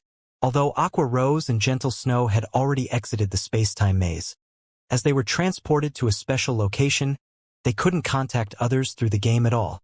They could only contact others through the real world. They're here, but... Hesitation appeared on Liang Jing's face. Puzzled, Shifeng asked, "But what?" Tentatively, Liang Jing whispered, "I might be mistaken, but when I saw them just now, they felt alien." Alien? Shifeng failed to comprehend Liang Jing's words for a moment. As his assistant, Liang Jing didn't just take care of affairs in Zero Wing's headquarters. Normally, she would also help Gentle Snow and Aqua Rose with tasks in God's domain. Hence, she had frequent contact with the two vice guild leaders. In fact, Liang Jing should be even more familiar with them than he was. Gentle Snow and Aqua Rose had been absent from the guild for only some weeks. No matter how he looked at it, Liang Jing shouldn't have a reason to describe them as alien. "Are you saying that their temperament has changed?" Shifeng asked after giving the matter some thought. A person's temperament would change along with the improvement of their knowledge and mental state, especially after a breakthrough in the limit of their brain activity. Shifeng was a perfect example of this. "No," shaking her head, Liang Jing whispered in a somewhat uncomfortable voice. "That kind of feeling, it's like looking at complete strangers wearing their faces." Wearing their faces. Liang Jing's words surprised Shifeng. "Are you sure?" I'm very sure," Liang Jing said earnestly. "Okay." Shifeng nodded solemnly. "This matter ends here. Just treat them like you normally do." "Guild leader, are the vice guild leaders all right?" Liang Jing asked worriedly. No matter how she looked at it, this change simply wasn't normal. If Gentle Snow and Aqua Rose really had a problem, Zero Wing would be in great danger. After all, the two vice guild leaders were responsible for most of the guild's daily activities, whereas Shifeng was mainly a figurehead. "I'm not sure yet." Shifeng shook his head. "I'm afraid I'll know what's going on only after I meet with them in person." Space-time mazes were very special existences in God's domain. Only an extremely small number of players would encounter a space-time maze when traveling through space-time passages. An even smaller number of players would encounter a mysterious space after leaving the space-time maze. This mysterious space was unresolvable. Many people attributed its appearance to a bug in the game. Every player that entered this mysterious space would end up in a very special world. Nobody knew what kind of world it was, and only one thing existed in this world: slaughter. One would either be hunted down endlessly, or hunt others endlessly, or fight on an endless battlefield. It was as if the fragments of countless memories in God's domain were collected in this special world. Even when players were killed in this world, they wouldn't truly die. They would only go from one dream to another after their deaths, and this cycle would loop endlessly. Moreover, the pain players felt in this world wasn't mitigated in the slightest. The concept of time in this world was supposedly blurred. The time players experienced inside this world was something only their minds perceived, with no effect on their real bodies. Hence, even when a player spent 1 or 5 years inside the special world, only hours or days might have passed in the real world. However, time was the scariest thing in existence. After all, time could wear down everything, let alone humans. If Gentle Snow and Aqua Rose really came out from this mysterious space, a lot of time must have passed for them already. So much so that even their memories had blurred. Hence, it was only normal for them to change. The only thing Shifeng didn't know was how many years Gentle Snow and Aqua Rose had spent in that mysterious space. Meanwhile, according to the statistics from his previous life, the longer the time one spent in that special world, the greater the influence on one's mentality. Zero Wing Residence's top-floor conference room. Zero Wing's upper echelon and core team leaders were currently seated inside this magnificent conference room. Of these people, even the weakest was a level 116 Tier 3 player, while the strongest were Violet Cloud and Fire Dance, who had both reached level 121 already. However, there was still a significant gap between them and Shurfeng, who was level 125. Fire Dance had already replaced her old gear with a set of dark red leather armor. Based on the magic patterns etched into her armor, the armor was a set. Moreover, it even gave off the glow effect unique to epic items. Fire Dance also had her hair tied up with a ribbon that resembled the starry sky. The ribbon gave her an indescribable sense of fierceness, as if she were the empress of the night sky. It seems Fire Dance also reaped a considerable harvest in the spacetime maze. Shurfeng was slightly surprised at the dagger hanging by Fire Dance's waist. Not only did the dagger exude a faint sense of hostility, but it even roiled the ambient mana. If this dagger were unsheathed, he couldn't even begin to imagine the impact it would have on the environment. Even fragmented legendary items paled in comparison to this dagger. However, when Shurfeng swept his gaze across Gentle Snow and Aqua Rose, who sat on both sides of the conference table, he was taken aback. How can this be? Shurfeng was rendered speechless. After what Liang Jing had said, he had already mentally prepared himself for the worst. However, now that he saw them in person, he realized that the two situation exceeded his worst expectations. Gentle Snow's and Aqua Rose's weapons and equipment remained the same as when they left the Western continent. Even their levels were still at level 117.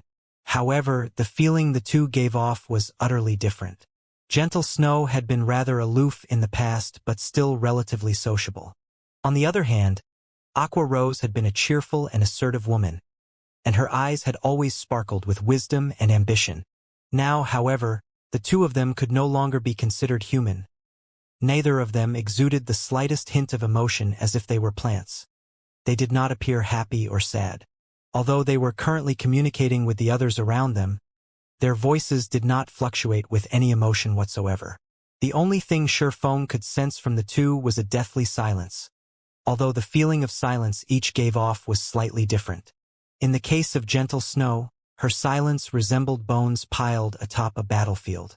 In the case of Aqua Rose, her silence was like a candle flame in the dark, carrying both death and hope.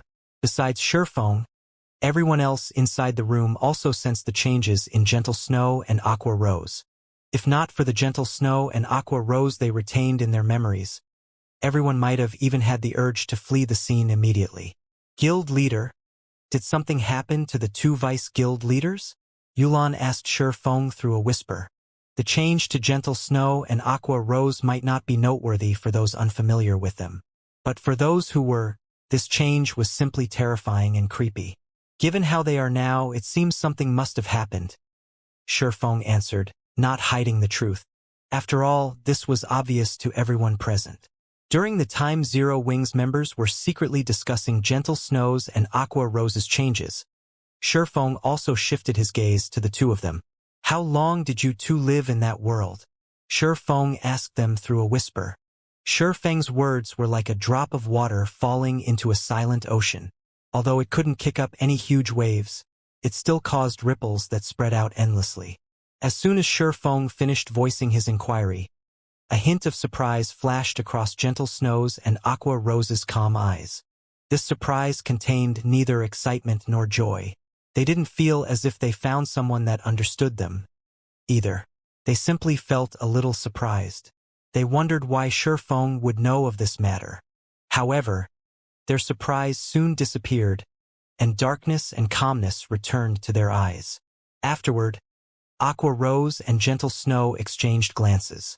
Aqua Rose then turned to Shurfeng, an indifferent smile forming on her beautiful face. Sure enough, nothing can get past you, guild leader. We aren't sure how long we lived in that world. However, according to our calculations, it should be 80 years. 80 years. Shurfeng couldn't help but gasp. Even his mind had gone slightly numb. He had thought of the possibility of Aqua Rose and Gentle Snow living in that special world for a considerable period. He had even considered the possibility of them living there for a decade or two. But 80 years. Many people lived only 80 years in their lifetimes. Meanwhile, Aqua Rose and Gentle Snow had spent 80 years fighting ceaselessly every day. The mere thought was chilling. To spend 80 years alone. Just the loneliness alone was already unimaginable. Any normal person would have most likely gone crazy already. However, Aqua Rose's voice was incomparably calm.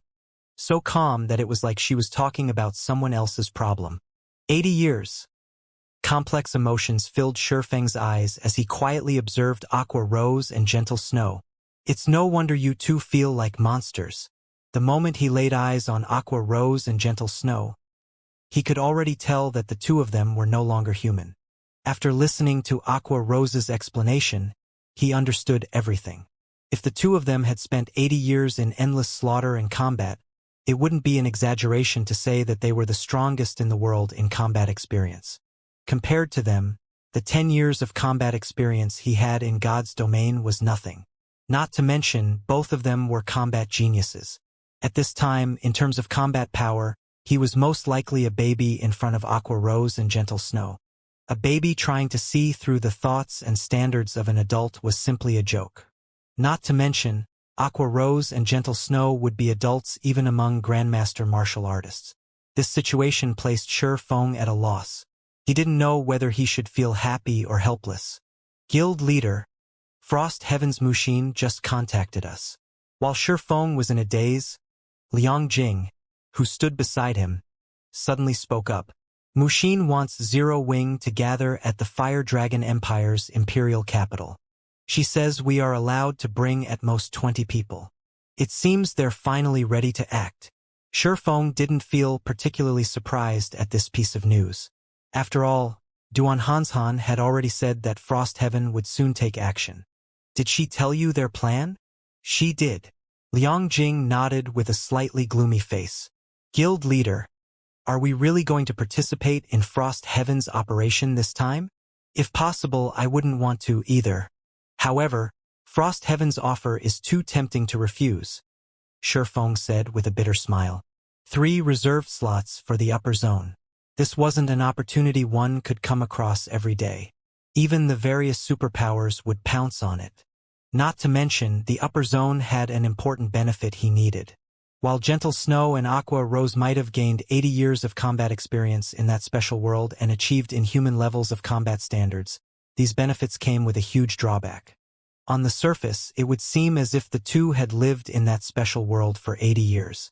However, only weeks had gone by in the real world.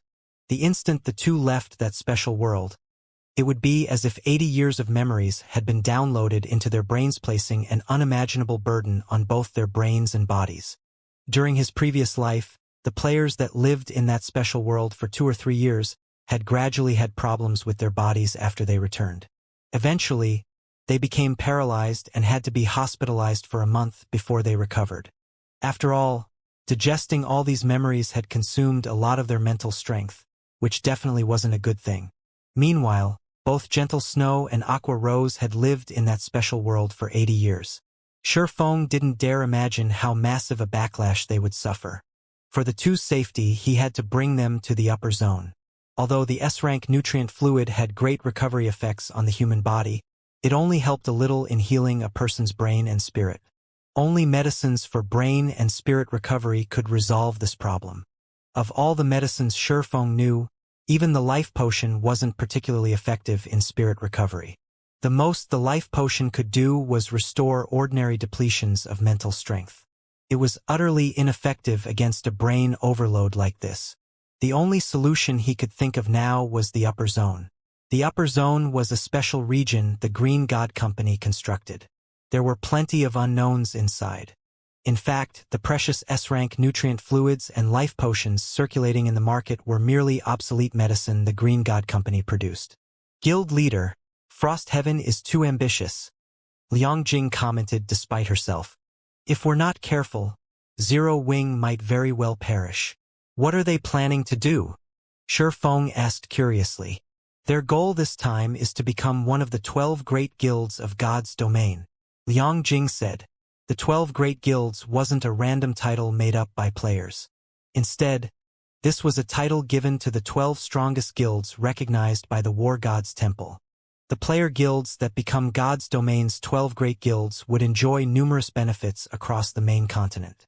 They could even garrison an empire and be worshipped by the said empire. An empire's worship. Just this point alone was more than enough to allow a guild to pull ahead of the other superpowers. One could say that the position of the 12 great guilds was something all superpowers had to compete for. However, competing for this position wasn't an easy task. A guild had to satisfy a series of conditions to qualify. Firstly, guilds had to become one of the top 10 rookie guilds. After that, they had to compete for the 12 reserve seats of the 12 great guilds. However, this was going to be God's domain's first competition for the reserve seats. The War God's Temple had announced that 6 were empty this year. Hence, for this year only, player guilds could compete for the 6 empty reserve seats so long as they met the conditions for participation in the competition. Due to Zero Wing's poor foundation, Shifeng never even considered participating in the competition. There were 4 conditions for participation. 1. Submit 2,000 units of 7 luminaries crystal to the War God's Temple. 2. Have a guild residence in the capital cities of 50 kingdoms and 12 empires. Simultaneously, the registering guild must also have the status of a 4-star guild. 3. Have over 1,000 Tier 3 players in the guild. 4. Have 30 guild cities under the guild's name. These 4 basic conditions were extremely harsh. Ordinary guilds shouldn't even dream of participating in the competition. In fact, even ordinary superpowers wouldn't qualify. Only the exceptionally strong superpowers could just barely meet the conditions. According to the information Zero Wing obtained from the secret pavilion, close to 20 super first-rate guilds and super guilds would participate in the competition for the reserve seats. Every one of them a titan in the virtual gaming industry. One could easily imagine how intense the competition would be. No wonder Frost Heaven made such a lucrative offer. Realization also dawned upon Shifeng. In his previous life, Frost Heaven had first entered the ranks of top 10 rookie guilds and eventually became one of the 12 reserve guilds before slowly climbing up to join the 12 great guilds. However, Frost Heaven was not fully developed at this time. Trying to compete for one of the reserve seats so soon would most likely result in failure. Frost Heaven had to know this as well but was still grasping at a strand of hope. Guild leader, if we become Frost Heaven's foreign aid, any guild Frost Heaven confronts will probably treat us as a mortal enemy, Liang Jing explained. The position of the 12 reserve seats was a throne built atop countless bones. At present, Zero Wing was in a very terrible situation already. On one side, there was Starlink. On the other side, there were the newly developed superpowers. There was even the extremely dangerous Saint's Hand in the Orc Empire. If they offended a few more superpowers now, Zero Wing would no longer have a future in God's domain. Although it is very dangerous, this is also a chance for Zero Wing. It would be a shame to let it go, Shifeng said, shaking his head. Fire Dance and the others should get ready. We'll set out immediately. While contesting for the 12 reserve seats was indeed dangerous, if they succeeded, even as foreign aid, Zero Wing would receive the War God's Temple's recognition as well as some basic privileges. For example, city garrison rights and worship rights. While getting an entire country to worship Zero Wing was impossible, getting one city to do so was still possible. This was also why many guilds had fought to become foreign aid for the participating guilds in the past. Groups of players in black cloaks walked through the crowded commercial district of the imperial capital. What's going on? Why are there so many cloaked players on the streets today? Moreover, every one of them is so strong. A level 56, Tier 1 player, who came to the commercial district to upgrade his equipment, exclaimed in surprise when he saw the procession of cloaked players. Although Flame Dragon City was normally crowded with players, today's foot traffic was much more exaggerated than usual. Moreover, not only was the foot traffic triple the regular volume, but many of these new arrivals also gave off a strange vibe. In fact, players weren't the only ones wearing black cloaks. There were plenty of cloaked NPCs walking through the city as well. and every one of them radiated a terrifying aura. Although the city's resident NPCs were holding private discussions over this change, now that NPCs could think for themselves, they were deliberately avoiding players while discussing. This is normal.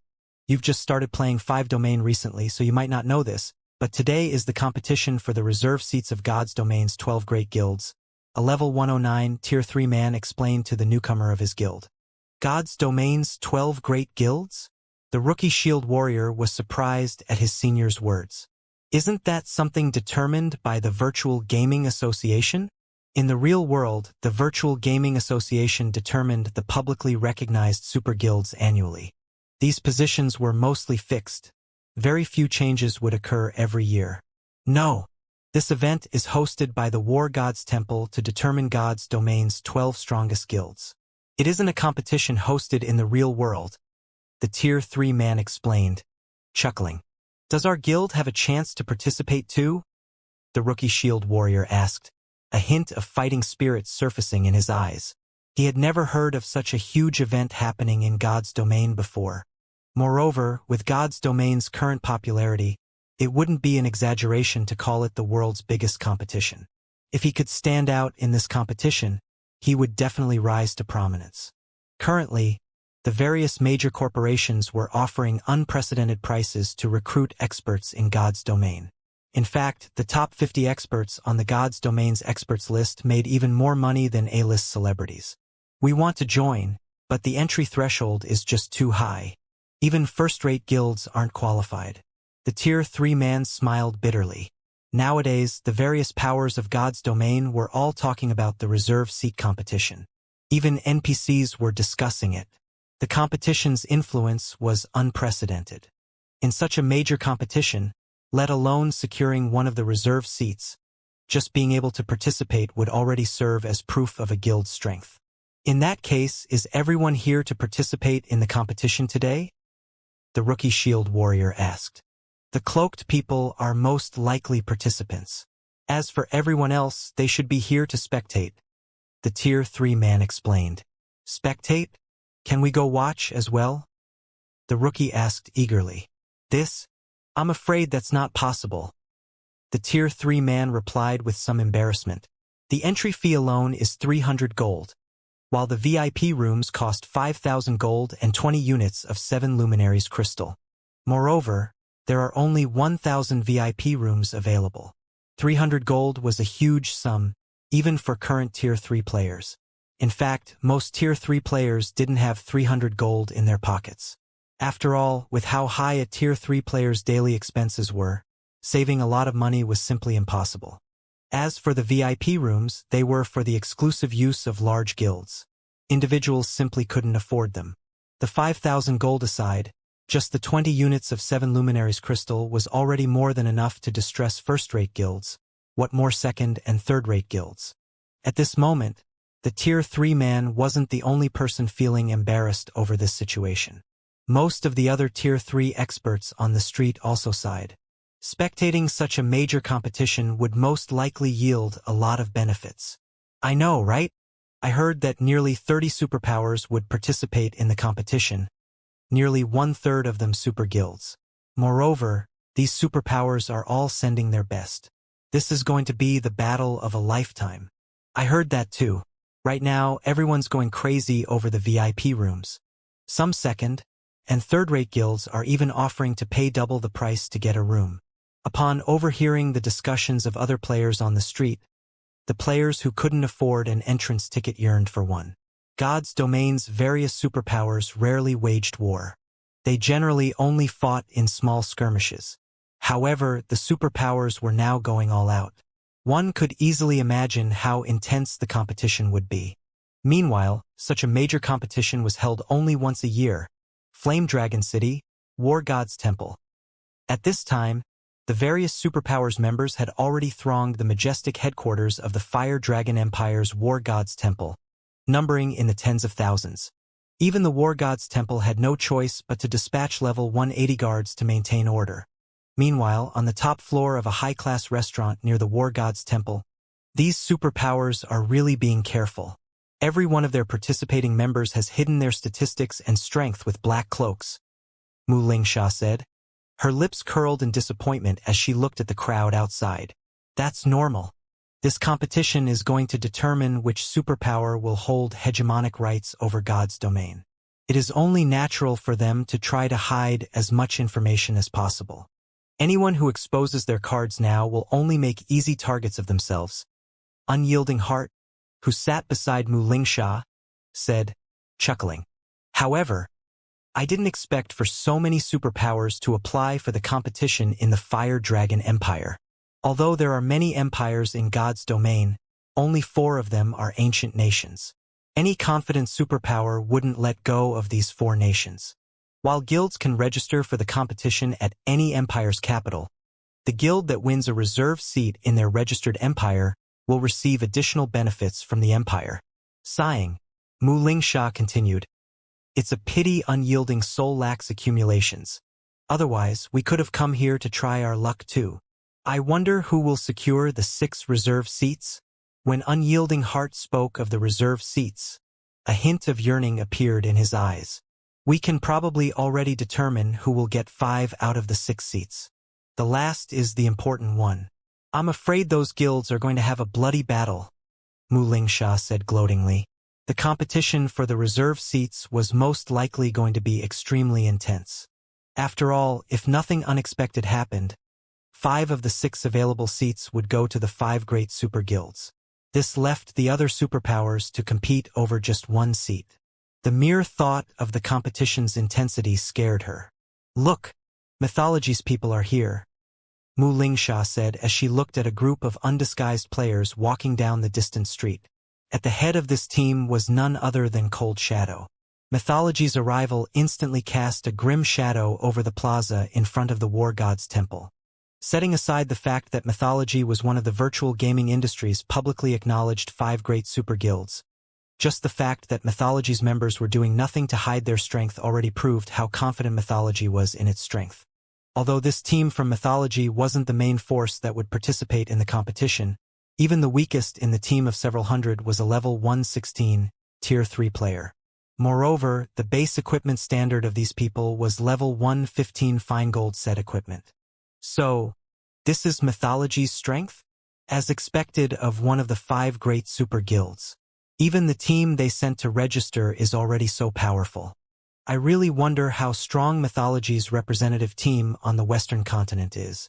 The spectators from the various superpowers and large guilds couldn't help growing fearful when they looked at Mythology's team. Meanwhile, as Mythology's members submitted their registration to the war god's temple, a round of exclamations suddenly rose from the plaza's edge. After Mythology's team, another team of players actually arrived uncloaked. Moreover, this team only had a little over a dozen players in it. Are they insane? Mu Lingsha froze in the middle of sipping her black tea when she saw this small team. After all, this team belonged to none other than the currently famous Zero Wing. Cold Shadow, who was registering Mythology for the competition before the war god's temple, was slightly surprised to see Shifeng and the others among the crowd. They're tired of living. A nearly 3-meter-tall, heavily armored man standing beside Cold Shadow said disdainfully. Previously, they rejected your kindness and missed out on a great opportunity. Now, they actually dare take part in this event, even exposing their own data. They shouldn't think of getting through the foreign aid selection at this rate.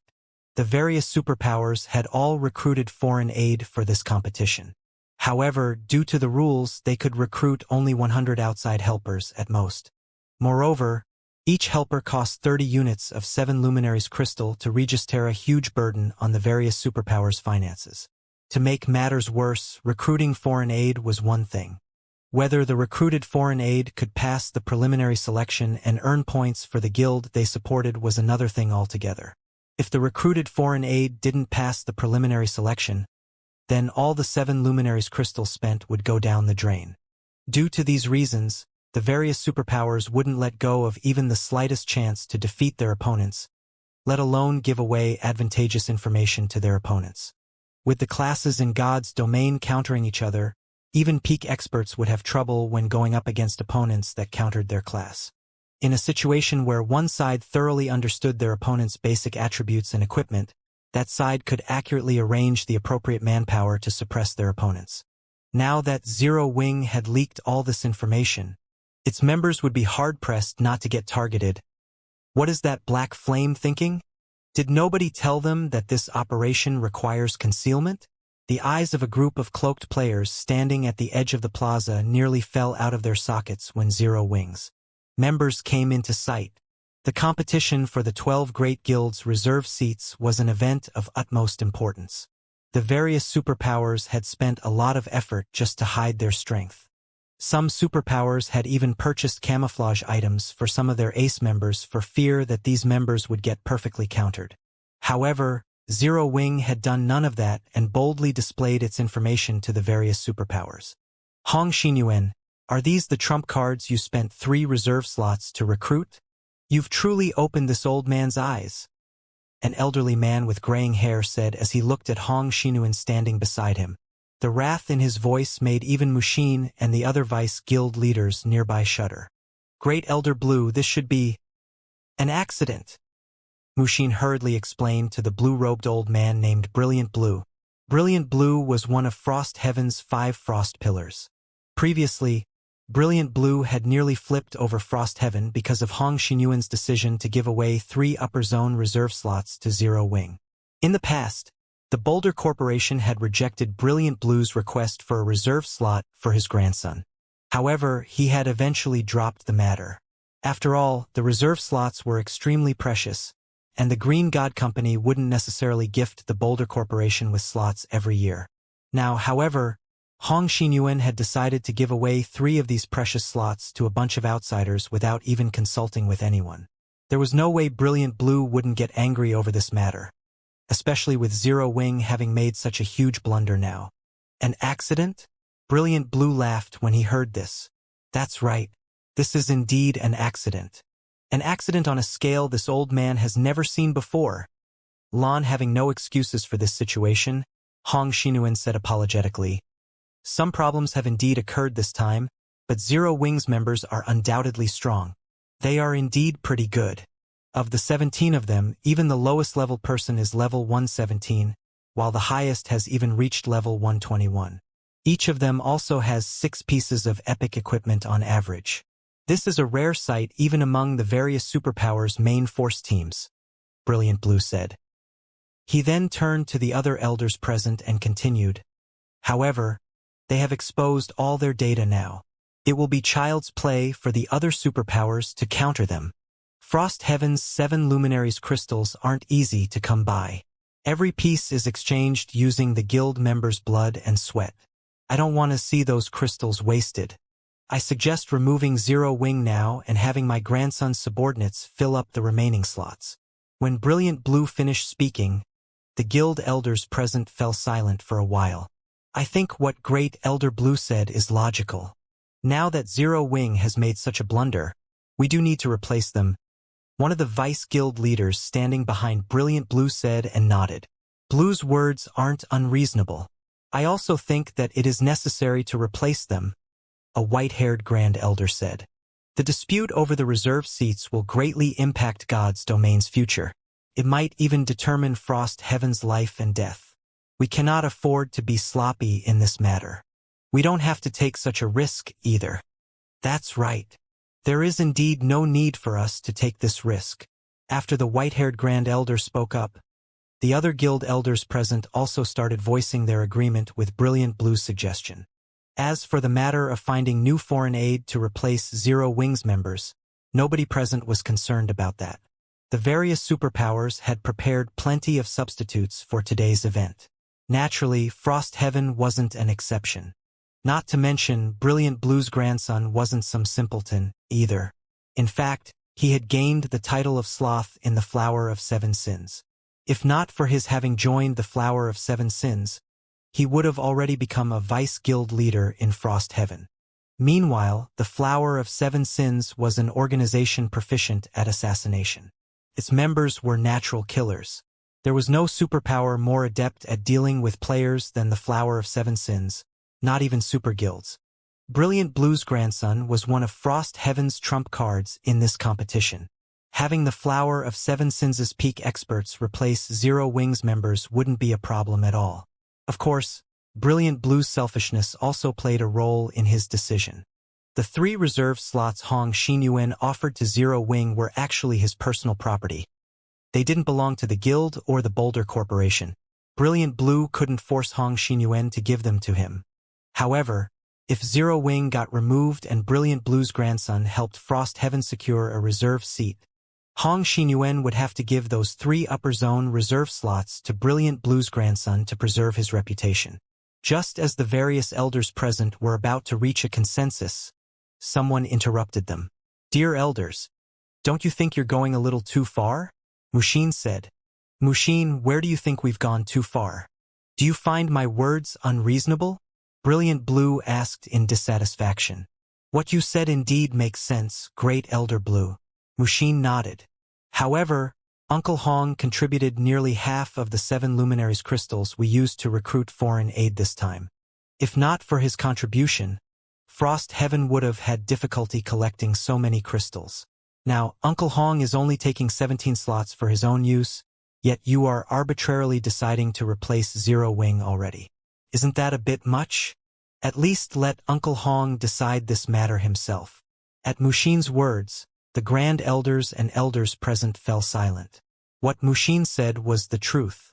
Without the 7 luminaries crystals Hong Xinyuan contributed, they really wouldn't have been able to register so many outside helpers for the competition. Now, Hong Xinyuan wasn't even using 1/5 of the total slots. They indeed didn't have the right to reject or help Hong Xinyuan decide. "What you say is correct, but we are also doing this in consideration of the guild's future," Brilliant Blue said righteously. "Old Hong, didn't you contribute those crystals for the sake of the guild as well?" Just when Brilliant Blue wanted to say something more, a dignified, middle-aged man in the team suddenly spoke up. "Stop arguing. Do you plan to make fools of yourselves in front of the other superpowers?" As soon as this middle-aged man spoke up, everyone present fell silent. Respect also appeared in everyone's eyes as they looked at this man. However, Brilliant Blue still refused to budge. "Guild leader, we cannot afford to be careless in this matter. Others might be afraid of 7 Wonders, the guild leader of Frost Heaven, but not Brilliant Blue." Not only was Brilliant Blue one of the 5 Frost Pillars, but he was also 1 generation older than 7 Wonders. Hence, 7 Wonders still had to take his words seriously. "Enough!" 7 Wonders frowned. "This matter ends here. We will not remove Zero Wing. However, what Great Elder Blue said is reasonable as well.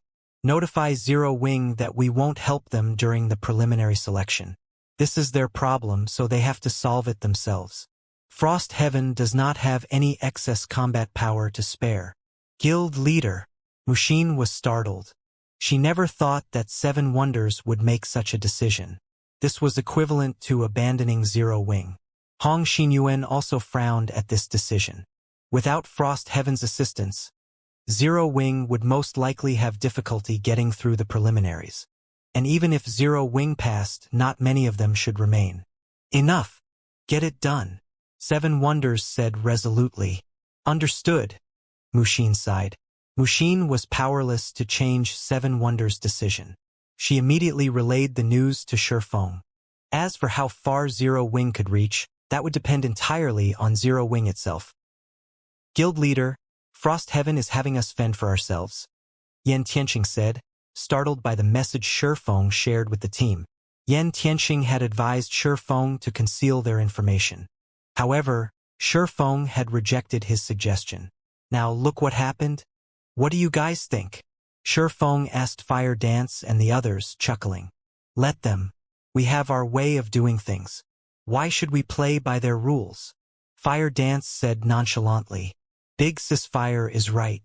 I've also been itching for a good fight lately," Violet Cloud said, a hint of excitement flashing in her eyes. Similarly, Cola and the others also expressed their eagerness for a good fight. "Since that's the case, let's go get registered." Inside a high-class bar near the War God's Temple's plaza, a feminine man in a light gray cloak appeared silently beside a handsome young man drinking red wine inside the bar. As if the feminine man did not exist, None of the bar's other occupants noticed his arrival. Young master, it'll be difficult to get those reserve slots. Seven Wonders did not remove Zero Wing. He only decided to let Zero Wing fend for itself. The feminine man whispered. Zero Wing's members have registered already. Now, all they have to do is wait 3 hours for the preliminary selection to begin. Zero Wing sure is lucky not to get removed even after making such a blunder. The handsome young man named Sorrowful Heaven frowned slightly, then said coldly, However, Zero Wing shouldn't even think of getting its hands on even one of those reserve slots. Sorrow, how about I attack them directly afterward? A girl with disheveled hair sitting beside Sorrowful Heaven suggested, excitement sparkling in her eyes. The woman had the flower of Seven Sins' symbol imprinted on her arm. As soon as this small and delicate girl spoke up, everyone inside the bar shook visibly as they reluctantly recalled a scene in the past. Hayes, you have to abide by the rules this time. Otherwise, I won't bring you out anymore, Sorrowful Heaven said. A hint of fear had also surfaced in his eyes when he looked at this harmless-looking girl. Even after becoming one of the 7 sins, Sorrowful Heaven still dared not act carelessly around this girl. After all, death was the best relief when one went against this harmless girl. Even the flower of 7 sins' mysterious leader got a headache when dealing with her. If they did not manage her properly, she would easily trigger a catastrophe. Don't worry, I'll definitely listen to you during this mission. I won't recklessly do anything to those people. The girl named Imperial Hayes nodded obediently and giggled. That's good. Sorrowful Heaven breathed out a sigh of relief. He then said slowly, We don't have to worry about Zero Wing this time. Now that Zero Wing has exposed all its data, the other superpowers' foreign aid will target them first. We won't have to do anything to Zero Wing. On the contrary, while everyone else is focused on Zero Wing, we can search for the War God orders. The selection match for foreign aid was straightforward. All registered foreign aid would be teleported to a special space to search for the War God orders scattered there. They would have 5 hours to do so, and once the time was up, all participants holding a War God order would pass the selection. However, the number of War God orders was limited to 100. In other words, only 100 players at most could pass the selection. Compared to the number of foreign aid the various superpowers had recruited, the number of available slots was pitifully small. According to the information they obtained, 6 super first-rate guilds and 3 super guilds had come to the Fire Dragon Empire to register for the competition. This meant that 900 players would participate in the preliminary selection, and only 1/9 of these participants could officially become foreign aid. Everyone else would just be wasting their 7 luminaries crystals. Meanwhile, Zero Wing only had 17 members participating in the selection. Trying to secure War God orders while going up against so many experts was simply a fool's dream. As Sorrowful Heaven was considering how he could capitalize on Zero Wing's predicament, Cold Shadow was resting inside one of the War God's temple's lounges. When she received news of Zero Wing's situation, she revealed a satisfied smile. Vice Guild Leader, did you receive good news? The female guardian knight Whitefeather asked in surprise. Yes, Cold Shadow replied. Although I don't know which dumb guild it was that invited Zero Wing. Zero Wing is dead for sure this time. None of Zero Wing's members should even dream of passing the selection.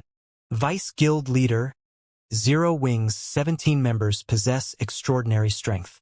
While not all of them can pass, there is still a chance that 2 or 3 of them will succeed, Whitefeather said, shaking her head in disagreement. It might have been possible before, but I'm afraid it's not anymore, Cold Shadow said in a playful tone. According to our spies, the Sky Dragon House and Pride Empire have come forward to work with Demon Palace and Miracle to annihilate Zero Wing. How is this possible? This revelation stunned Whitefeather. The competition for the 6 reserve seats was incredibly intense, and every participating power was treating the others as mortal enemies. 2 superpowers working together was already unbelievable. Now, 4 superpowers had actually banded together to target Zero Wing. What exactly had Zero Wing done to anger all these guilds? Nothing's impossible. Chuckling, Cold Shadow said, Did you forget whom Zero Wing offended before? Is this Saint's Hand's doing? White Feather immediately thought of the incomparably mysterious Saint's Hand. That's right. Saint's Hand promised the 4 guilds something, and the 4 guilds agreed without hesitation. Cold Shadow nodded.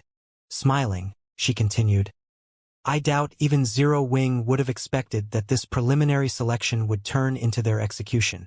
Zero Wing is truly finished this time. White Feather sighed at this situation. Nearly half of the 900 players entering the battlefield were going to target Zero Wing. None of Zero Wing's members should even think of leaving the battlefield alive. After all, the preliminary selections battlefield was a special space that prohibited players from using berserk skills and tools, and increased the consumption of stamina and concentration by tenfold. Such rules would greatly restrict the participants' combat power. Even powerful players would have difficulty fighting for a long time and would be vulnerable to Zerg tactics. Meanwhile, players who died within that special space would not only lose 5 levels, but also be prevented from logging into the game for 5 natural days. This was the price for participating in the competition for the 12 Great Guilds reserve seats. Zero Wing had mobilized all its top combatants for the competition this time. If Zero Wing team wiped, the guild would undoubtedly suffer a devastating blow, following which time passed quickly. Amid the various superpowers' anticipation, the 9 foreign aid teams arrived inside the War God's Temple selection hall. A total of 900 players stood on all sides of the hall. Some groups were large while others were small.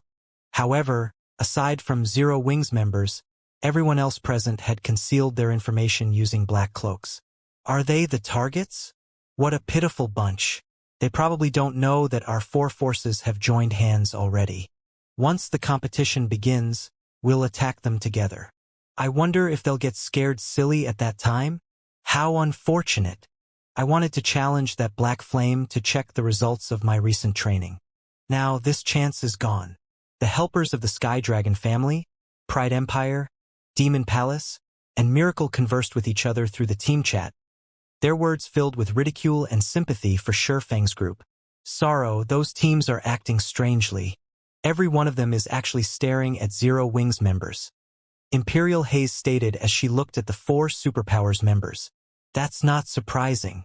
Who asked Zero Wing's members to be so courageous? Sorrowful Heaven retorted nonchalantly. If I weren't afraid of Hong Xinuan holding me accountable and refusing to give me those reserve slots afterward, I would send Zero Wing's members on their way even if the other superpowers didn't target them. Is that so? Imperial Haze still couldn't help growing uncertain as she looked at the 4 superpowers foreign aid teams. By the way, we'll first pretend to move together with Zero Wing afterward. However, so long as we come across other teams during the operation, we'll immediately split away from Zero Wing and let Zero Wing's members tie down the enemy. Remember, you better not take action. Sorrowful Heaven said sternly. I understand. Imperial Haze nodded. Shortly after Sorrowful Heaven finished speaking, everyone in the hall felt their vision blur momentarily. When they recovered, they discovered that they had already arrived inside a forested valley. After scanning his surroundings, Sorrowful Heaven found that the various teams were situated relatively close to each other. If they abandoned Zero Wing too soon, they would most likely get caught by a different team during their retreat. We'll move together with Zero Wing first, Sorrowful Heaven said through the team chat. However, even after Sorrowful Heaven gave this command, none of the Flower of 7 Sins' members moved. Instead, they all stood still, looking dumbfounded. This was because nearly half of the foreign aid teams present had started dashing in their direction like a bunch of madmen as Sorrowful Heaven issued his command. What's going on? Sorrowful Heaven was similarly stunned as he looked at the several hundred players charging at his team from all directions. Upon seeing 400 people acting in unison, let alone Sorrowful Heaven, even the other foreign aid teams in the distance were dumbfounded by this situation. Are these people crazy? Zero Wing has only exposed some weaknesses that can be exploited. Do these people really need to behave like this? What kind of guild is Zero Wing? Did it desecrate these people's ancestral graves? In the preliminary selection, it wasn't far-fetched to say that aside from the members of one's team, everyone else was an enemy. There did not exist any possibility for cooperation. Yet, 4 teams were now working together to annihilate Zero Wings members. Moreover, these teams had perfect coordination with each other. Nobody would believe it if someone said there was no hatred between Zero Wing and these teams. Boss Sorrow, these people should be aiming at Zero Wing. A level 117, Tier 3 Ranger from the Flower of Seven Sins reported to Sorrowful Heaven. When he observed the movements and goal of these 4 teams, he gulped nervously despite himself. What exactly did Zero Wing do to make 4 superpowers take such drastic action? At this moment, Sorrowful Heaven couldn't help staring at Feng's group in shock. Based on the 4 teams' coordinated movements, it was clear they had discussed things beforehand. Otherwise, they wouldn't have gone all out to annihilate Zero Wing's members as soon as the selection began. Zero Wing was merely an up-and-coming pseudo-superpower, yet it had actually provoked 4 superpowers into working together to deal with it. This was definitely a first in God's domain. If word of this situation spread, Zero Wing would instantly become famous throughout God's domain. Boss, what should we do? The Tier 3 Ranger asked. Let's wait and see first before making a decision. Sorrowful Heaven commanded calmly and quickly. Based on the 4 teams' killing intent, he could tell that they weren't targeting the Flower of Seven Sins. Even so, he still had to be careful. After all, every one of these foreign aid teams had famous experts in them, and even the weakest of their members was a flowing water realm expert. Many of them were even void realm experts, an existence that even the guild leaders of first-rate guilds had to tread carefully around. The 4 teams' coordinated charge was equivalent to 400 guild leaders or vice-guild leaders of first-rate guilds charging together. Just the thought of it made Sorrowful Heaven's scalp prickle. Less than 10 seconds later, several dozen figures dashed past the Flower of Seven Sins members, their passage scattering the surrounding flowers and grass. Meanwhile, the moment these people passed by, everyone from the Flower of Seven Sins, with the exception of Imperial Haze, felt a sense of relief. The pressure they gave off is too frightening. I think over 80% of these people are Void Realm experts. A level 117, Tier 3 assassin exclaimed as he wiped the sweat off his forehead. The other Flower of Seven Sins members also nodded in agreement with this Tier 3 assassin's assessment. Although it was indeed true that even their weakest members were at the Flowing Water Realm, there were only 5 Void Realm experts on their team. While Sorrowful Heaven was a Domain Realm expert in this special space, he would have difficulty going up against 3 Void Realm experts simultaneously. He might even get killed. In other words, if they excluded the monstrous Imperial Haze, the overall strength of the several dozen players that had just passed by was still above them. Meanwhile, this was only a small portion of the strength 4 foreign aid teams commanded. You think the strongest among these people are only at the Void Realm?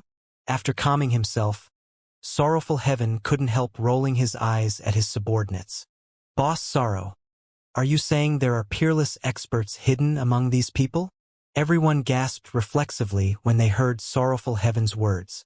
Peerless experts. They were existences even super guilds had to be wary of, the important mainstays of the various superpowers. Otherwise, do you think those superpowers would spend so many 7 Luminaries crystals to recruit foreign aid?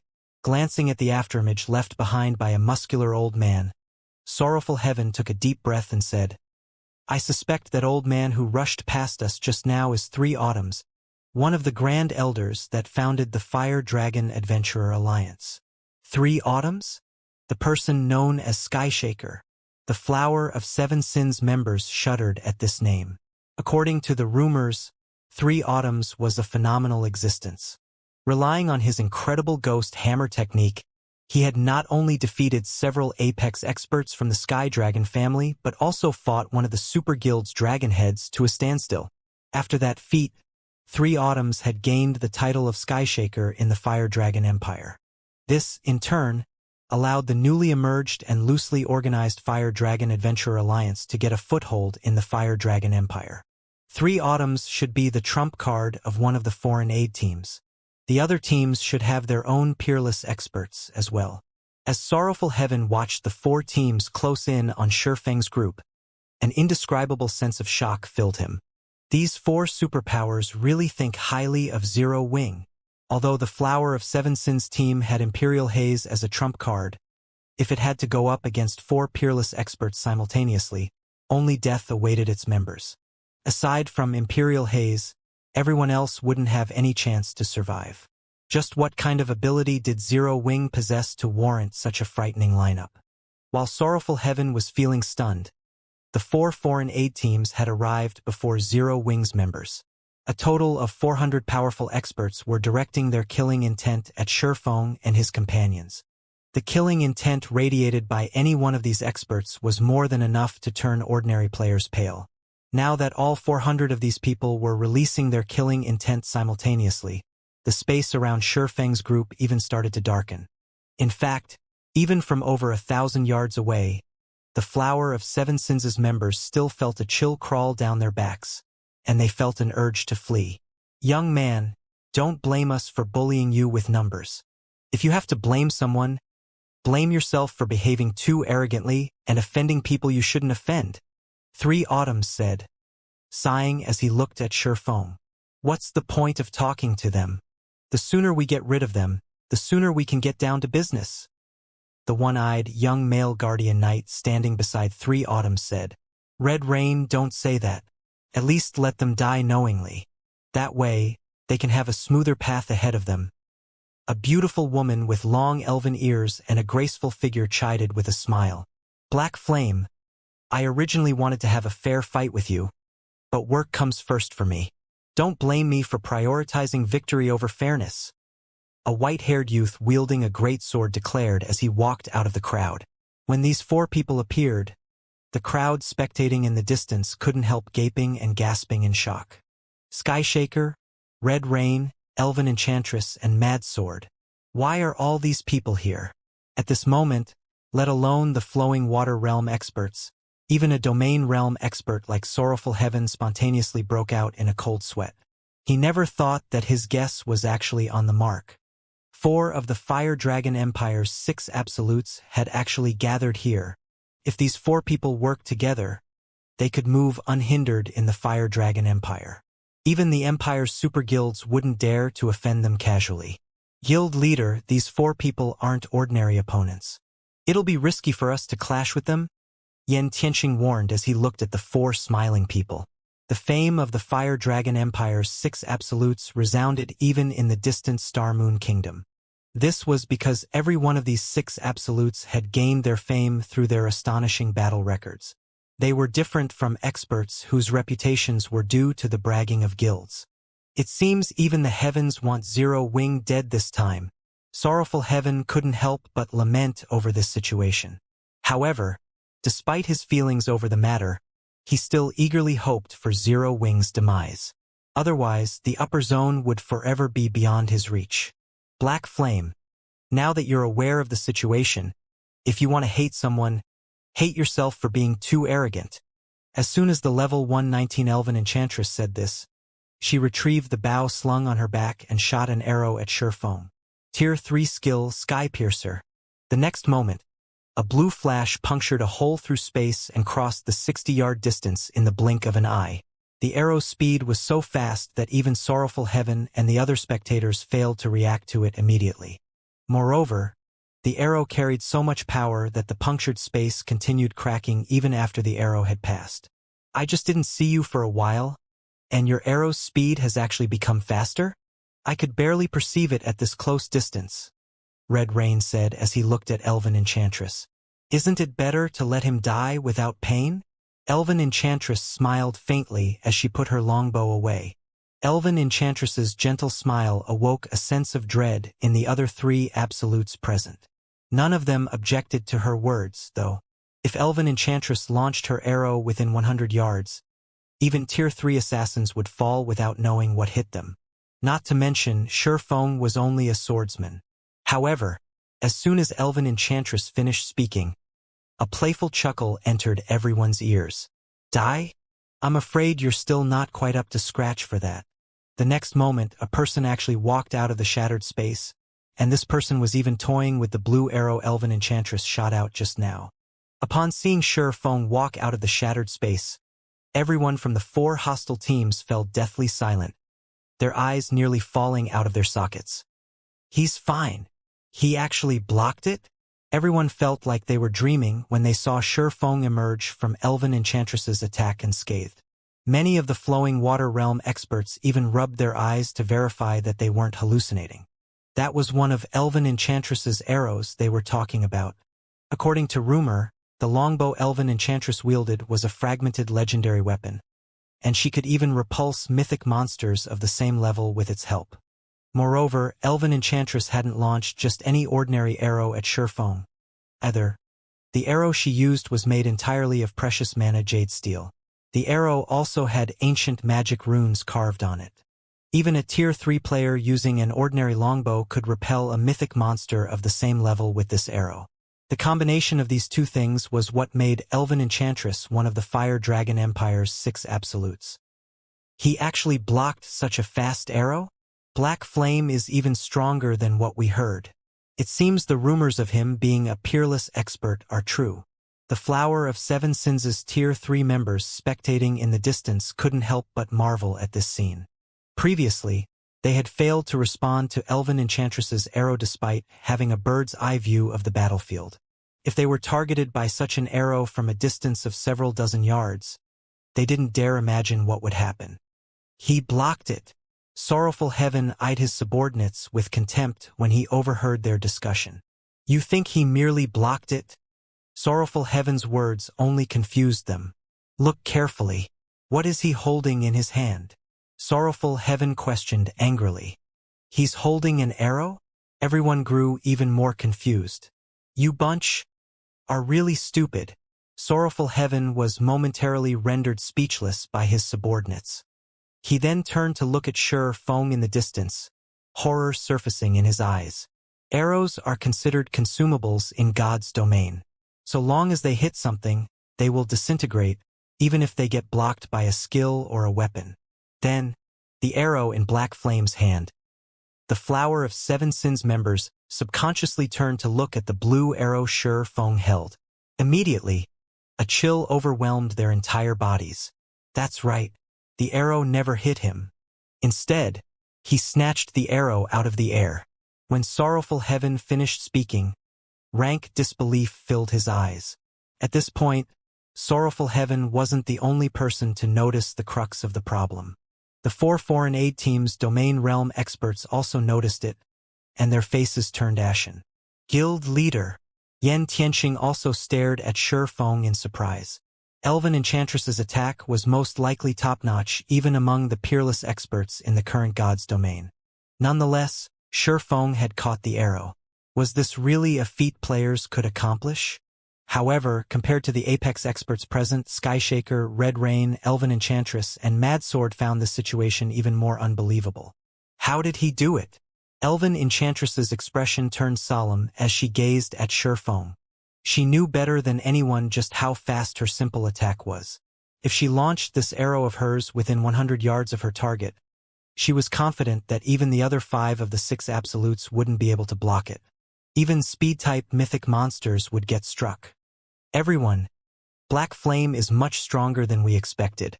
I'm afraid the 4 of us will have to work together to take him down. 3 Autumns suggested with a grim expression. Okay, I have no opinion. Red Rain nodded.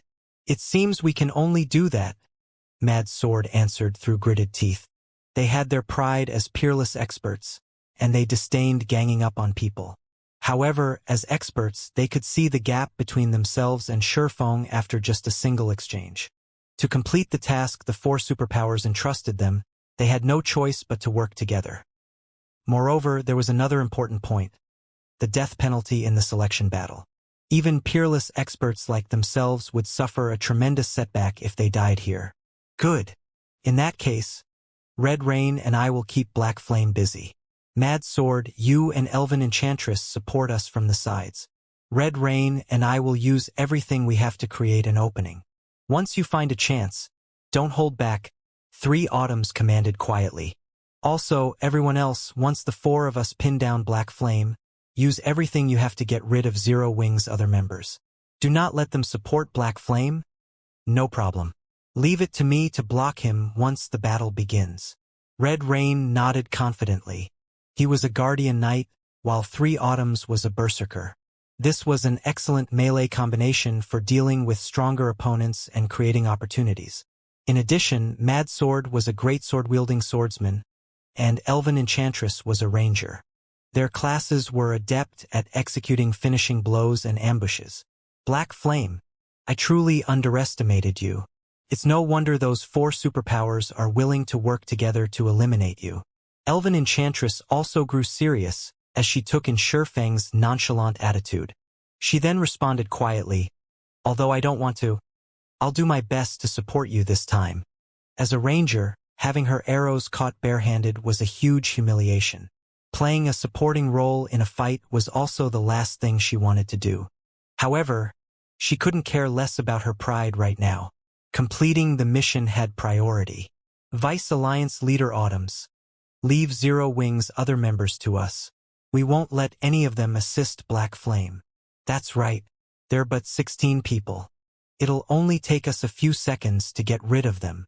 The other members of the 4 foreign aid teams also responded to 3 Autumns' command, all of them expressing their confidence in resolving this matter quickly. Good. In 3 seconds, we'll take action together. Since nobody had any objections to his commands, 3 Autumns nodded and focused his attention on Shurfeng, who stood 30 yards away. As for everyone else, they promptly spread out, seeking the optimal position to coordinate with each other. However, after the foreign aid team's members got to position, an indifferent voice broke the silence and made everyone shudder involuntarily. "It seems you are finally ready. In that case, I can make my move now." Shurfeng's voice was indescribably calm. However, the meaning behind his words couldn't be any more obvious. He was basically making fun of the 4 Absolutes' determination to work together. What arrogance! Furious at Shurfeng's words, Red Rain immediately activated the Tier 3 Justice Sprint and charged at the swordsman with his shield raised. The space around Red Rain turned blurry and chaotic, making it difficult for others to time and dodge or block his attack. Go! Upon seeing this situation, 3 Autumns commanded everyone to take action before joining the charge himself. However, before 3 Autumns could even take a step forward, everyone present suddenly felt as if time had switched to slow-mo. This illusion lasted for a moment. Then, everyone gasped. Before they realized it, Shurfeng was already standing behind Red Rain. A long sword as dark as night had also pierced Red Rain's heart. Immediately afterward, Shurfeng pulled the long sword from Red Rain's back, and the Guardian Knight's HP drained away until nothing remained. Red Rain then collapsed onto the soft grass, his eyes wide with horror and confusion. Impossible! What happened? I must be dreaming. Red Rain's sudden death paralyzed the foreign aid team's members who were thinking of attacking Zero Wing's other members. Some of them fell into shock and others were petrified. However, one thing was for certain. The sight of Red Rain collapsing had already been thoroughly imprinted in their minds. They would never forget this scene for the rest of their lives. Is he even human? Sorrowful Heaven, who was spectating from a distance, was stunned. As he stared at the dead Guardian Knight, the shock in his eyes compounded. For a moment, he wondered if he was hallucinating. However, Sorrowful Heaven knew that what he saw was no illusion. At this time, the frightening aura Red Rain exuded had vanished. Even the life aura and mana fluctuations the Guardian Knight radiated were no more. Only he was having a hard time accepting this scene, so his brain had dreamed up an acceptable alternative to deny the reality. At this time, Sorrowful Heaven wasn't the only domain realm expert plagued with such a feeling. Every spectating domain realm expert was the same. Yen Tianqing was no exception. A peerless expert.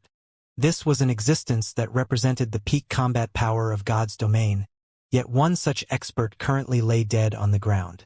Meanwhile, the whole battle— no, this shouldn't even be considered a battle. In fact, most of the people present didn't even understand how Red Rain had suffered an attack.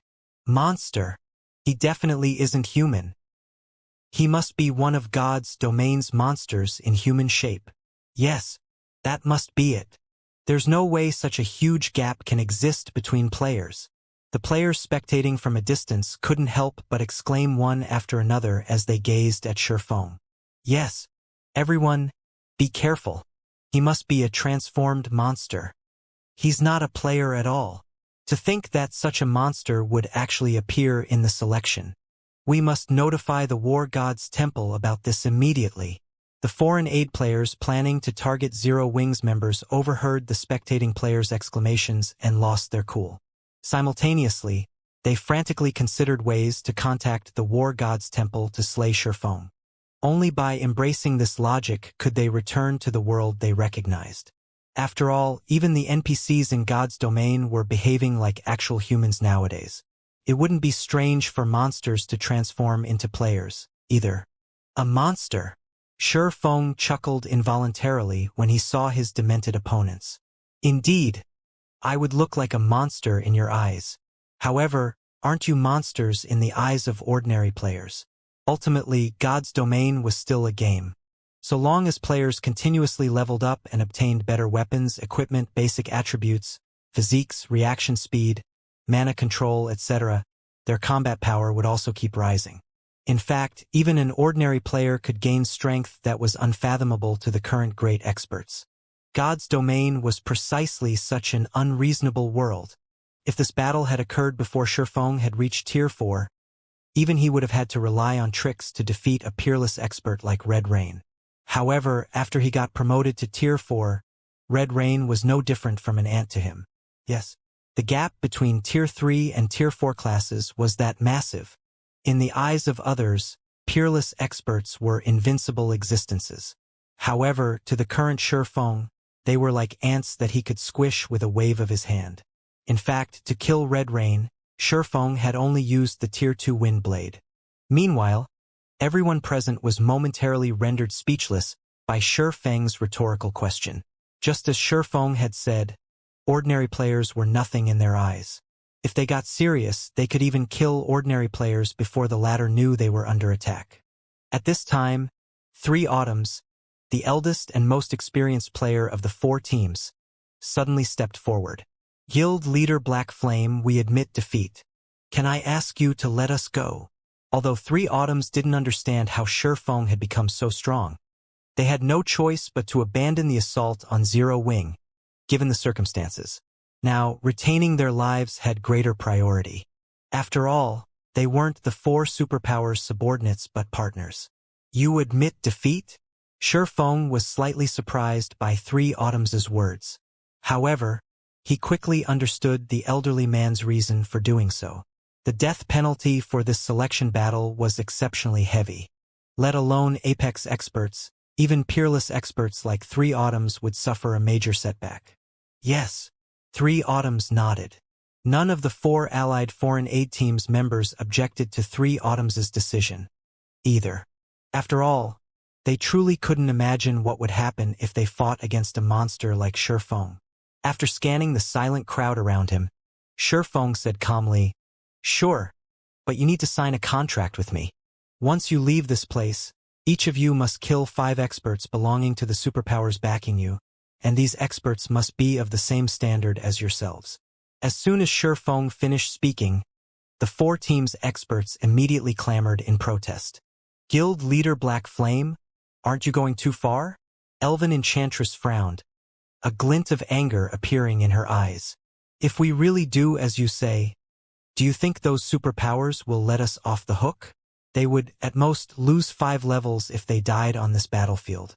However, if they offended the superpowers backing them, they wouldn't just lose 5 levels but would most likely get hounded out of God's domain. After all, if these superpowers did nothing after getting stabbed in the back by their so-called partners, who would take them seriously in the future? Going too far? Shifeng chuckled. I don't think so at all. From how I see it, you take Zero Wing for a pushover. If Zero Wing were one of the 5 great super guilds, would you still find this condition to be too much? Guild leader Black Flame, is there a need to make such assumptions? Breathing out a deep sigh, 3 Autumns added. If Zero Wing really were one of the 5 great super guilds, we wouldn't have accepted this partnership to begin with. So, your assumption simply isn't valid. Also, while we are indeed no match for you, if it really comes down to a fight, you won't come out unscathed either, Guild leader Black Flame. After all, our stamina and concentration consumption is drastically increased here. How many people can you possibly kill by yourself? And how many people would your team have left at the end of the battle? Rather than suffer mutual destruction, isn't it better if we settle things in another manner? 3 Autumns clearly stated the various possible scenarios and listed their respective pros and cons. At this moment, let alone Yulon, Gentle Snow, and Aqua Rose, even Sorrowful Heaven, who was also in a leadership position, felt that this was the best option. After all, both sides weren't mortal enemies. To ensure Zero Wing's continued development, it was in Shifeng's best interests to avoid unnecessary losses. However, defying everyone's expectations, Shifeng shook his head. Guild leader Black Flame, are you intent on mutual destruction? 3 Autumn's expression twisted slightly. As a peerless expert of God's domain and a Vice Alliance master of the Fire Dragon Adventurer Alliance, it was already unbelievable that he was taking the initiative to admit defeat. He never thought that Shifeng was actually a lunatic. Meanwhile, upon seeing that Shifeng refused to back off, Elven Enchantress snarled, Black Flame, you'd better not go too far. You should know that we also represent the superpowers backing us this time. If you annihilate our teams, those superpowers definitely won't let you off the hook. Zero Wing won't be able to bear the consequences. What you say is correct. Shifeng nodded. He then shifted his gaze to Elven Enchantress. However, you've made one mistake. Mistake? Shifeng's words puzzled 3 Autumns. He couldn't figure out how he had misspoken. The next moment, Shifeng unsheathed the abyssal blade. Immediately, the intensity of the aura he exuded increased several-fold. With him as the center, all mana within a 1,000-yard radius started to roil, and even the air trembled. And that is the difference in strength. As soon as Shifeng finished speaking, everyone present could clearly sense that the space around them had changed completely. To be precise, the surrounding space had become hostile to them. The heavy pressure the surrounding space subjected their bodies to felt like they were standing in a supergravity area. They even had trouble moving their bodies. On the other hand, as the lord of this space, Shifeng could exert boundless strength with every one of his movements. Not good. A domain. This is a mana domain. Many of the 4 opposing teams' experts instantly realized what was going on when they experienced this feeling of having their lives in someone else's hands. The expressions of 3 Autumns, Elven Enchantress, and Mad Sword also turned unprecedentedly grim. Any player who had been mingling in God's domain for some time would know what a mana domain was. It also determined whether an NPC was a powerhouse. Every NPC that wielded a mana domain was an existence that players had to be wary of. After all, many of these NPCs could turn Tier 3 players into dust just by relying on their mana domains. They wouldn't even need to move their bodies. Why does he have a mana domain? Shouldn't that be something only a small minority of Tier 4 NPCs possess? Elven Enchantress panicked. Now, when she looked at Shifeng, her eyes no longer contained any anger, only fear. This was a mana domain they were talking about. With the emergence of this domain, Shifeng had basically become the ruler of this space. How is this possible? 3 Autumns was stunned by this situation, his heart churning with confusion. Is he really not a player but a transformed monster? It might be fine if Shifeng only possessed absurd strength. At worst, they could use Zerg tactics to overwhelm his stamina and concentration. A mana domain, however, was a different story. A mana domain specifically countered Zerg tactics. If an individual stepped into a hostile mana domain without sufficient strength, they would be no different from ants before the domain's owner. They might not even be able to display any combat power. Moreover, the mana domain Shifeng revealed was simply outrageous, covering a 1,000-yard radius. With such a range, they couldn't flee even if they wanted to. At this moment, let alone 3 Autumns and the other hostile players, even Yen Tianxing and the other members of Zero Wing's upper echelon were stunned. The guild leader's strength has already reached such a height? Yen Tianxing gawked at Shifeng, who currently stood proudly among the crowd of great experts. With such strength, it wouldn't matter even if the 4 opposing teams ganged up on Shifeng simultaneously. He could quickly dispatch these people with a few swings of his sword. Only peerless experts like 3 Autumns, who possessed exceptional basic attributes, could put up some resistance, a very laughable resistance, because 3 autumns and the others wouldn't even manage to match an ordinary Tier 3 expert inside Shurfeng's mana domain.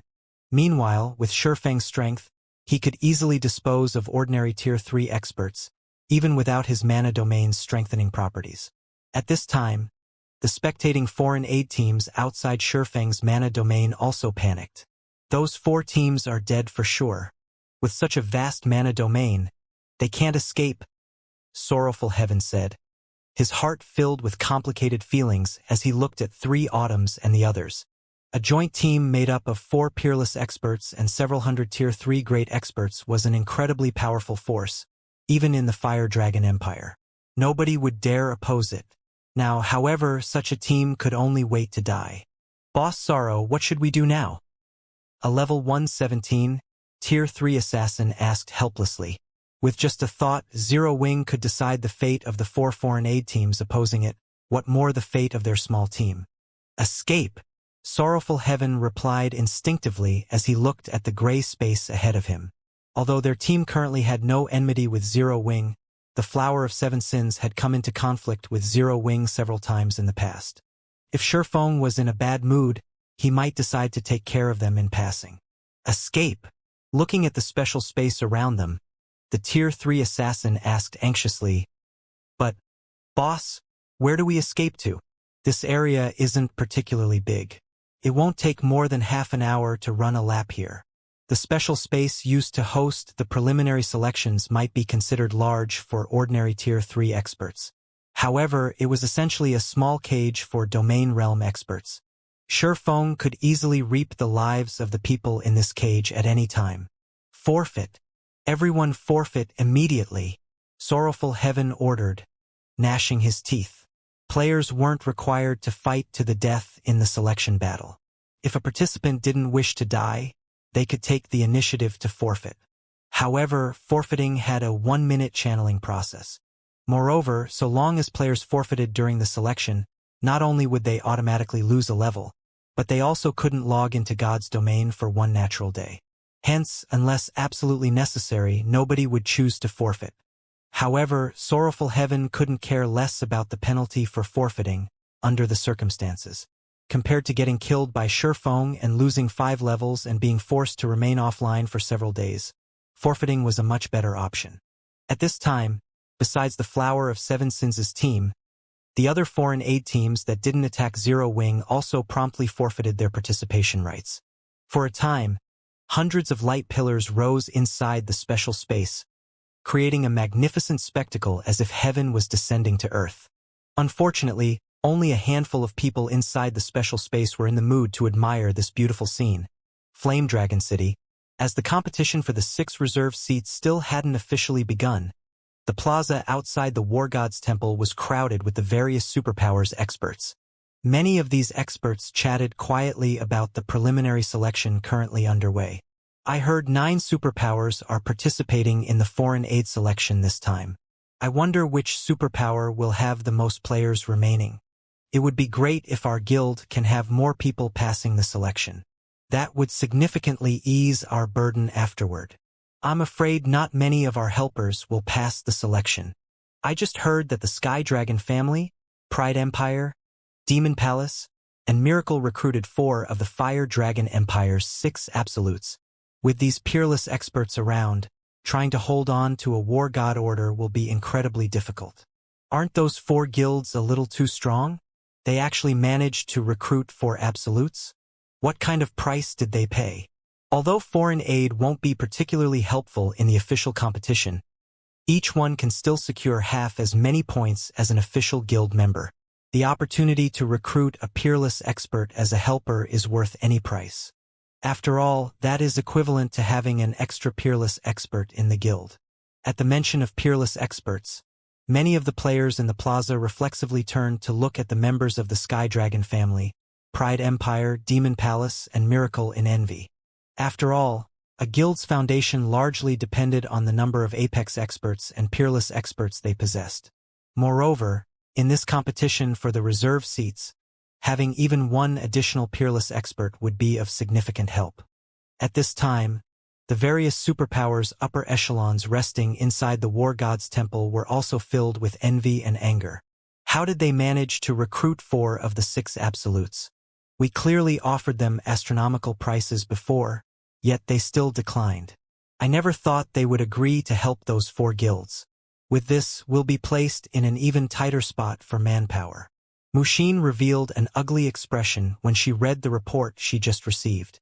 The matter of Zero Wing's data getting exposed had already placed Frostheaven in a disadvantageous position. Now, for guilds had managed to recruit peerless experts to assist them. This was basically rubbing salt into an open wound. It seems these 4 guilds will be occupying most of the foreign aid slots this time. We'll definitely be in a very unfavorable position later on. Brilliant Blue also wore a somber expression on his face. Frostheaven was already inferior to the other superpowers in terms of the number of peak experts and apex experts, to begin with. Hence, they had placed their hopes on their foreign aid to make up for the difference. However, this hope was growing slimmer and slimmer. Hong Xinyuan also remained silent.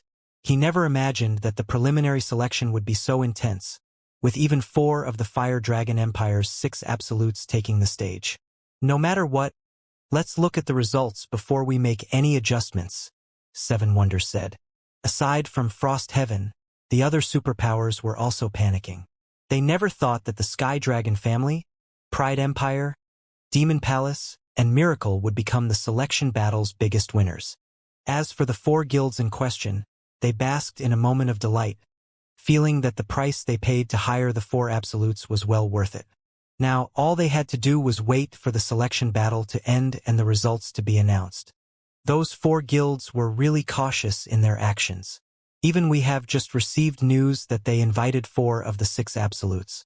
Vice Guild Leader, I'm afraid we might have to change our plans afterward, White Feather said with a frown as she read the latest report. Although the addition of 4 peerless experts wouldn't affect Mythology's overall situation, she still disliked such variables. The Fire Dragon Empire's 6 absolutes? The corners of Cold Shadow's lips curved up when she heard this.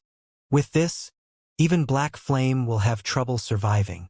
Previously, when she heard of the 4 superpowers' plan to suppress Zero Wing, she still felt relatively uneasy. She had seen Shurfeng's strength and tricks before. Killing him would be incredibly difficult.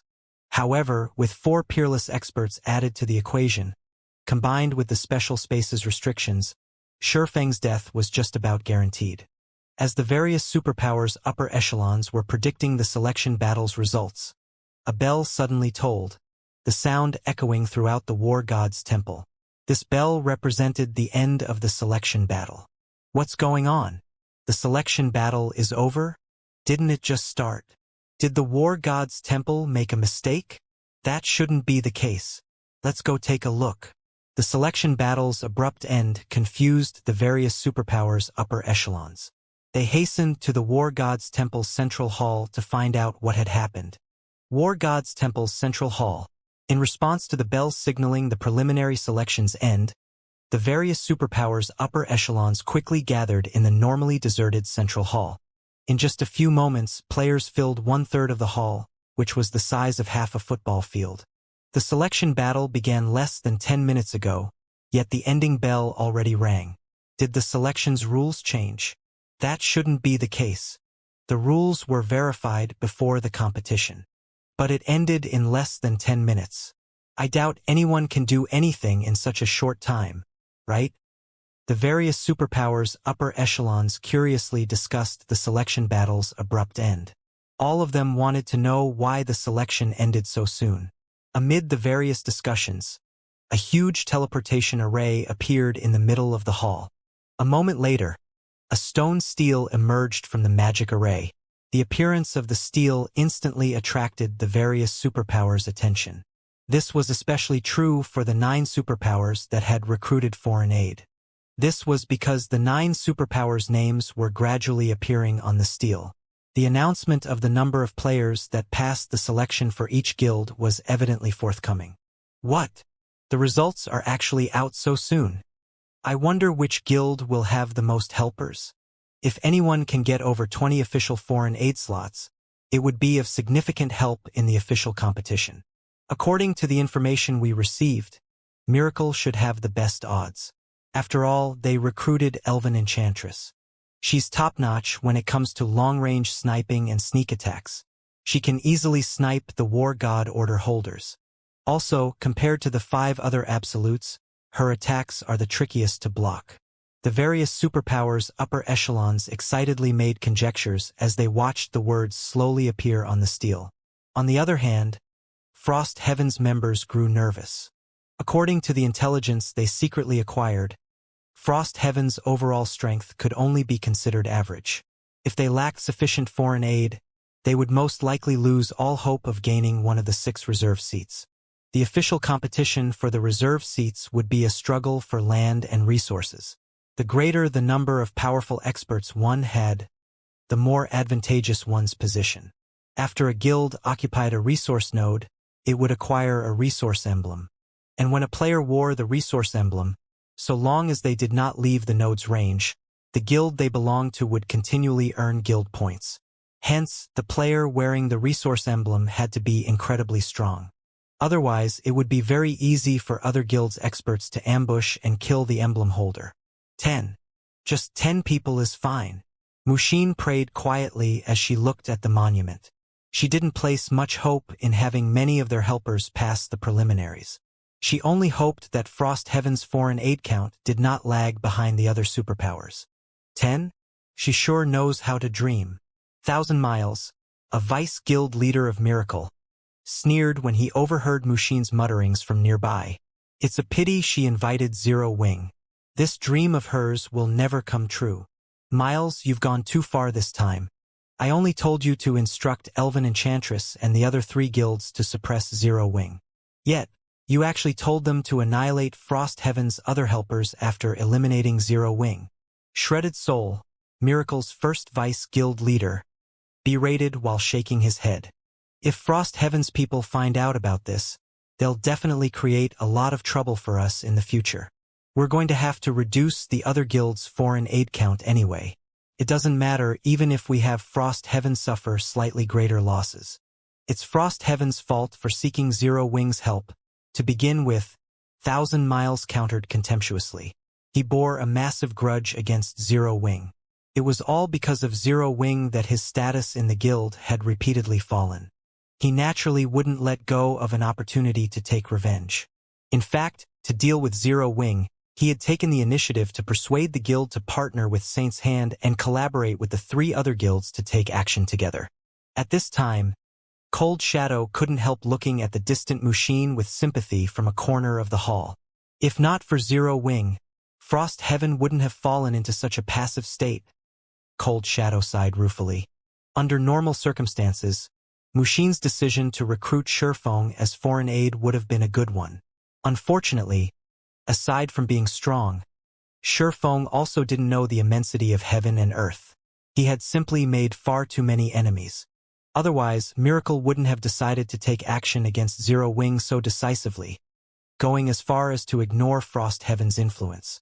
While the various superpowers members were discussing excitedly, several flashes of light appeared above the central teleportation array. In the blink of an eye, 17 figures appeared before everyone's eyes. As the teleportation array's brilliance dissipated, the appearance of these 17 figures became clear for all to see.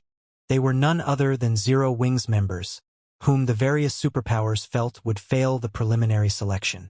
How is this possible? Aren't they way too lucky? Did they not encounter any other foreign aid teams inside? For a time, the hall was in an uproar. None of the various superpowers members could believe their eyes. This was especially true for the Sky Dragon families, Pride Empires, Demon Palaces, and Miracle's upper echelons. Every one of them gaped at this situation. Why are Zero Wing's members still alive? 1,000 Miles was bewildered when he saw Shurfeng's group walking out of the teleportation array. At this moment, let alone 1,000 Miles, even Shredded Soul and the distant Cold Shadow were puzzled by this situation. After all, nobody knew better than they did the situation inside the special space. Those were 400 great experts they were talking about. Of them, 4 were even peerless experts and over a dozen were apex experts. With such a force, one could roam unhindered even in the Fire Dragon Empire. Taking care of Zero Wing should have been child's play. Yet, Zero Wing actually exited the battlefield with 0 casualties. How could they possibly bring themselves to believe this situation? Did those 4 absolutes not go after them? No matter how Cold Shadow racked her brain, this was the only possibility she could think of for Zero Wing emerging unscathed. Frost Heaven's members were also surprised at this situation. They sure are lucky.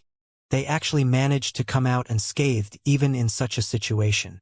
When Brilliant Blue saw Shifeng and the others, he shot a glance at Hong Shinun, then continued, "However, just returning alive is useless.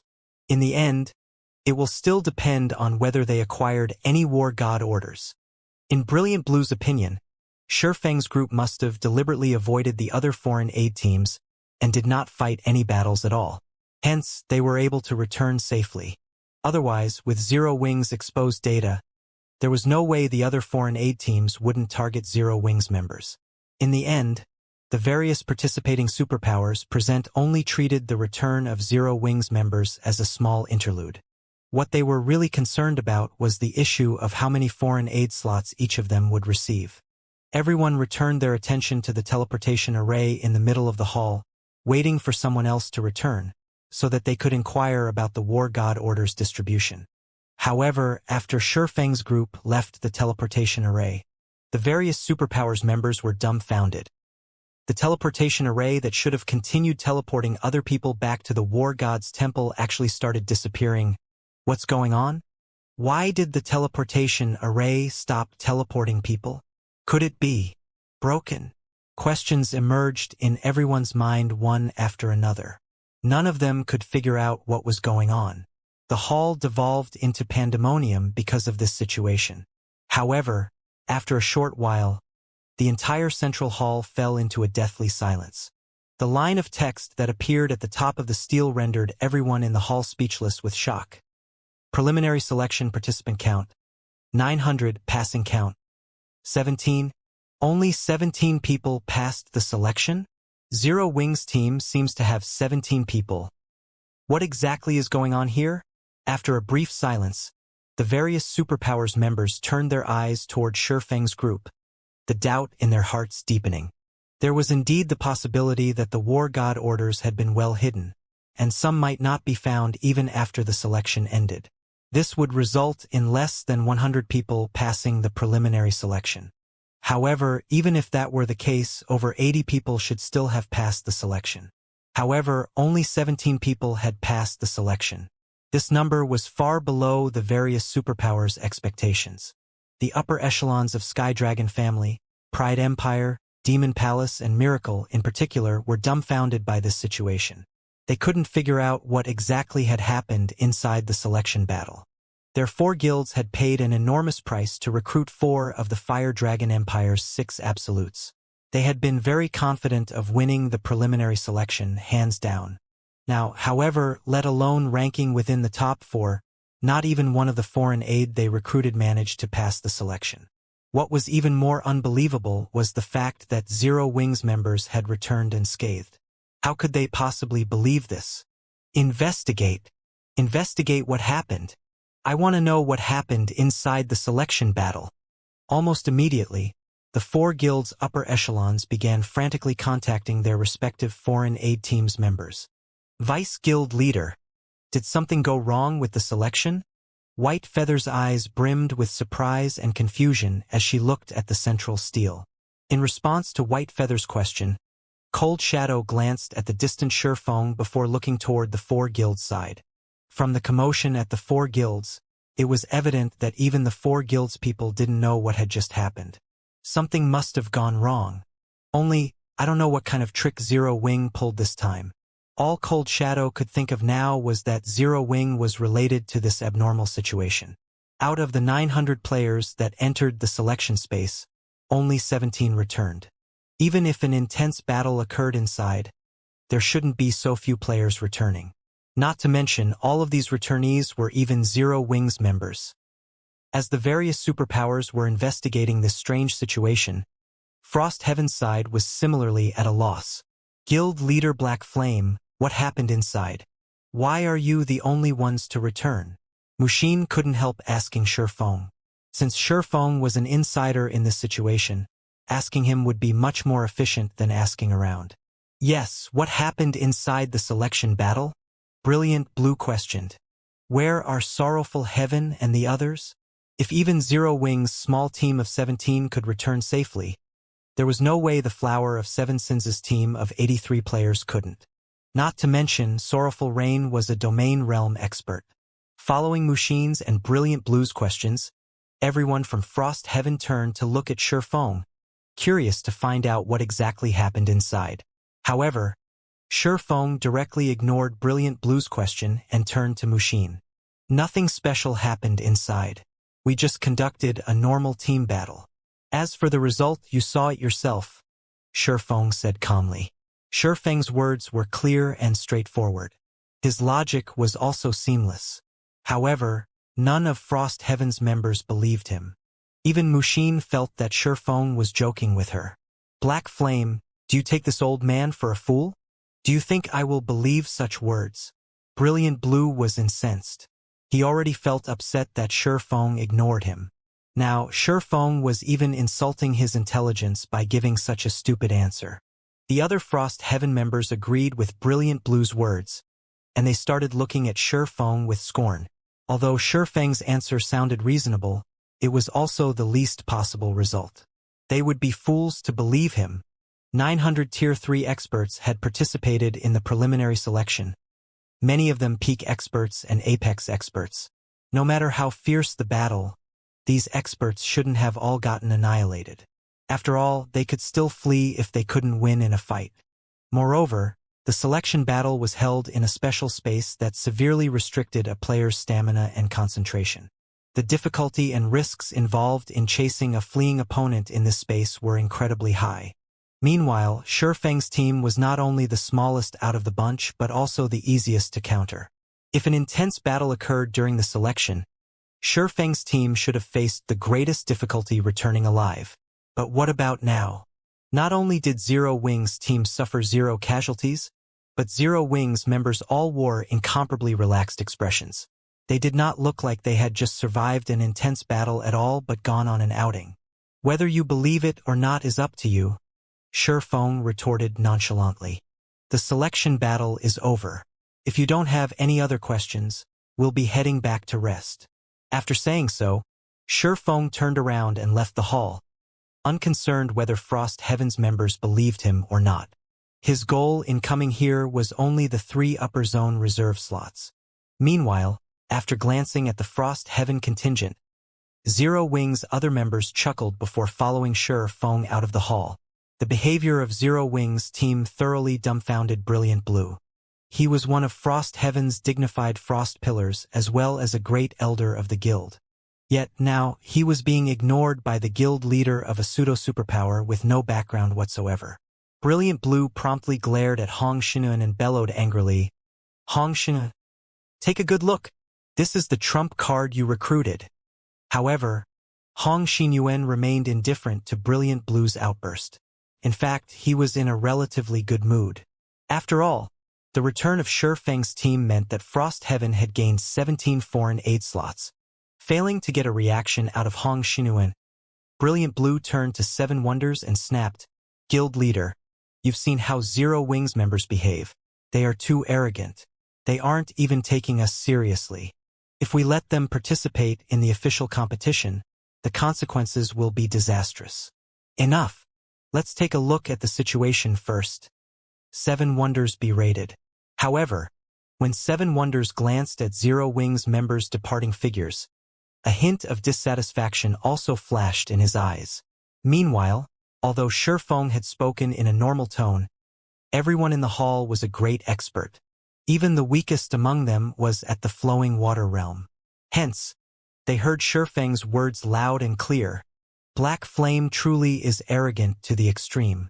He's taking such an attitude even toward Frost Heaven. He'll most likely have a difficult path ahead of him. White Feather smirked when she saw the exchange between Shifeng and Frost Heaven's leadership. However, Black Flame really knows how to spout nonsense. Does he think his team consists entirely of peerless experts? While Frost Heaven's members might be unaware, she knew full well that nearly half of the 900 players who participated in the selection battle had set their sights on Zero Wing. Zero Wing shouldn't have come out unscathed if a battle truly happened. However, even after White Feather ridiculed Sure Feng a bunch, Cold Shadow remained surprisingly silent. Vice Guild Leader, is something wrong? White Feather asked in confusion when she noticed Cold Shadow's solemn expression. News just came from our insider. Taking a deep breath, Cold Shadow said slowly, all participating foreign aides were annihilated. When White Feather heard Cold Shadow's words, she was stunned, her brain seizing up momentarily. How is this possible? White Feather exclaimed almost instinctively. The selection lasted less than 10 minutes. How could nearly 900 Tier 3 great experts slaughter each other so thoroughly within that time? Without a large gap in strength, a fight between Tier 3 experts would take at least 2 to 5 minutes to finish. This rule of thumb was already widely accepted in God's domain. Upon reaching Tier 3, almost every player would have at least a few life-saving skills. They could easily fight a battle of attrition. Hence, there was a popular saying that while Tier 3 experts could be defeated easily, killing them was challenging. No, they didn't fight each other.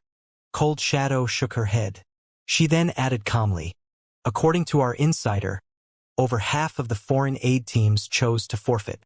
Forfeit? White Feather grew even more confused at this revelation. She felt that the more she delved into this matter, the more incomprehensible it became. Meanwhile, inside the gloomy hall, 1,000 Miles and the upper echelons of the many superpowers present also received news on what happened during the selection battle. They were inevitably bewildered. Have they lost their minds? Over half of them forfeited. 1,000 Miles cursed out loud when he saw his subordinates report. Investigate immediately. Anyone who chose to forfeit shouldn't even think of receiving any of the promised benefits. With the huge numerical advantage they had, they could have annihilated Zero Wings members even if they had to throw bodies at them. Vice Guild Leader Miles. The gray-robed berserker standing before 1,000 Miles shrank back slightly before saying quietly, the ones that forfeited aren't our guild's foreign aid. What happened to our foreign aid then? 1,000 Miles asked in response. Our foreign aid? After peeking at 1,000 Miles, the gray-robed berserker answered hesitantly. Black Flame killed them all. Moreover, he didn't kill just our foreign aid but also the other 3 guilds' foreign aid. Are you sure Black Flame did it alone? Are they not messing with you? 1,000 Miles asked in disbelief. I've verified with them already. The gray-robed berserker nodded. Black Flame indeed killed them by himself. Out of the 400 players that targeted Zero Wing, not a single one survived. Alone? He annihilated all 400 Tier 3 great experts. 1,000 Miles suddenly felt a little dizzy. This information was too much for his brain to process. He even felt that he was hallucinating right now. According to the foreign aid teams, Black Flame already possesses a mana domain. The range and strength of his mana domain are also unprecedented. Tier 3 experts can't exert even 10% of their combat power while inside it. Just moving their bodies is a challenging task, the berserker reported after summoning up his courage. Not only did a player obtain a mana domain, but said mana domain was even so powerful. If someone had told him such a thing before, even he would consider that person crazy. Either that or this person was a newcomer in God's domain and ignorant about mana domains. A mana domain? 1,000 Miles' expression stiffened at this term. How can he have a mana domain? At this time, 1,000 Miles wasn't the only person dumbfounded. The other superpowers' upper echelons were similarly bewildered when they heard this piece of news. After all, it was far more unbelievable than Shurfeng's feat of single-handedly annihilating 4 foreign aid teams. In God's domain, the mana domain was the standard that determined whether an NPC was strong or weak. So long as an NPC had a mana domain, they would be considered a true powerhouse in the whole of God's domain. After Frost Heaven's members received a detailed report of what happened during the selection battle, they, too, fell silent. Brilliant Blue, in particular, wore an extremely wrinkled and ugly look on his face. Previously, no one from Frost Heaven believed what Shifeng had said. In their opinion, Shifeng was only talking big. Brilliant Blue had even mocked Shifeng for his arrogance. However, insiders were now telling them that everything was true. Moreover, the situation was far more terrifying than how Shifeng described it. Old Hong, did you and Mushin know about this since the beginning? Seven Wonders couldn't help asking Hong Xinyuan. We knew a little. Chuckling, Hong Xinyuan added, however, for confidentiality's sake, we didn't tell anyone. Mushin also nodded in agreement. Only even she was surprised by such an excellent battle record. She never expected that Shifeng's mana domain would be so powerful when released. It was at least 10 times stronger than what she experienced. You two really know how to keep us in the dark. When Seven Wonders looked at Hong Xinyuan's indifferent expression and recalled the situation with Shifeng before, he smiled bitterly. In that case, I'll leave Zero Wings matters to you in the future. After glancing at the silent Brilliant Blue, Hong Xinyuan faintly smiled and said, Guild leader, please rest assured. After the end of the selection battle, news about Zero Wings spread like the plague. This was especially true for the details regarding Black Flame. Many of the major powers that had come to spectate the competition were shocked.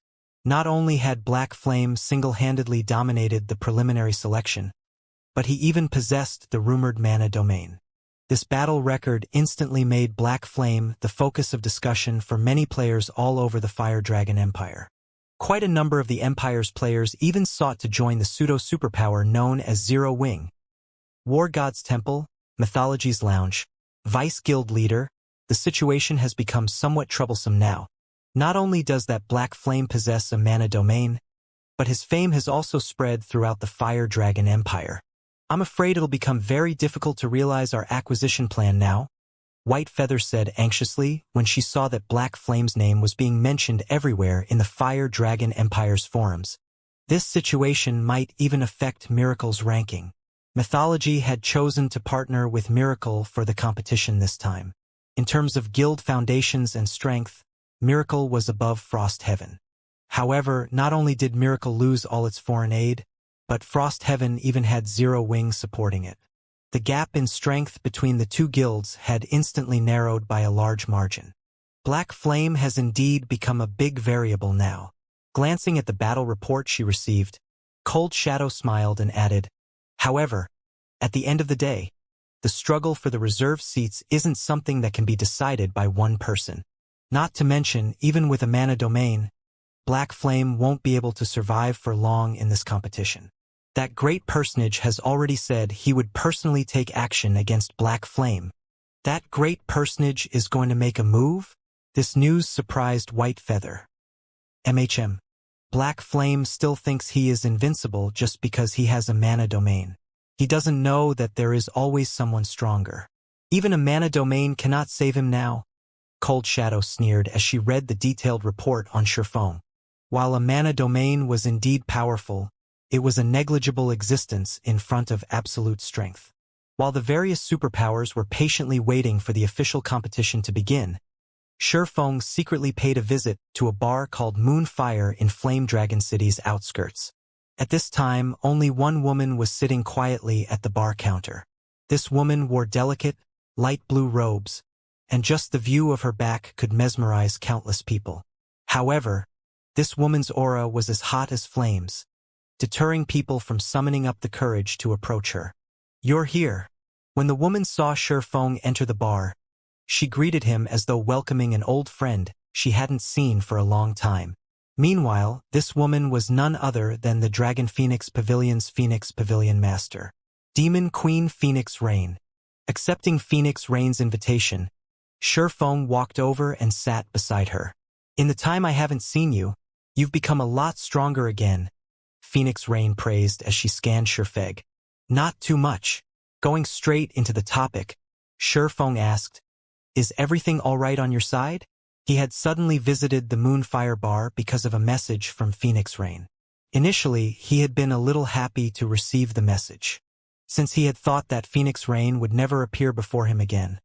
He felt that the situation shouldn't be as terrible as Duan Hanshan made it out to be.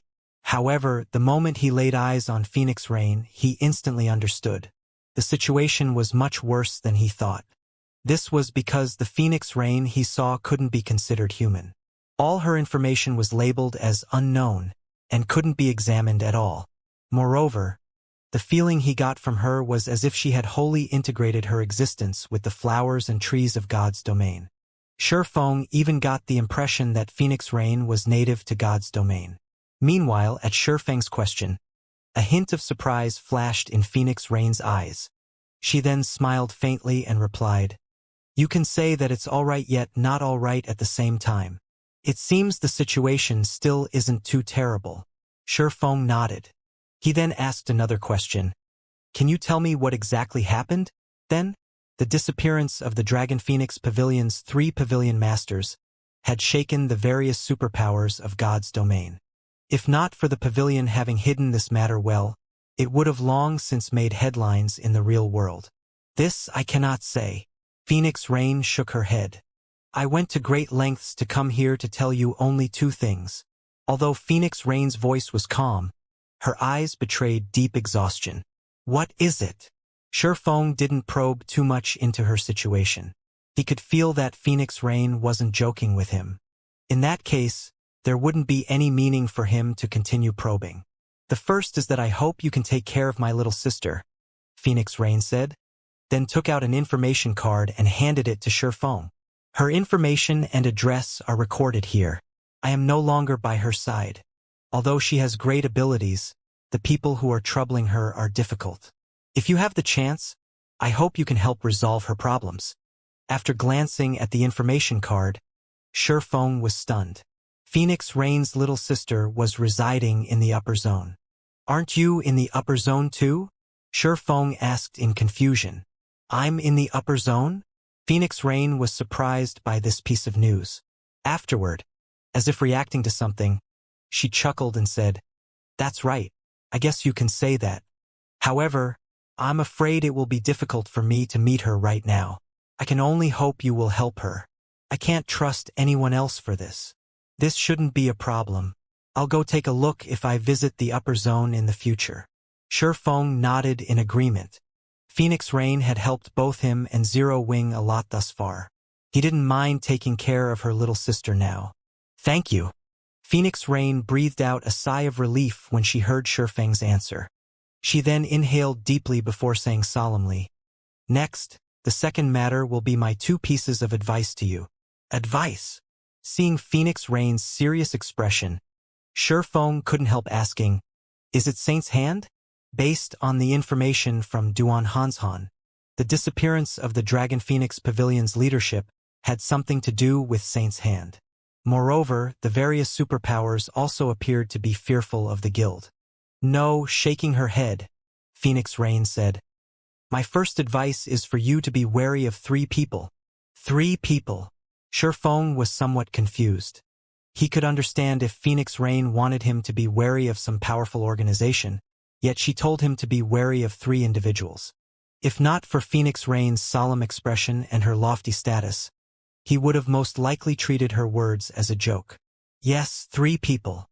Slowly, Phoenix Rain said, "I don't know these 3 people's names.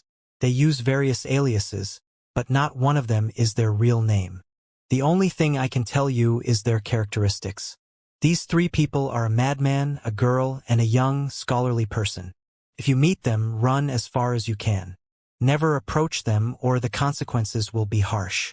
You must remember this point." "That's all the information on these 3 people?"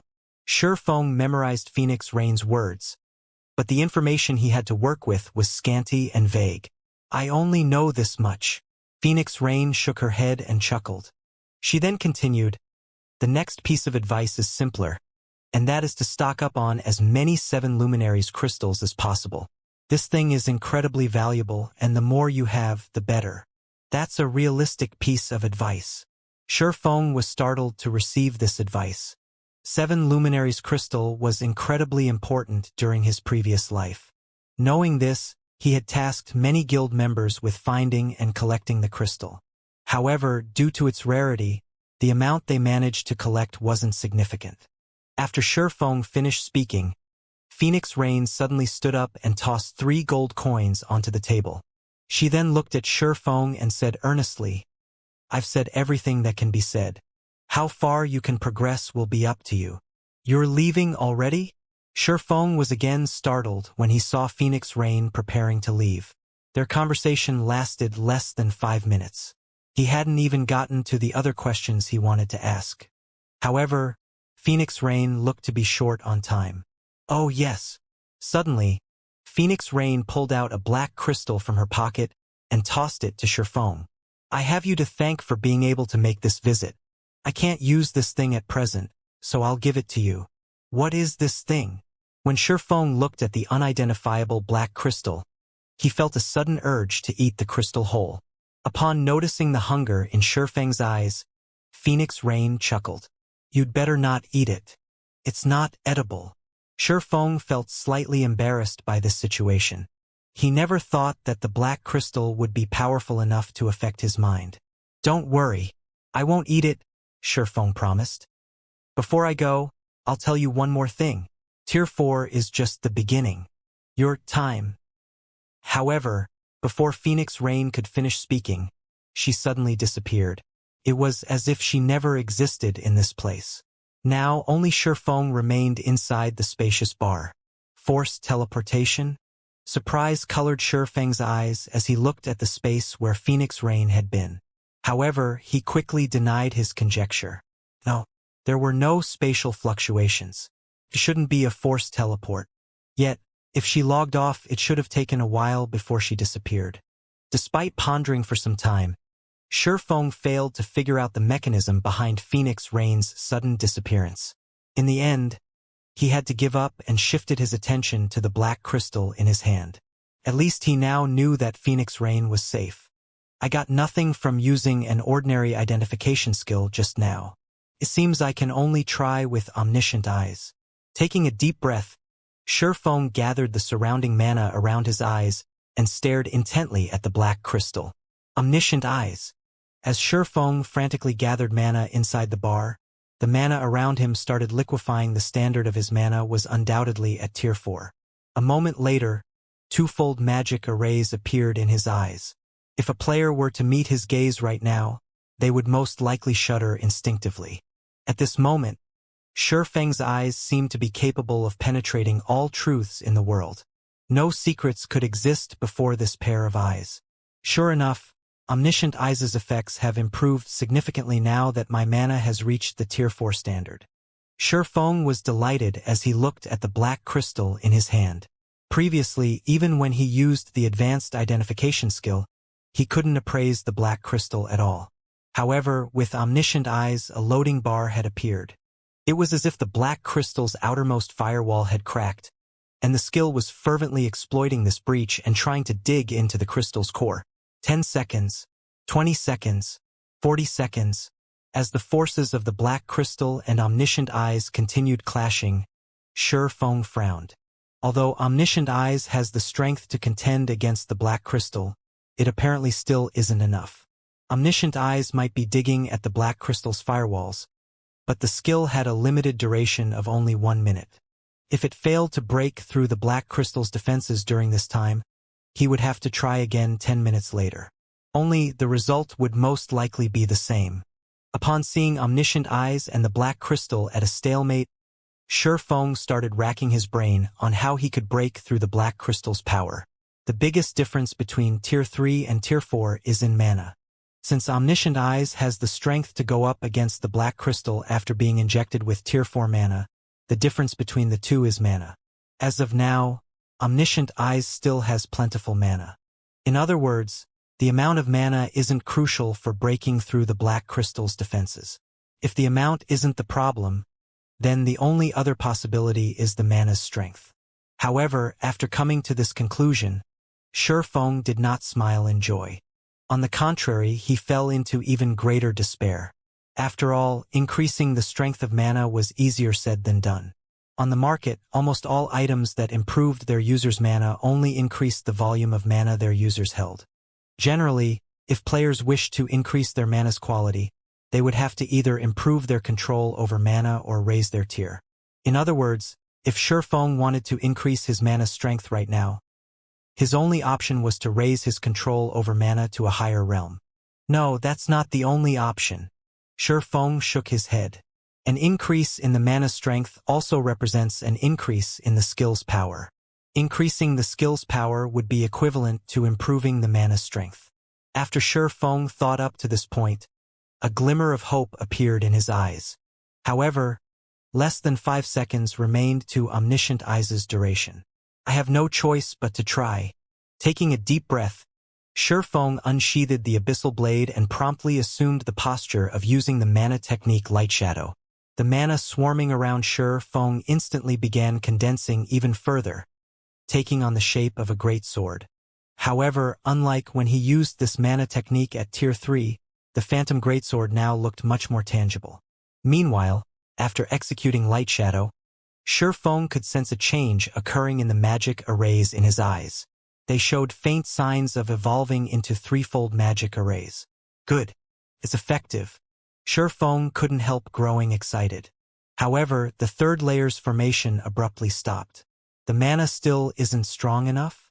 Shifeng frowned. If I want to increase it even further, I'll have no choice but to use Holy Devour. Holy Devour was a move he dreaded to use. Executing the complete Holy Devour was too taxing. It shouldn't be used frequently, even by Tier 4 classes. With the reserve seats competition about to begin, he had to keep himself in his peak state. Although executing Holy Devour once wouldn't overwork his brain, it would still exhaust his concentration. However, after thinking for a second, Shifeng gritted his teeth and threw caution to the wind. To hell with it! Although Phoenix Rain currently wasn't in a life-threatening situation, that was true only for now. There were far too many unknowns and secrets surrounding her. Saint's Hand's side was also filled with mysteries. There was no guarantee that he wouldn't meet a similar fate to Phoenix Rain in the future. Hence, he needed to identify the Black Crystal. Only by doing so would he have a chance at finding some useful information. Immediately, Shifeng changed his stance once more, and the aura he exuded skyrocketed in intensity. Holy Devour! Boom! Suddenly, ethereal flames enveloped the bar. The flames were so realistic that they triggered the magic arrays set up inside the bar. Some of these magic arrays even started cracking, evidently unable to withstand the powerful mana Shifeng condensed.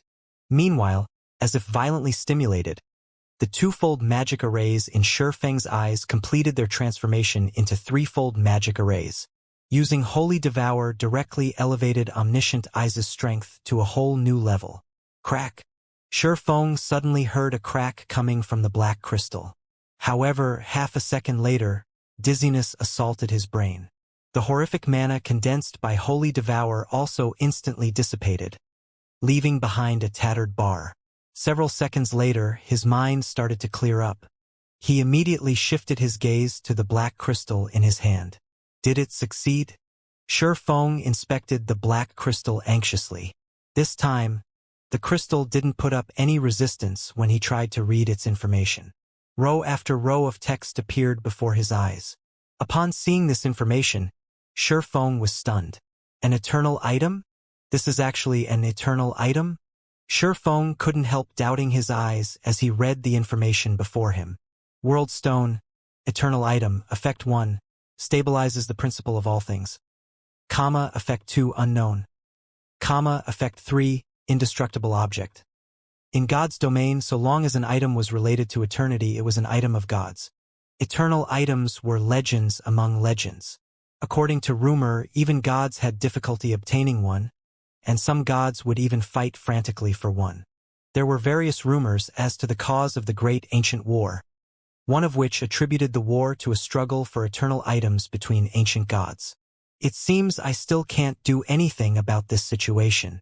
Shifeng smiled bitterly as he looked at the World Stone. He had fought for 10 years in God's domain in his previous life. However, he was well aware that he was still ignorant of plenty of secrets regarding God's domain. God's domain wasn't just a game like the general masses thought it to be. Otherwise, the various international corporations wouldn't go so crazy over it. This eternal item told him that the problem Phoenix Rain faced was extraordinary. It wasn't something a Tier 4 sword emperor like himself could look into.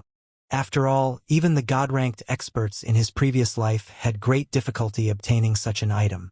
He would most likely have to wait until he reached Tier 5 or even Tier 6 before he could find out more about the situation.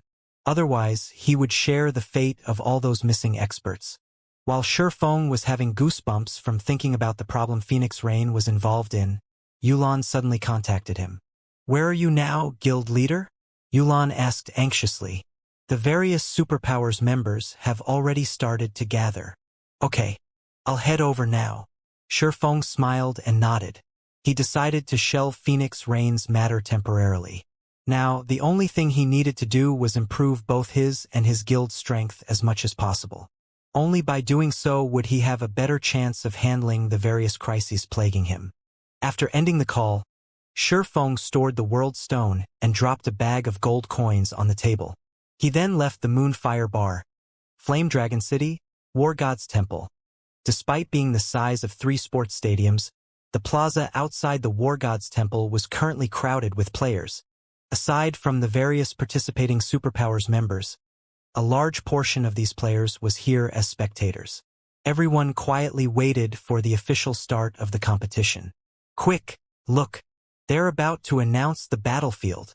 Suddenly, a huge holographic projection appeared in the sky above the War God's Temple. The projection was hundreds of meters wide, and the image displayed was visible even from several miles away. Meanwhile, with the emergence of this holographic projection, excitement surged in both the players and NPCs in Flame Dragon City. "It's finally starting. This competition will determine the future direction of the entire God's domain. Many of the various superpowers, hidden experts will reveal themselves. Once you guys enter the arena, make sure to record these experts' data. They're going to become the giants of God's domain in the future. We must make sure we don't accidentally offend any of them. Newbies, listen up. The guild spent a fortune to reserve a VIP viewing room to let you experience this competition as close as possible. Cherish this opportunity and learn as much as you can from those top talents." The various major powers here to spectate the competition spent time instructing their guild talents and newcomers to cherish this viewing opportunity. After all, this was going to be the apex battle of God's domain. Talents? I want to see just how powerful they are. I heard many of the people on the God's domain's experts list would appear. I wonder if we'll get a chance to see a showdown between these experts. The various major powers' talents and newcomers grew excited upon hearing their superiors' words. They all wished they could take part in the competition themselves. The players in Flame Dragon City weren't the only ones paying attention to this competition. Players all over God's domain were also interested. Unfortunately, the people who could directly spectate the battle numbered very few, which had many players gnashing their teeth in frustration. There were only 100 VIP viewing rooms, each capable of accommodating only 100 players. There were also only 10 million normal viewing seats available. Compared to God's domain's player population, this number was insignificant. However, this still wasn't the most frustrating part. Instead, what frustrated players the most was that aside from players, even NPCs could purchase these viewing tickets. According to the War God's Temple statistics, 20% of the tickets were bought by NPCs, 60% by guilds, and only 20% by independent players. Time passed quickly. Before anyone knew it, the holographic projection above the War God's Temple revealed the battlefield for the upcoming competition. Displayed on the projection was an ocean with turbulent waves and dark thunderclouds. At a glance, it was evident this wasn't a place players could enter casually. Strewn across this ocean were 18 islands of varying sizes. The small islands were roughly the size of small leveling maps, while the large islands were around 3 times the size of the small islands. A considerable distance separated these islands. With calm seas, a bronze speedboat would take at least 2 hours to travel from one island to another. The appearance of waves and storms could double this travel time. What? It's going to be a naval battle? No, there are quite a few islands on the ocean. Is it an island occupation battle? The players outside the War God's Temple were surprised by the unveiled battlefield, and heated discussions promptly broke out. However, before anyone could reach a conclusion, the specific rules for the reserve seat competition were listed one after another. Players will be teleported to a random island in teams. Each team must have at least 100 players and can have at most 1,000 players. Every island has between 12 to 30 resource nodes. Different resource nodes will grant different amounts of guild points. Basic resource nodes will grant 10 guild points per hour. Intermediate resource nodes, 20 guild points per hour. Advanced resource nodes, 30 guild points per hour. The competition will last 24 hours. The top 6 guilds with the highest score will receive the reserve seats at the end of the competition. The larger of the 18 islands will place greater restrictions on players' stamina and concentration. Players cannot use any berserk skills or magic tools. The guilds ranked within the top 5 of each island's point ranking can travel to other islands. If players die during the competition, they will be automatically teleported out of the competition venue and lose 2 levels. When the players in the plaza saw these rules, they gasped in shock. After all, this competition depended heavily on guild foundations and leadership. The use of individual strength would be greatly restricted in this competition. Moreover, if a guild didn't handle its distribution of teams properly, it might suffer complete annihilation. The rules favor guilds with greater numbers. Mu Lingsha frowned as she gazed at the rules displayed above the war god's temple. The minimum requirement for players in this competition was Tier 3. Even if most of the participating superpowers had roughly the same number of guild members, there was a huge difference in the number of Tier 3 players. Take Unyielding Soul, for example. The guild had only 4,500 or so Tier 3 players. However, the super guild Sky Dragon family had over 8,000. Of course, the guilds participating in this competition had 6,000 Tier 3 players on average, so the difference between the participating guilds wasn't as significant. Even so, this situation would still create a huge gap between the participating guilds. To begin with, each of the 5 great super guilds had over 20,000 Tier 3 players. This wasn't a number any of the other superpowers could hope to compete with. This was also why none of the other superpowers held any hopes of competing for the 5 other reserve seats. With the revelation of these rules, the gap between the 5 great super guilds and the other participating superpowers became even more significant. For example, the 5 great super guilds could form 21,000-man teams each, whereas the other superpowers couldn't even form 10. And given the random assignment to the various islands, the number of islands the 5 great super guilds could occupy right off the bat would already be several times higher than what the other superpowers could hold. To make matters worse, if a guild couldn't even rank within the top 5 of an island's point ranking, it couldn't leave for other islands to seek greener pastures. These rules are excellent. Miracle's victory is basically sealed now, Cold Shadow said, smiling as she read the competition rules. At this time, Miracle's upper echelon was also ecstatic. After all, Miracle had over 13,000 members participating in the competition this time. As to why the guild could have so many Tier 3 experts, it was thanks entirely to the special tools mythology provided. These tools allowed Tier 2 experts that had trouble with their promotion to overcome the final hurdle. Although these artificially produced Tier 3 experts were lacking in combat standards compared to other Tier 3 experts, they were still bona fide Tier 3 players and much stronger than Tier 2 players. With the addition of these artificial Tier 3 experts, Miracle had the 6th largest player count in this competition. In contrast to Miracle's upper echelon, 7 Wonders and the rest of Frost Heaven's upper echelon currently looked pale. Frost Heaven had only a little over 7,500 members participating. The guild was just barely ranked within the top 10. If not for the competition venue and rules, Frost Heaven could have easily fought for the 6th seat. Now, however, it was evident this wouldn't be possible. Our only choice is to take the risk and form more teams. Otherwise, we won't have a chance of securing a seat, 7 Wonders stated calmly to the elders and grand elders present. That's the only thing we can do. Otherwise, we won't stand a chance against the guilds with greater numbers. Hong Xinyuan said, nodding in agreement. The grand elders and elders present similarly agreed with 7 Wonders' opinion. Since that's the case, I'll start assigning the teams. Although we have to split our numbers into as many teams as possible, we also need to consider the balance of combat power and the struggle for resource nodes. The 5 Grand Elders and 12 Elders present will each lead a team of 300. Your goal is to secure a basic resource node. If your combat power is lacking, you can merge with another team to secure a resource node. Me, Old Hong, and Brilliant Blue will each lead a team of 500 and the 10 Swords.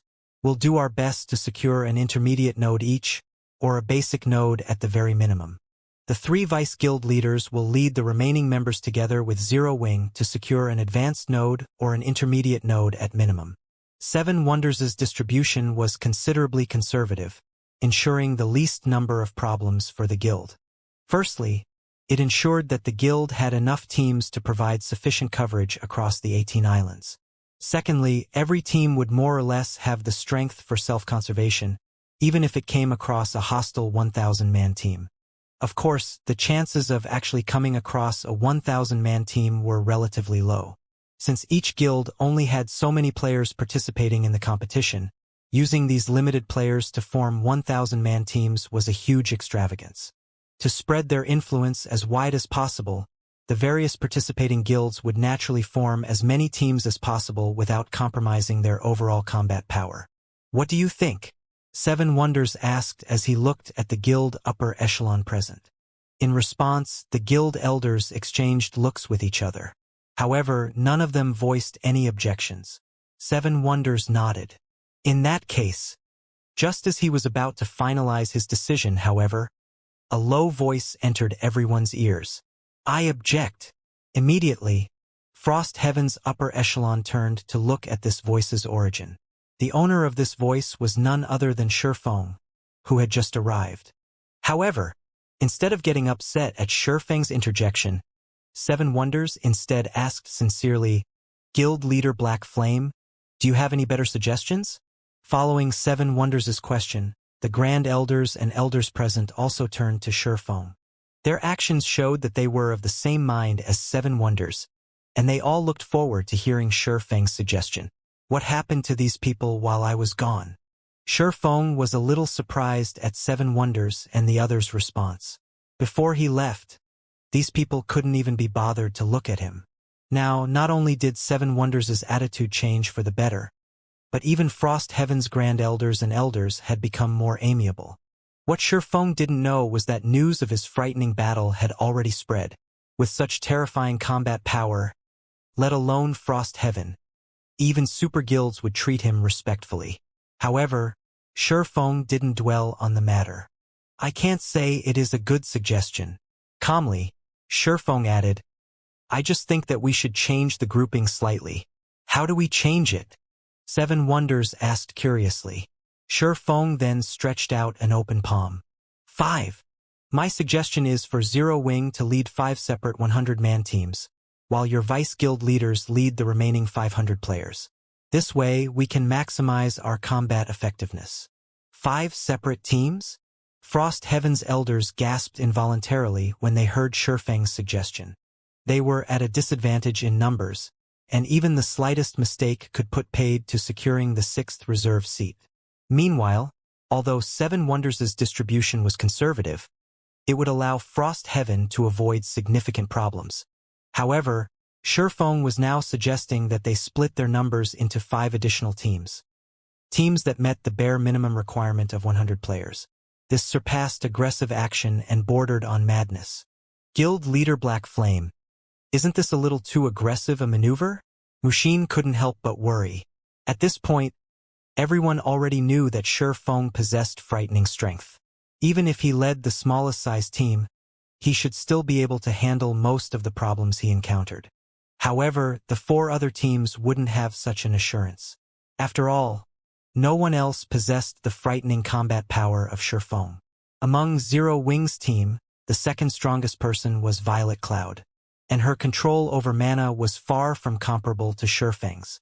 This was something Mushin had verified through Violet Cloud's duel with Tian Chang. As for Zero Wing's other members, their average combat standards didn't even reach the Void Realm. While they could still become useful combat power, they couldn't change the tide of battle by themselves. In fact, even Domain Realm experts couldn't do so. This was also why 7 Wonders had decided to have Frost Heaven's Grand Elders and Elders lead 300-man teams at a minimum. At this moment, Mushin wasn't the only person puzzled by Shifeng's suggestion. Even Yulan and Yan Tianxing couldn't help staring at Shifeng in confusion. Zero Wing had indeed made great progress recently. The guild's top combatants had even experienced continuous improvements. However, they had yet to reach the standard of peerless experts. Aside from Shifeng, the only other person who could safely lead a team of 100 players in this situation was Violet Cloud. If they split their forces across 5 teams of 100, a single mistake could lead to a team wipe. After all, this competition wasn't some children's game, nor was it a struggle for just a small part of God's domain. It was a competition for the 12 great guilds' reserve seats. None of the various superpowers would hold back this time. In fact, in this competition, even Void Realm experts would only be foot soldiers. Every participating team would most likely have several or even more than a dozen of such experts assigned to them. And while Domain Realm experts could be considered high-end combatants, even they would have to flee if they went up against 100-man teams without sufficient support. In this competition, only peerless experts could possibly single-handedly turn the tide of a battle. Not to mention, 100-man teams were only the bare minimum in this competition. If Apex experts came across a 500-man team by themselves, even they would most likely suffer. And if they came across 1,000-man teams, only death awaited them. It is indeed a little aggressive. However, this is also our only chance to secure a seat. Shifeng did not refute Mushin's words. After all, what she said was true. Otherwise, Frost Heaven won't have a single chance at victory. I'm sure you understand this as well.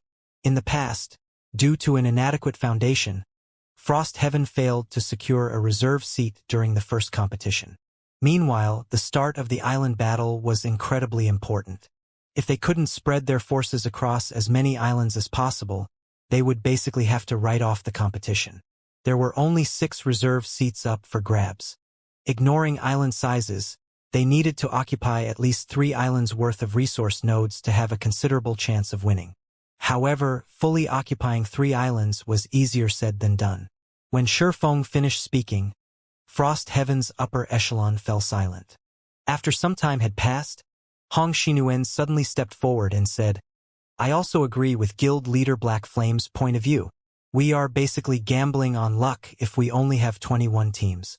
We might as well put up a fight in that case. However, if luck doesn't favor us and one of our 100-man teams gets isolated, the team won't be able to do much either," Brilliant Blue said, shaking his head. A total of 30 guilds were participating in the competition. On average, there would be at least 2 guilds on every island. If one of their 100-man teams had bad luck and got isolated on an island, the team definitely wouldn't have a good outcome. At Brilliant Blue's words, Frost Heaven's members fell silent once more. After giving the matter some thought, 7 Wonders looked at Shifeng and said, "How about this? I'll agree to form 5 more 100-man teams. However, we will support these 5 teams with only ordinary Tier 3 experts. I'm afraid we cannot afford to assign any peak experts to you." Guild Leader Hong Xinyuan couldn't help but frown at 7 Wonders' words. Although 7 Wonders had agreed to form 5 additional teams, if no peak experts supported these teams, Zero Wings members would basically be walking a tightrope. It wouldn't even be far-fetched to say that 7 Wonders was treating these 5 teams as sacrificial pieces. Of course, Hong Xinyuan could understand 7 Wonders' decision. These 5 teams were a last-ditch effort. They naturally couldn't invest too much combat power in these teams. However, in his opinion, since they were gambling anyway, they might as well add chips to the bet. "Old Hong, don't try to persuade me. I've made my decision," 7 Wonders said firmly. "I understand." Hong Xinyuan had no choice but to hold his tongue at these words. As Frost Heaven's guild leader, 7 Wonders was the guild's authority. Since 7 Wonders had already decided, Hong Xinyuan would have no way of changing the decision. Guild leader, Zero Wings members aren't familiar with Frost Heaven's members. How about I join them? This way, Guild Leader Black Flame can command the teams better, Mushin suggested to 7 Wonders. "Okay, you'll be the liaison with Zero Wing." 7 Wonders nodded in agreement. Just like Mushin had said, Feng knew nothing about Frost Heaven's members. Without proper understanding, he wouldn't be able to make the best decisions. Meanwhile, as one of Frost Heaven's vice guild leaders, Mushin's understanding of the guild's members was excellent. She was indeed the best candidate for the liaison. Big sis, are you crazy? Karue, who stood beside Mushin, stared at her incredulously. You dare participate in such a gambit? Dying in this competition meant losing 2 levels. For players of their level, losing 2 levels was no laughing matter. After all, they were only one small step away from the crucial level 120 threshold. If they died in this competition, it would severely delay challenging their tier for promotion. Don't worry, my dear little sister. I will follow guild leader Black Flame's team. I believe there shouldn't be any problems in that case, Mushin said, chuckling. 2-11. Karue was momentarily rendered speechless by Mushin's words. Afterward, Frost Heaven's members split up into different teams according to 7 Wonders' arrangement. Simultaneously, 483 Frost Heaven members were assigned to Feng. As for how Feng would distribute these players, 7 Wonders stayed out of it. Guild leader Black Flame, everyone has arrived, Mushin stated after counting the Frost Heaven members on their side. She then asked curiously, how do you plan on distributing them? I've thought about it already. Chuckling, Feng said, I'll lead a team by myself. Afterward, Gentle Snow, Aqua Rose, Violet Cloud, and Fire Dance will each lead a team. The rest of Zero Wings members will follow Violet Cloud's and Fire Dance's teams. Isn't this? Mushin was momentarily dumbfounded. She had anticipated Violet Cloud leading a team by herself, while the rest of Zero Wings members would be split across the 3 remaining teams. After all, Violet Cloud also possessed a mana domain of her own. Yet, Feng was having Gentle Snow and Aqua Rose lead teams by themselves instead.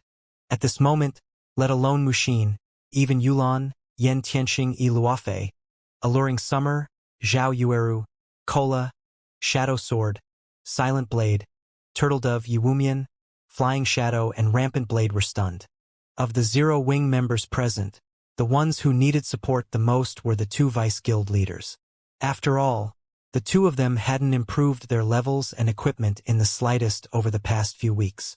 Although Gentle Snow's and Aqua Rose's weapons and equipment were still far superior to those of the various superpowers peak experts, the 2 of them were still slightly inferior to Violet Cloud and Fire Dance in combat standard. Not giving them any support was akin to going all in on a gamble. Ignoring everyone's doubts, Feng turned to the 2 people in question and asked, Snow Aqua, are you fine with this arrangement? No problem. The 2 responded indifferently as if this matter had nothing to do with them. Good. That settles it, then. Feng did not make any additional explanations. Following this, the various superpowers waited for another hour or so until a loud bell tolled in the War God's Temple, the sound echoing throughout Flame Dragon City. The competition for the 12 Great Guilds' reserve seats officially began. Immediately, the participants thronging the War God's Temple's plaza turned into streaks of light and vanished one after another. It's starting. It's finally starting. Crap. So this is the spectator stand? Awesome. When the spectating players arrived in their seats, they couldn't help marveling at their surroundings. At this time, everyone was in the sky.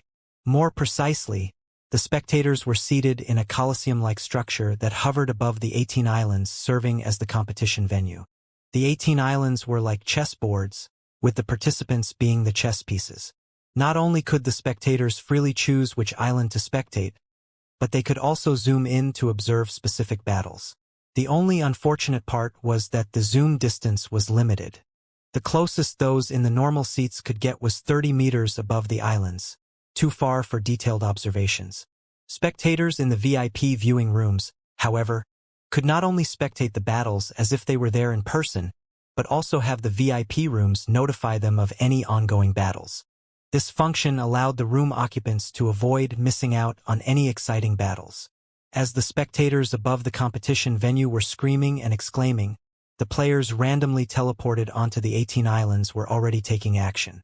Whether our guild can reach the top to become a giant in God's domain will depend on this battle. The guild will put anyone who performs well in this competition under priority training. Everyone listen up. Our 1,000-man team has only 2 goals. The first is to occupy an intermediate resource node or better as soon as possible. The second is to secure the node firmly. We are fortunate. Our guild has 5 300-man teams on this island. The higher-ups have already stated that we must rank within the top 5 on this island. So long as we achieve this goal, everyone will receive 2,000 GCPs after the competition. The various participating guilds frantically went on the offensive, the tense atmosphere building excitement among the spectators in the sky. Meanwhile, inside a VIP viewing room, as expected of the 5 great super guilds, the depth of their foundations far surpasses the other guilds. Mu Lingsha sighed ruefully as she looked at the statistics of the 18 islands. The 5 great super guilds had between 53 to 61 teams each, and every one of them had at least 6 100-man teams. All of these small teams were led by legends in the virtual gaming industry. Each of the 5 great super guilds had teams on 11 to 13 of the 18 islands. In comparison, the other guilds had teams on only 5 or 6 islands on average, half of what the 5 great super guilds had. Right off the bat, it was already clear that the other guilds stood no chance against the 5 great super guilds. Of course, there were also some lucky guilds that had teams on 8 or 9 islands. However, this couldn't be considered a fortunate matter either, as their numbers were spread so thinly that they could hardly preserve themselves, let alone occupy resource nodes. On the other hand, the 5 great super guilds' personnel were divided relatively evenly. Each of them only had 1 or 2 islands with insufficient personnel, which wouldn't affect the overall situation, as more than half of the islands they occupied had a considerable number of personnel. They wouldn't have any problems ranking within the top 5 in guild points. To put it simply, it was certain that the 5 great super guilds would secure a reserve seat for themselves. In terms of personnel distribution, Miracle and Sacred Temple have the best chance to secure the 6th seat. Both guilds have teams on 9 islands, and their personnel distribution is fairly even as well. The other guilds are evidently far behind these 2 guilds. Unyielding Heart analyzed. No! When Mu Lingsha took a look at Frost Heaven's statistics, she was slightly surprised. Frost Heaven isn't doing too badly either. It has teams on 7 islands. If comparing based on the number of islands occupied, Frost Heaven could rank 12th out of the 30 participating superpowers. It was only 2 islands behind Miracle and Sacred Temple. No. Of the 7 islands Frost Heaven has been allocated to, 2 islands don't even have 500 players on it. Moreover, Unyielding Soul couldn't help shaking his head and sighing after carefully reading Frost Heaven's data.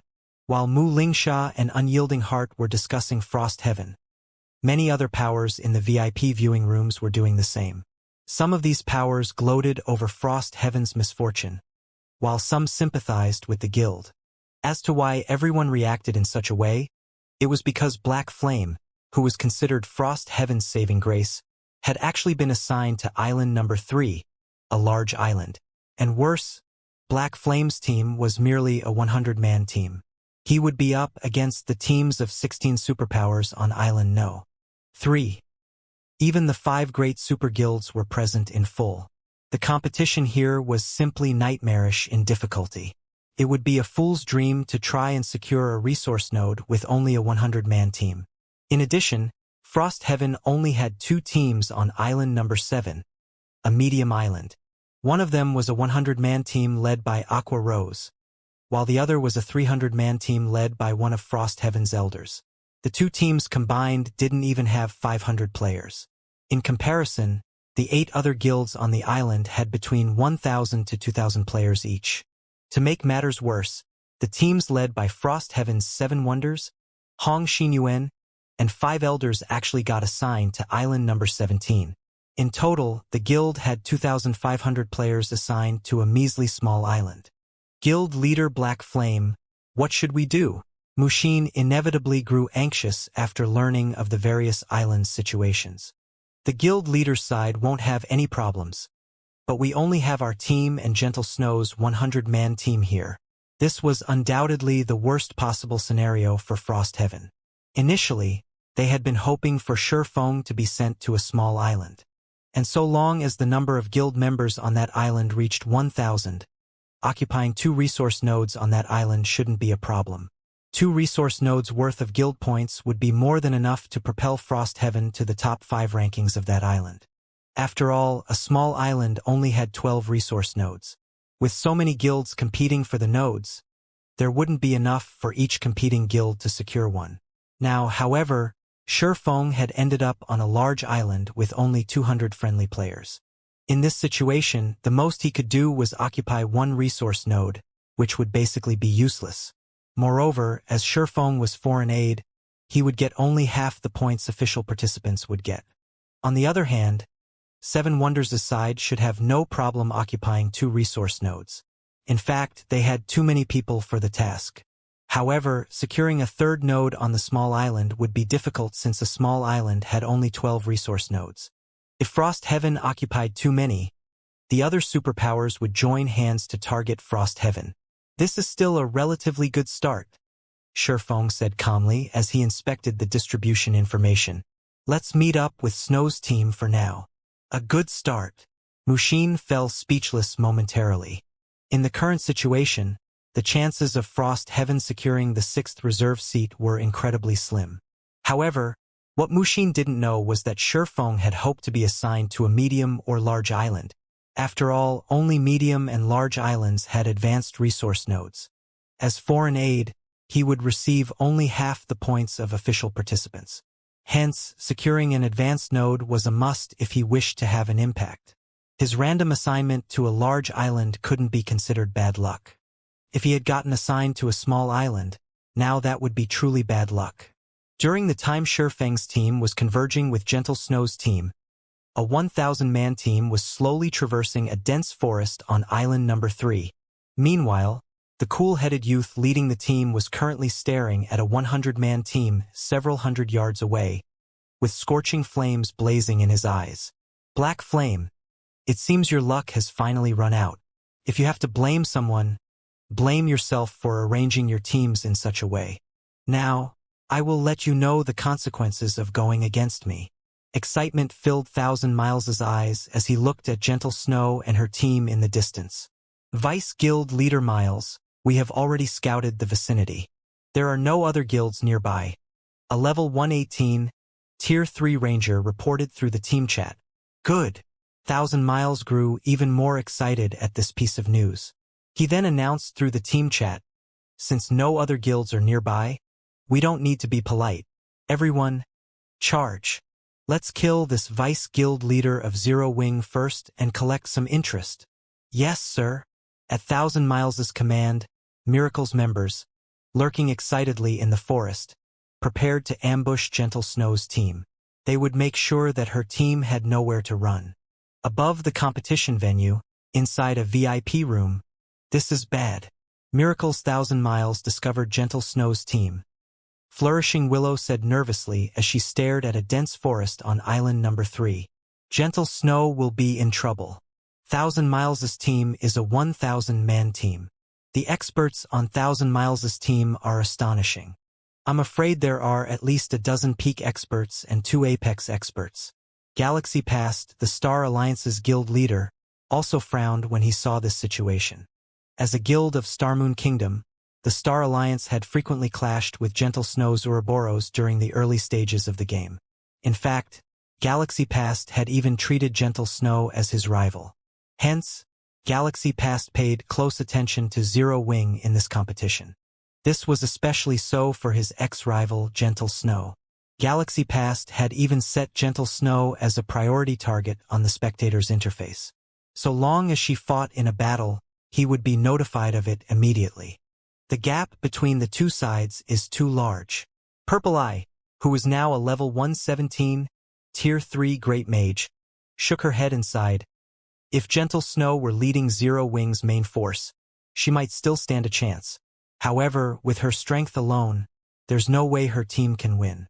Even escaping will be a problem. Although the Star Alliance had been in conflict with Ouroboros and even the current Zero Wing, as guilds originating from Starmoon Kingdom and peak experts from the same kingdom, Purple I still hoped to see Gentle Snow and Zero Wing perform well in this competition. Damn it! If only we could join the battle. The other Star Alliance upper echelon present also sighed and grumbled. They never thought that Gentle Snow's team would be so unlucky as to encounter a 1,000-man team right off the bat. Miracle has started moving. Gentle Snow. Why haven't you noticed them yet? Flourishing Willow reflexively stood up in worry and pointed at Miracle's members on the holographic projection. A 100 versus 1,000 battle already placed Gentle Snow's team in an overwhelming disadvantage. Moreover, Miracle's team was even stuffed with experts, while Frost Heaven's members were obviously no good. Even the strongest among them had reached only the refinement realm. Most of them weren't even at the half-step refinement realm standard. Let alone Miracle's experts. Even the Star Alliance's main force could trounce these Tier 3 experts from Frost Heaven. However, despite the Star Alliance's members' thoughts and shouts, Miracle's experts had already sneaked within 100 yards of Gentle Snow's team. For Tier 3 players, such a distance required only a few steps to cross. Gentle Snow's team had no chance to flee now. Good. Magic team. Start chanting. 1,000 Miles commanded after his team arrived within the critical range. He then turned to the two elderly men beside him and said, Elder Rock, Elder Feather, I'll leave Gentle Snow to you two. Do not let her get away. Rest assured, Vice Guild Leader. Leave that young lady to these two old men. Elder Rock, a white-bearded old man clad in black robes and armed with two pitch-black short swords, answered, If we take action, she won't have a chance to escape. Elder Feather, an old man with golden pupils, said, smiling. He wore dark gray leather armor and carried a white-winged feather bow. I am naturally confident in your abilities. Both of you are our guild's top-ranking ambushers. However, Gentle Snow isn't an easy target either. In terms of combat power, she rivals domain realm experts already. Killing her will definitely deal a huge blow to Zero Wing, 1,000 Miles said, smiling. 1,000 Miles felt reassured that Elder Rock and Elder Feather were taking action. After all, the two elders could hold their ground even against a peerless expert if they worked together. This was why the guild had let these two elders join a 1,000-man team. However, he did not wish to repeat his mistakes. He would use everything he had, even to deal with a minor problem. When 1,000 Miles finished speaking, the magical class players in the team had also completed the incantations for their spells. Vice Guild Leader, all preparations are done. We can make them disappear from the island at your command. A level 118, Tier 3 Great Mage reported quietly. Good. 1,000 Miles did not doubt his subordinate's words at all since the 20 magical class players had jointly cast 8 destruction spells. These powerful spells would devastate even level 120 mythic monsters, let alone Tier 3 players. The magical class players on the team grew excited. After all, they rarely had an opportunity to use such high-caliber spells. The bosses in dungeons normally wouldn't give them a chance to cast such spells. Only during siege battles would they have such an opportunity. Now that they could use Gentle Snow's team for target practice, they were naturally more than happy to do so. Immediately, 1,000 Miles turned to look at Gentle Snow's team. Huh! However, the instant 1,000 Miles turned around, his entire body shuddered. Before anyone noticed, Gentle Snow had already appeared before his team's magical class players. The Tier 3 Great Mage that reported to him was even laughing, wholly unaware of Gentle Snow's arrival. Not good. We got discovered. 1,000 Miles shouted instinctively. At this moment, 1,000 Miles wasn't the only person to have noticed Gentle Snow's sudden appearance. The other Miracle members noticed her too. Only their minds failed to react to the situation.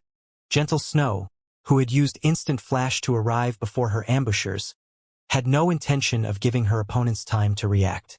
She immediately swung the Glorious Will replica, which had already been upgraded to the fragmented legendary rank, at the Tier 3 Great Mage leading Miracle's magical class players. Gentle Snow's slash was straightforward, so fast that the Great Mage could only watch as her sword descended. He didn't even have time to dodge using instantaneous movement. The next moment, the Great Mage was cleaved in half, and his HP plummeted straight to 0. What a quick slash. Thousand Miles couldn't help gasping when he saw his subordinate getting killed. The great mage in question was a Void Realm expert. Normally, so long as his opponent made any movements, he would instantly sense his opponent's intentions and react appropriately. Moreover, all magical class players possess skills or spells like instantaneous movement. Hence, in order to finish the Great Mage in one hit, even Domain Realm experts had to launch an attack without the Great Mage's awareness of the situation. However, despite Gentle Snow executing an attack right before the Great Mage's eyes, the latter had actually failed to respond to it. "Little girl, you are really courageous. Aren't you afraid of making a one-way trip?" Elder Feather sneered as he looked at Gentle Snow. However, despite his confident words, he still observed Gentle Snow cautiously. He then privately whispered to Elder Rock, "It seems this little girl is much stronger than we imagined, Old Rock. I'll try to create an opportunity for you in a moment. Leave it to me." The black-clad Elder Rock also understood that the woman before them shouldn't be underestimated. Immediately, the short swords he held behind his back bloomed with a pitch-black brilliance. As soon as there was an opening, he would use his strongest move to finish off Gentle Snow. However, before Elder Feather and Elder Rock could make their move, Gentle Snow seemed to see through their intentions already. Before the two elderly men realized it, 16 swords of light were flying at them, the abrupt attack catching them off guard. To make matters worse, they actually couldn't perceive the presence of these 16 light swords. Damn it! Immediately, both Elder Feather and Elder Rock used their life-saving skills simultaneously. The next moment, a storm brewed around Elder Feather, who was a Tier 3 ranger, the storm deflecting all attacks around him. As for Elder Rock, who was a Tier 3 assassin, he executed bewildering footwork and instantly split into 6 identical copies of himself. It was impossible to tell the real one from the fakes. After Elder Feather and Elder Rock, Thousand Miles was the quickest to react among the miracle members present. He raised his divine skeleton shield and dark red battle axe and charged at Gentle Snow, leaving behind an afterimage.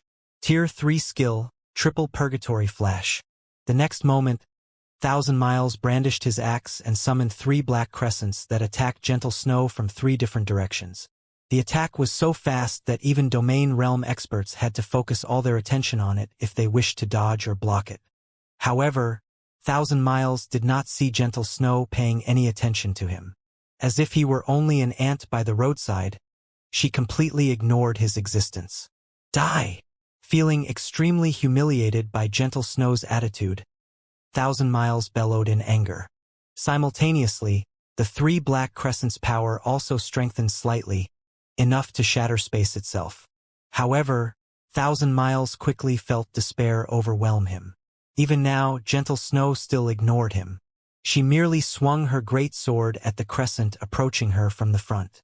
Immediately afterward, the black crescent deflected along the greatsword's trajectory and smashed into the 2 other black crescents.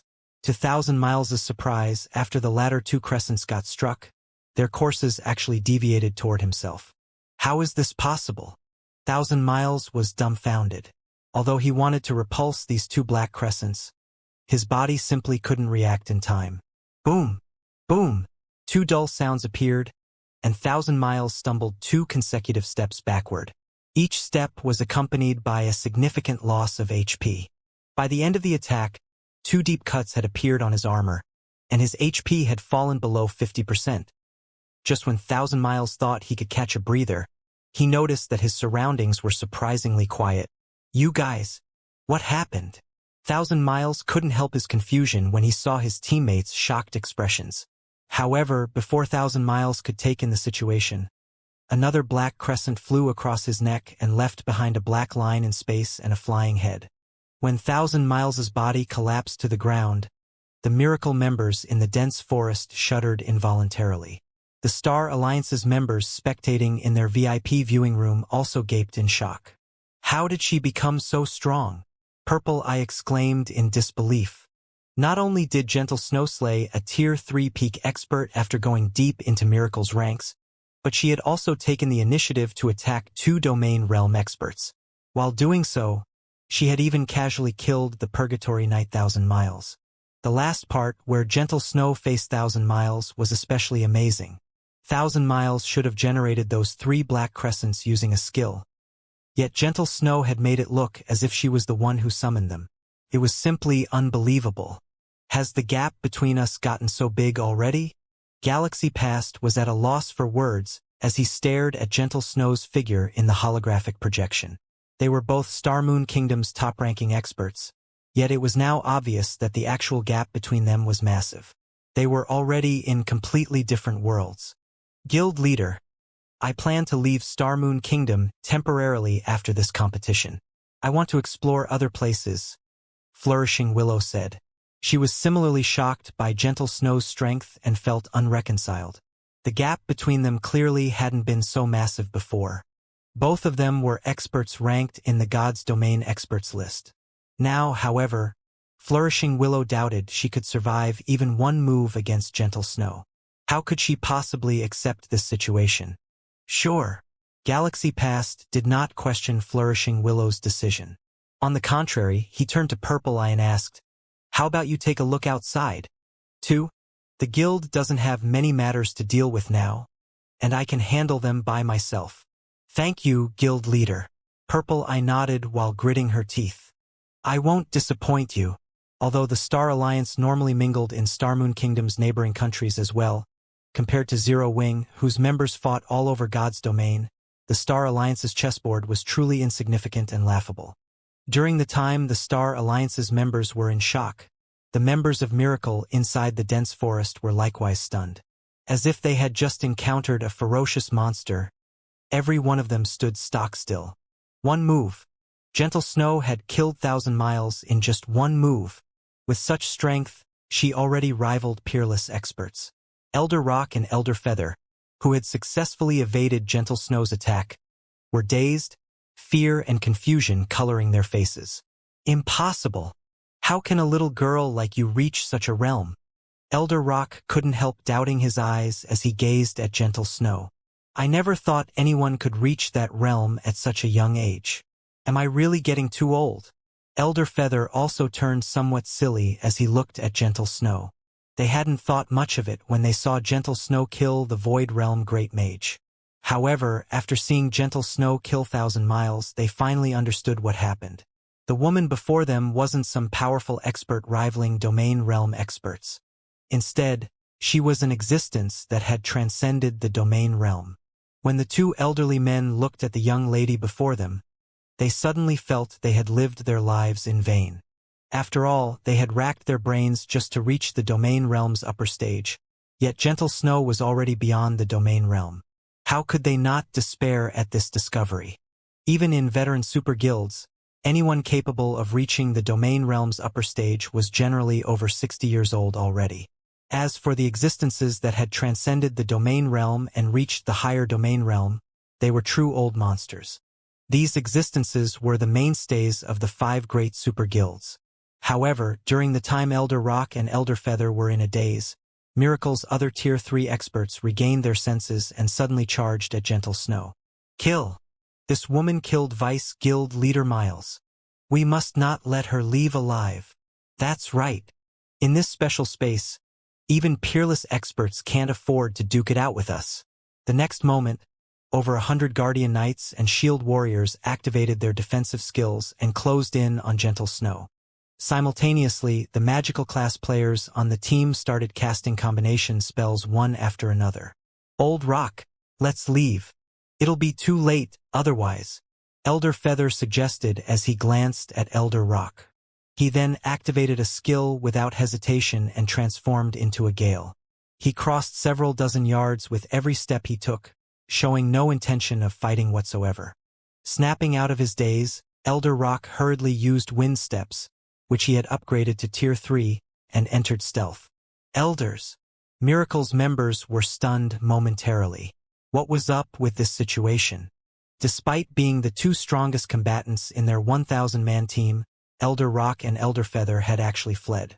At this moment, let alone Miracle's members, even the Star Alliance's spectating members couldn't help gaping in shock.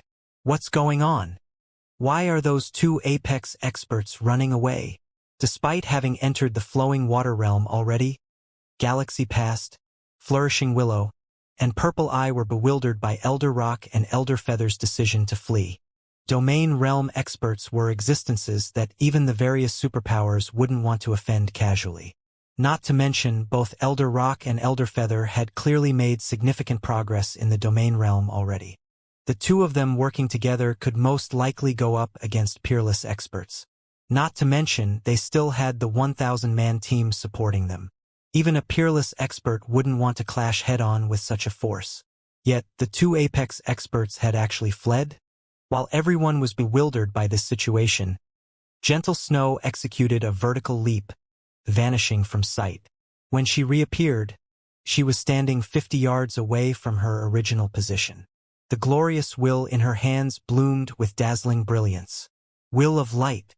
Instantly, 12 brilliant flashes streaked through the dense vegetation, brightly illuminating the entire forest. What is she doing? Frost Heaven's members, who were spectating the fight from a distance, were confused. Likewise, Miracle's members also found this situation odd. They couldn't help wondering why Gentle Snow would launch an attack at empty air. Who could she possibly hit? However, this thought lasted for only half a second in everyone's mind. Boom! A deafening boom spread through the area. Immediately afterward, web-like cracks formed within the dense forest space and spread up to 300 yards away from the explosion's epicenter. Then, the entire region collapsed. The cracked space transformed into a pitch-black area with space and time in disarray. A boundless spatial storm subsequently raged through the area, devouring all of Miracle's members. Even Elder Rock and Elder Feather, who had escaped beforehand, got swept up in this chaotic storm, their HPs draining like running water. Several seconds later, the shattered space started returning to normal. However, at this point, Miracle's 1,000-man team was nowhere in sight. And from above the island, it looked as if a huge meteorite had struck the dense forest, leaving behind only a huge impact crater. What exactly did she do?